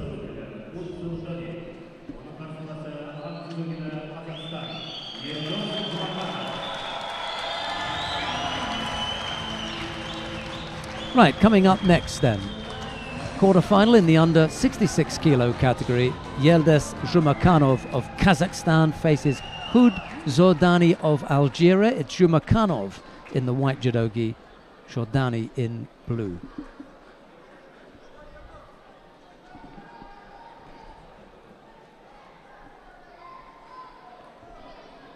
So Makhanov in white. Look how low they are. Old style look about it, hasn't it? Yeah, it does. I mean, we've tended to stand a lot of the judo up now with the new, well, not new rules. They're certainly not new rules, are they now? Yeah. But with the modern rules of not being able to take the leg. No point now. It's like that's what you were avoiding. Well, that's right. The direct leg pick. Yeah. Beautiful Ashiwaza that was. Wanted to keep him as far away from your legs as possible. So, but now, no need to worry about that. There are other aspects to take into consideration. Zordani just gets a smack to the head. Yeah. He's probably had a few before. Again, they're on the sleeves. Look how they're pinning the sleeves down there. Each one of them has the dominant sleeve pinned, but they're going to have to attack. There's a Shido each coming for sure. They're not doing an absolute thing here. Well, I don't get that. There's one been given, and the other one was doing the same. So Makhanov comes off the best there. Yeah, the referee's had a look and he's thought, well, which of these is the more negative of the two? Who's tried to either break a grip or do something? And he decided it was Zhumakhanov, so he penalised Zordani. It was the lesser of two evils. Yeah, it is. I mean, you were right. It is distinguishing what is a positive and a negative grip. And that's the big question, I think. Because it's so subjective. It is. It's very subjective, and of course it leaves it open to massive interpretation. Anyway, one of the best referees that we've got is in the middle, in control of this one. José Manuel Cortés of Spain. I think he's about to go to his third Olympics. He was in Beijing, London, and now Rio beckons. So Danny, two Shidos down now.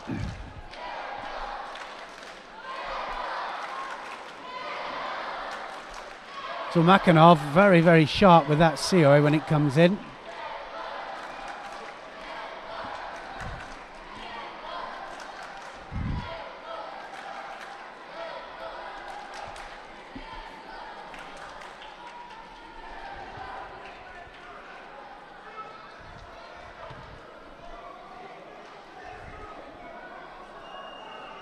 So now Zamakhanov gets a penalty as well.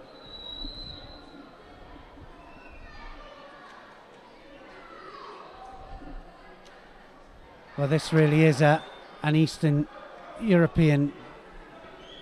Smash them up, bang them Well, up. it is, isn't it?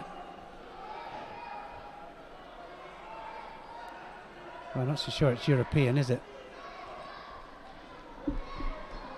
Well, it's got that flavour. It has to that it flavour, then, yeah, that's what I meant.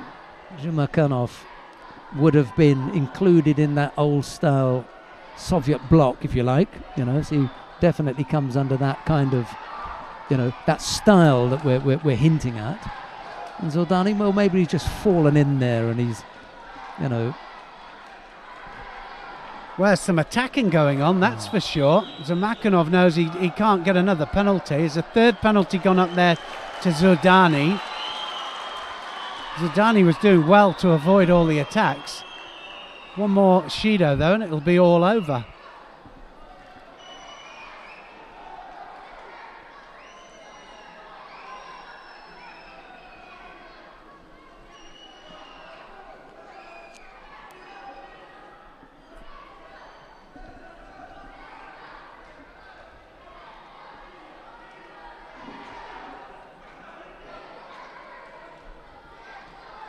During coach just being told not to coach whilst the clock is running. Wait for the mate.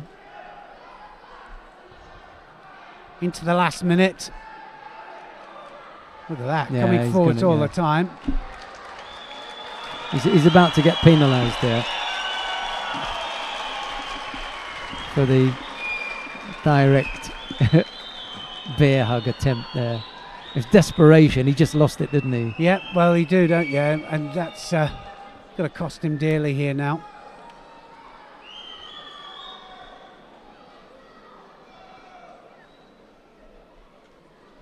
As you say, these are going to come around thick and fast now. Well, they are because it's all on one mat. It's all on one mat. Yeah.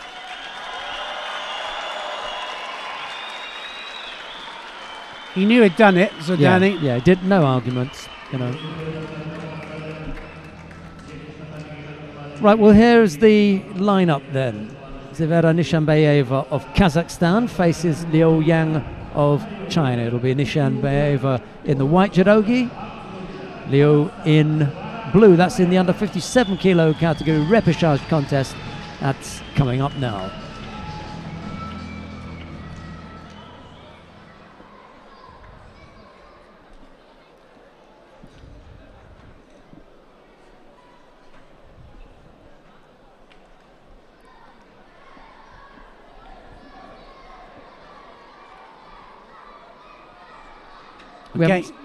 We haven't seen anything of Liu this morning, have we? No, Liu nothing Yang. at all. No, we haven't. And I was going to say that they're both on the sleeves again. It's amazing how many women's fights are going on to the end of the sleeves.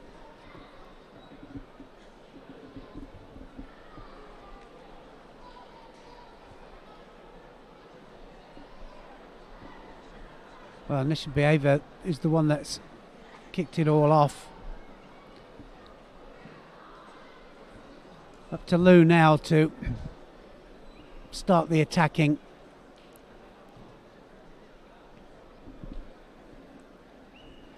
So how many fights before did Liu?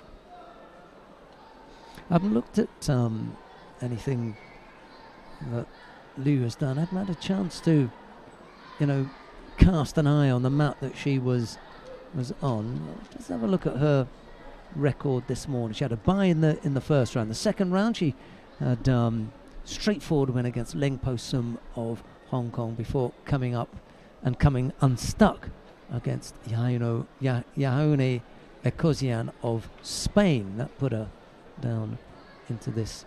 Well, this is all over. Contest. This is all over. Yeah, Sangaku Kitami there, and she's had to tap out as well. Yes, she did. Brilliantly executed, but Squeezed that on, didn't she? So Liu Yang will be fighting for third place against Nelson Levy of Israel. We'll see Shani again. Can't keep a good man down. Right, coming up next, the semi-final in the under 57 kilo category. Auton Pavia of France faces Yahone Ekosian of Spain. It's Pavia in the white judogi, Ekosian in blue, and here's Neil Adams. Really come back to form, hasn't she, Pavia? Just at the right time. Yeah, just at the right time. Looked like she was going to be struggling to get to the Olympic Games, and I think that it just put a spark there. Looks like a different woman in this contest, that's for sure. Pavia in white. I just get the feeling that she's in that kind of mood where she's too strong, and once she settles, that big Haraigoshi, Haramaki Komi is going to put paid to Ekosian. I don't think she's got the firepower to stick it out with Pavia. I think you're right. You can almost tell when they walk out whether they're absolutely supremely confident that they're going to just throw them or win the contest. But I mean, it really is back to front judo, isn't it, from Pavia? She turns completely the wrong way. She drifts off to the edge all the time. It's the one thing that really, I have to say, I don't like about her judo. She just drifts off to the edge, then puts the big attack in on the edge. There's so many shidos. The contest lasts about 20 minutes each time.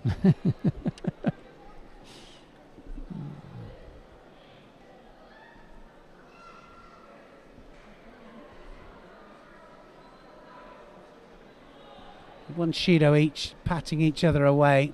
Kuzien just being dominated head-wise at the moment, but not going to give this up, is she? Semi-final match.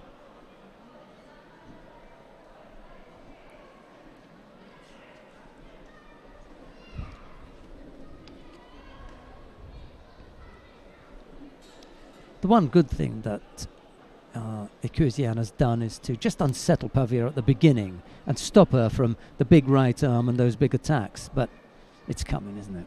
You know. Just building up for that Osoto, isn't she, all the time? Osoto Gary, major outer reaping. She's really reaching round for that leg at the moment. I think if I was the Spanish coach, I'd just tell her to pivot on her left leg and try and counter it.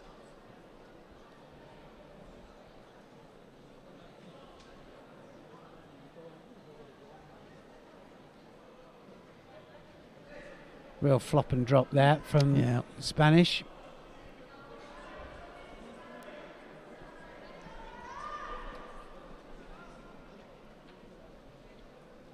Now Pavia has the grip.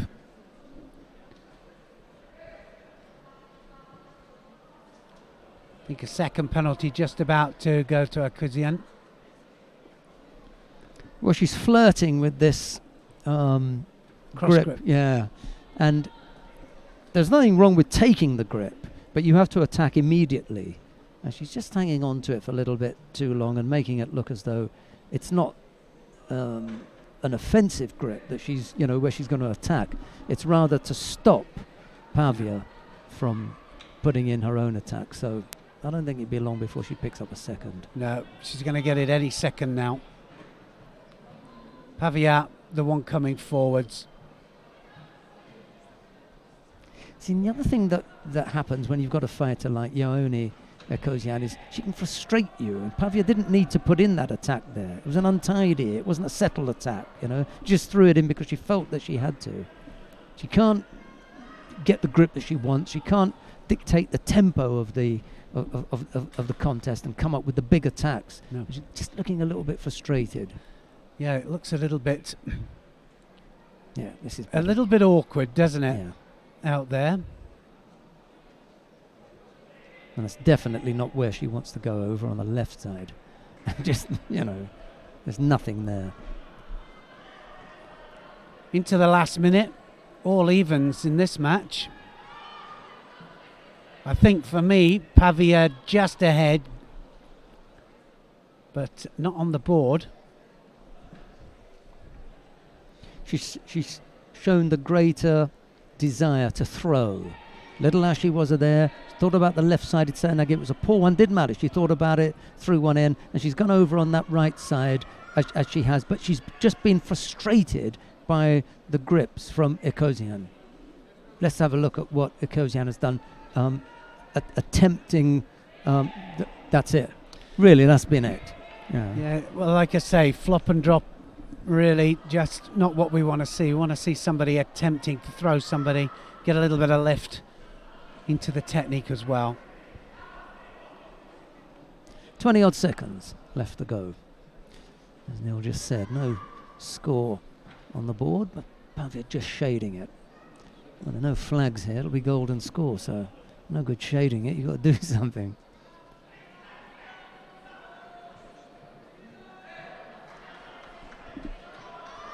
2 seconds to go. I think the referee will just let it go. Right, so we're going to have a period of golden score. Neither fighter able to get on the board apart from a Shido apiece in normal time. It's Pavia in the white judogi, Ekosian in blue.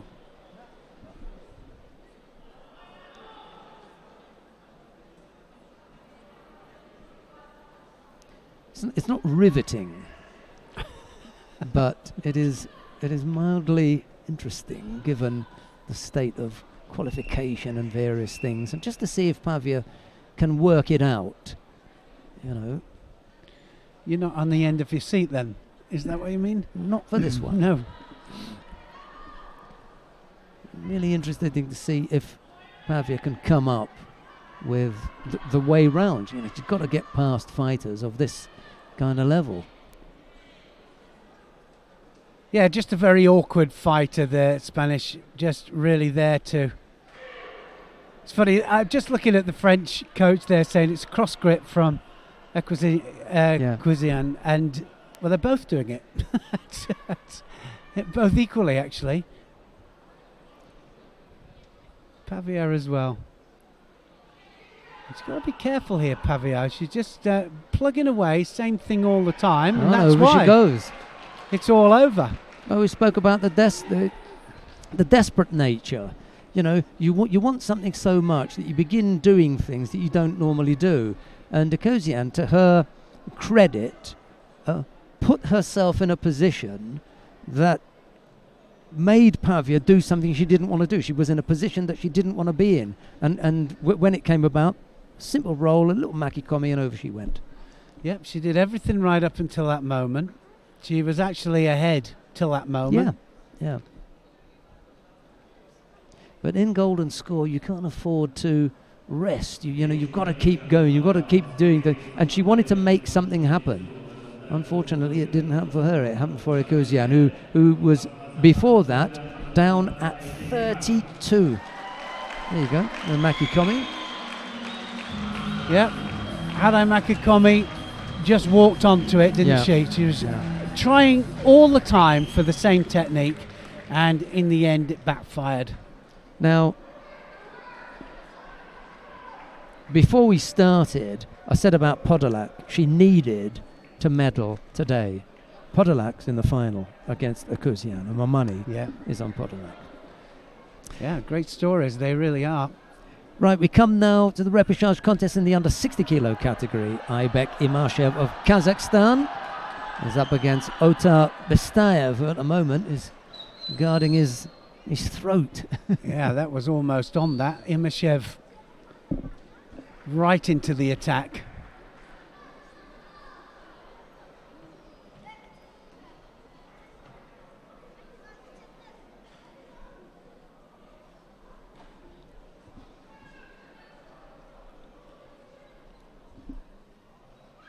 Bestayev under pressure here.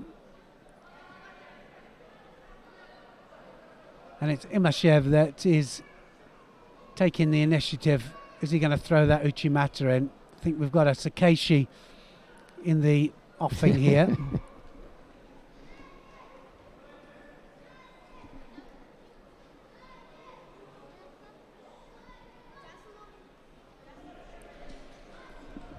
Neither one of them wants to go in. That's why they're not attacking. And that's why I say about the Sakeshi, they can both feel that the little side step there, Tewaza just to take the other one over.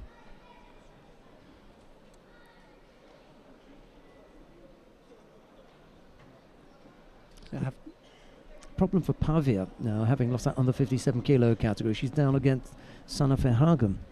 You know, and if you're low. Well, this is what it's about. The European champion has to pick herself up.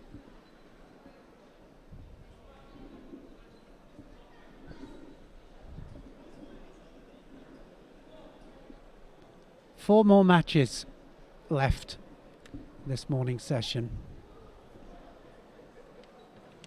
3 other than this one. A little bit of a problem for Imashev. Shouldn't take too long to tidy up. A little bit of a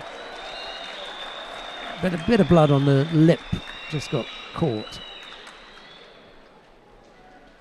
Both fighters pick up penalties for overly defensive posture. Oh. And now It's got to be a Yuko, isn't it? I thought that was a Yuko. well, I thought he rolled onto his side. Yeah. yeah, Yuko it is for Imashev. He went and tidied himself up and he came back out and banged his man over right away. Caught him cold, didn't he? Happens a lot. As soon as the Hajime is called, that's why golden scores end mostly in the first minute. So a single Yuko, the lead for Imashev. 3:20 odd left to go. We've got plenty of time.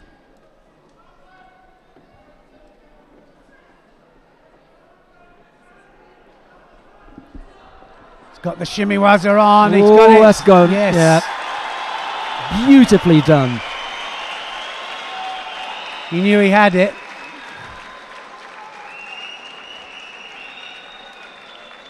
He knew he'd made a mistake there, didn't he, Bestiev?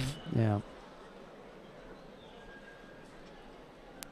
He's shaking his head because it's not amateur, but at this level, the slightest opening, and your opponent is in, and Imashev took full advantage of that gap. So it'll be Imashev and Lutfulev in the bronze medal match.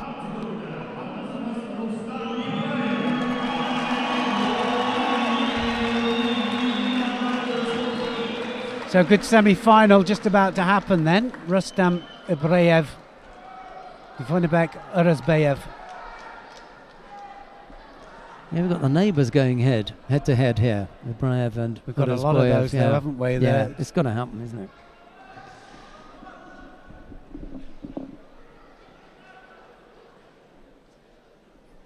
Well, Ibreyev put out Imashev.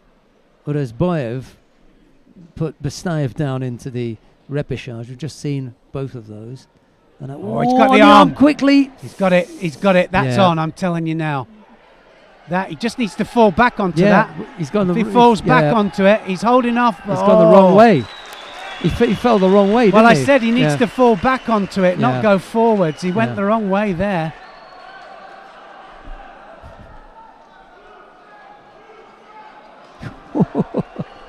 You see his face there was really contorted.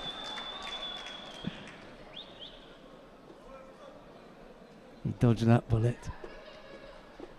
Not over yet. So Ibreyev breathed again.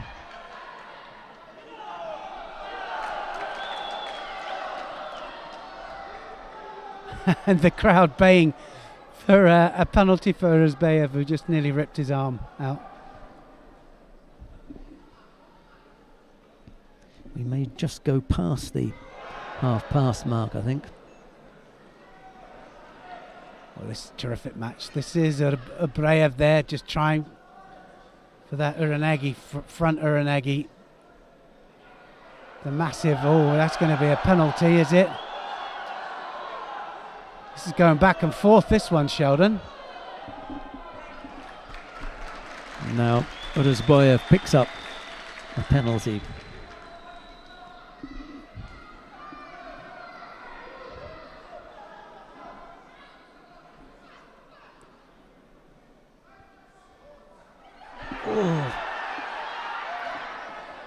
Got his feet going nicely, but couldn't settle.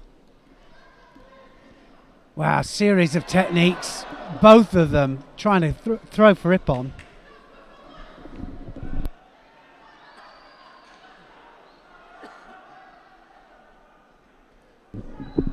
Mr. Wong just asking Urazbayev to tidy himself up a bit. It'll give Ibreyev time to think about it now as they prepare to get back underway. A little over 3 minutes left to go. No score yet, just a single Shido against the Uzbek fighter at the moment.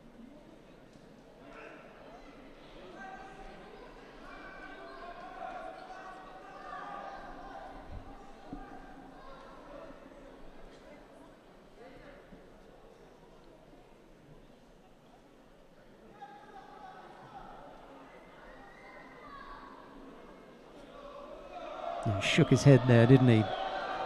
He realised that Satemi was her effort. The Tomonagi failed and he shook his head. Luckily, he didn't pick up a false attack. It was one of those good illustrations there of a failed attack. Oh, the arm is out this time. Yes, gets it. He turned it. He turned the tables on him, yeah. I'll show you how it's done.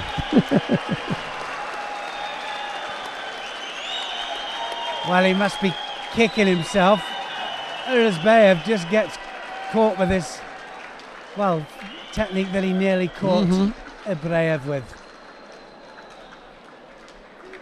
Yeah, big smile. Sumagaeshi straight into the juji, yeah, beautiful. Didn't matter that you missed, did it? You know, he was so quickly onto the arm. Look at that, head away as well. Pressure into the joint, head away, and that's where the pressure goes in for the juji, I can tell you. No chance then, as soon as the head goes away, crosses his feet.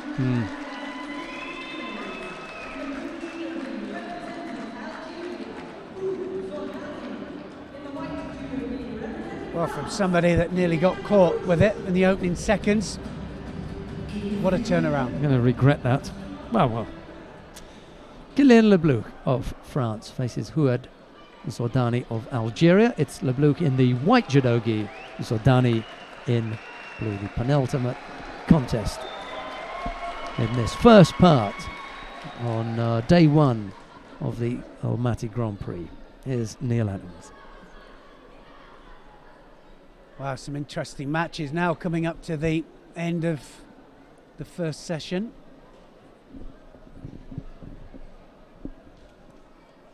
Trying the Sumagaeshi there, Leblouch.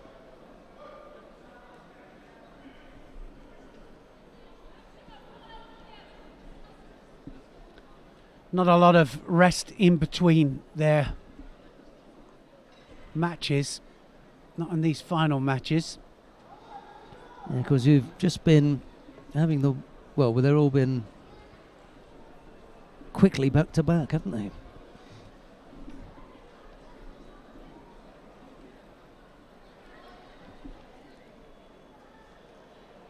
Zordani, though, fighting well today.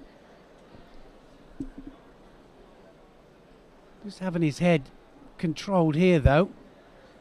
Somebody's going to go here. Oh, that's going to be, is it? Not quite. Almost a Yuko. Yeah, just went across his backside, didn't he? No real scoring part of the body making contact with the tatami, so...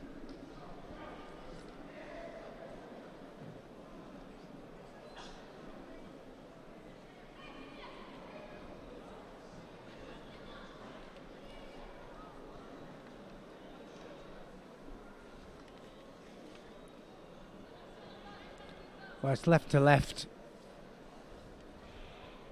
Notice the end grip there of Zordani. He's got he had the absolute end of the sleeve pinned. He still has. They're not giving the penalties for the pistol grip at the moment. Be interesting just to hear what they say about that, because I notice it a lot. And he's got it again now. Zordani. They've got to attack, going to get penalties here. And it's Leblouch who picks up the penalty for avoiding to take a grip. Yeah, like we said, the difference between avoiding and trying to get it. That's what it was, isn't it? Just look that little bit more positive in attempting to get hold. And Leblouch then ended up on the receiving end of that penalty.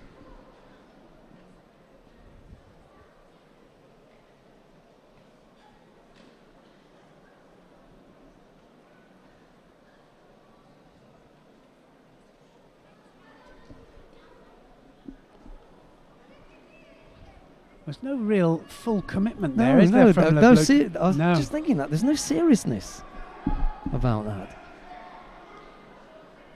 Almost like afraid to go in for the big attack.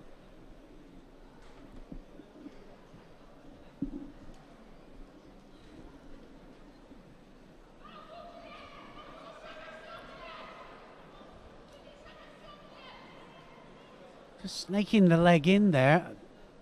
He's the one with the Shido against him as well.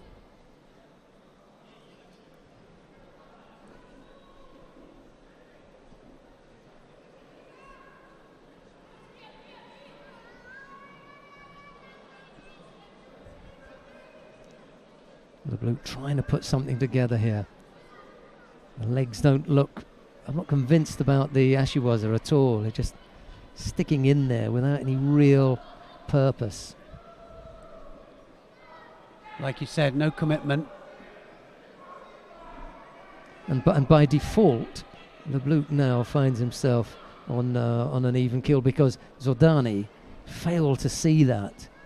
He just let things ride a little bit, and he ended up picking up that penalty without LeBlanc having to do a great deal. Nothing really threatening. He just stuck the leg in there a couple of times, and he looked the more positive of the two without them really doing a great deal. There we go again. Going backwards here, Zordani. Picked up 2 penalties now. And all of a sudden, it's LeBlanc with the advantage, having only collected 1 penalty. Inside the last minute as well. Yeah, strange match. This is a negative match. Touching in.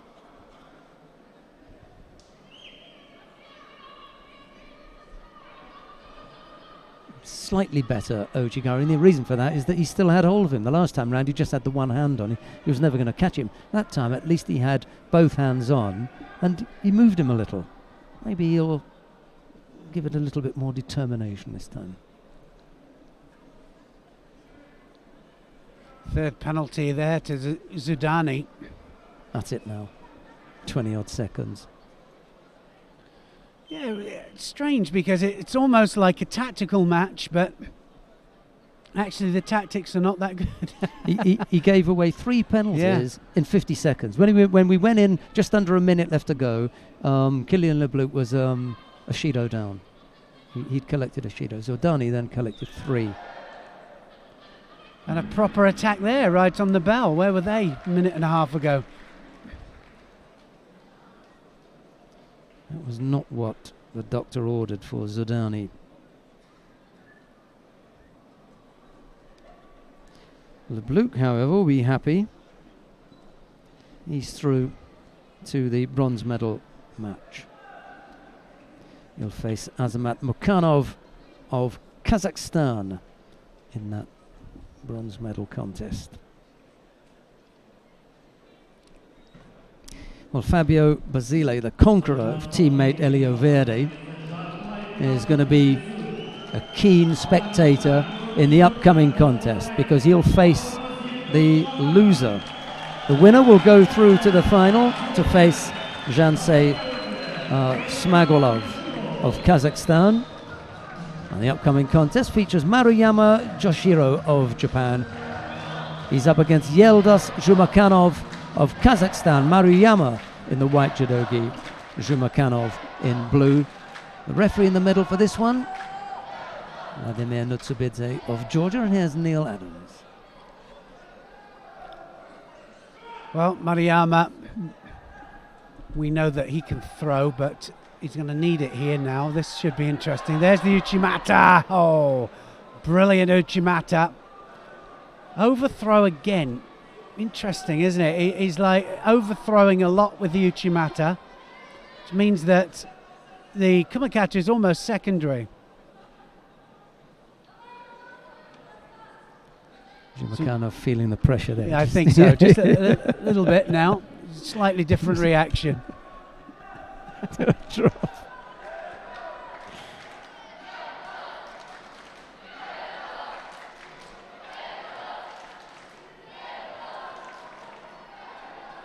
It's one of the dangers, isn't it, when somebody can throw like that, you give them half a second with the line. You've got to concentrate 100% of the time. And actually what you have to do is you have to spoil their line. You have to break their line of attack.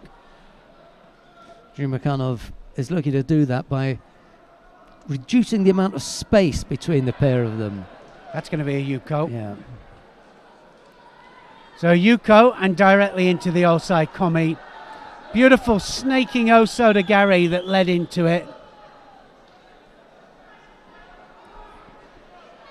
Well, when you think that Maruyama is probably only in the top 4 in Japan, here he is just about to get through to the final.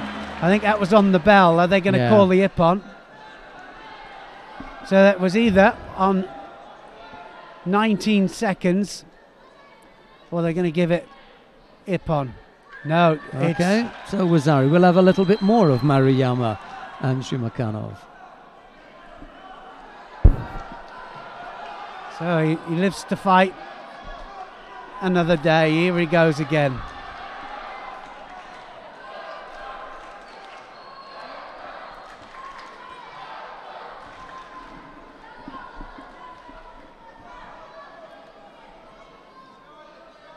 Osoto! Oh, just about got off that one. Wow, you're getting thrown all over the place and you're getting Shidos at the same time.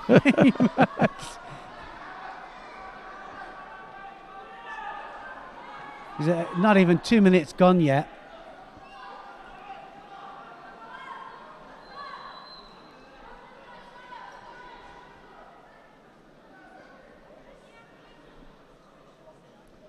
Third penalty goes up there. Zumakanov. I think that's a measure of just how far out he is, to be honest. He's had the 2 attacks against him. One, the Uchimata, and then the Sutemi was. Was there an Ochigari as well? There was an Osoto. Oh, Osoto, okay. Yeah, he's put another one in there. But, you know, the penalties tell their own story, don't they? He's just that far away from him. He just can't attack, and it's because of the superior gripping of Maruyama. That's going to be a 4th penalty, I'm almost sure. Oh, he got away with it. He did.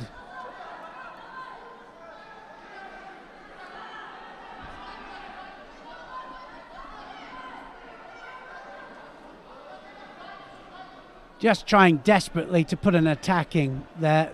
Zumakanov doesn't quite know what to do with this. When you've been dominated grip-wise, very frustrating. People say to you sometimes, well, why didn't you attack? Oh dear.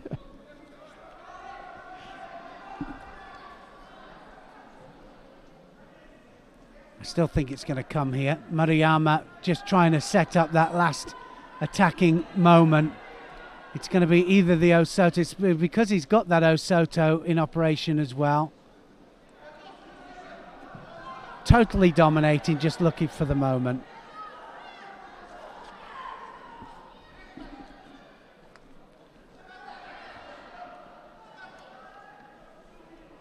It could be. Oh, Sodi, that's it. Was that Ippon? Threatened it a couple of times in the last match, that Sodi Surakomi. Glad he put it in. Just looked as though he was working things out, Maruyama, didn't it? Yeah, it's exactly what happened there. Just needed to get it all right, get the angles right for an attack.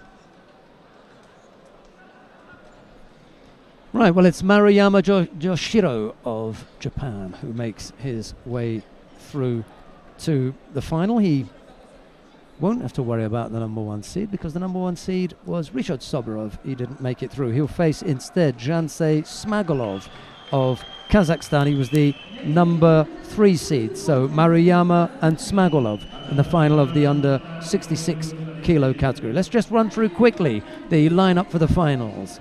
The under 48 kilo category, it's going to be Otgonsetse Galbadrak of Kazakhstan, the number 1 seed, to face Jong Bo-kyung of Korea, the number 3 seed. What do you think of that one?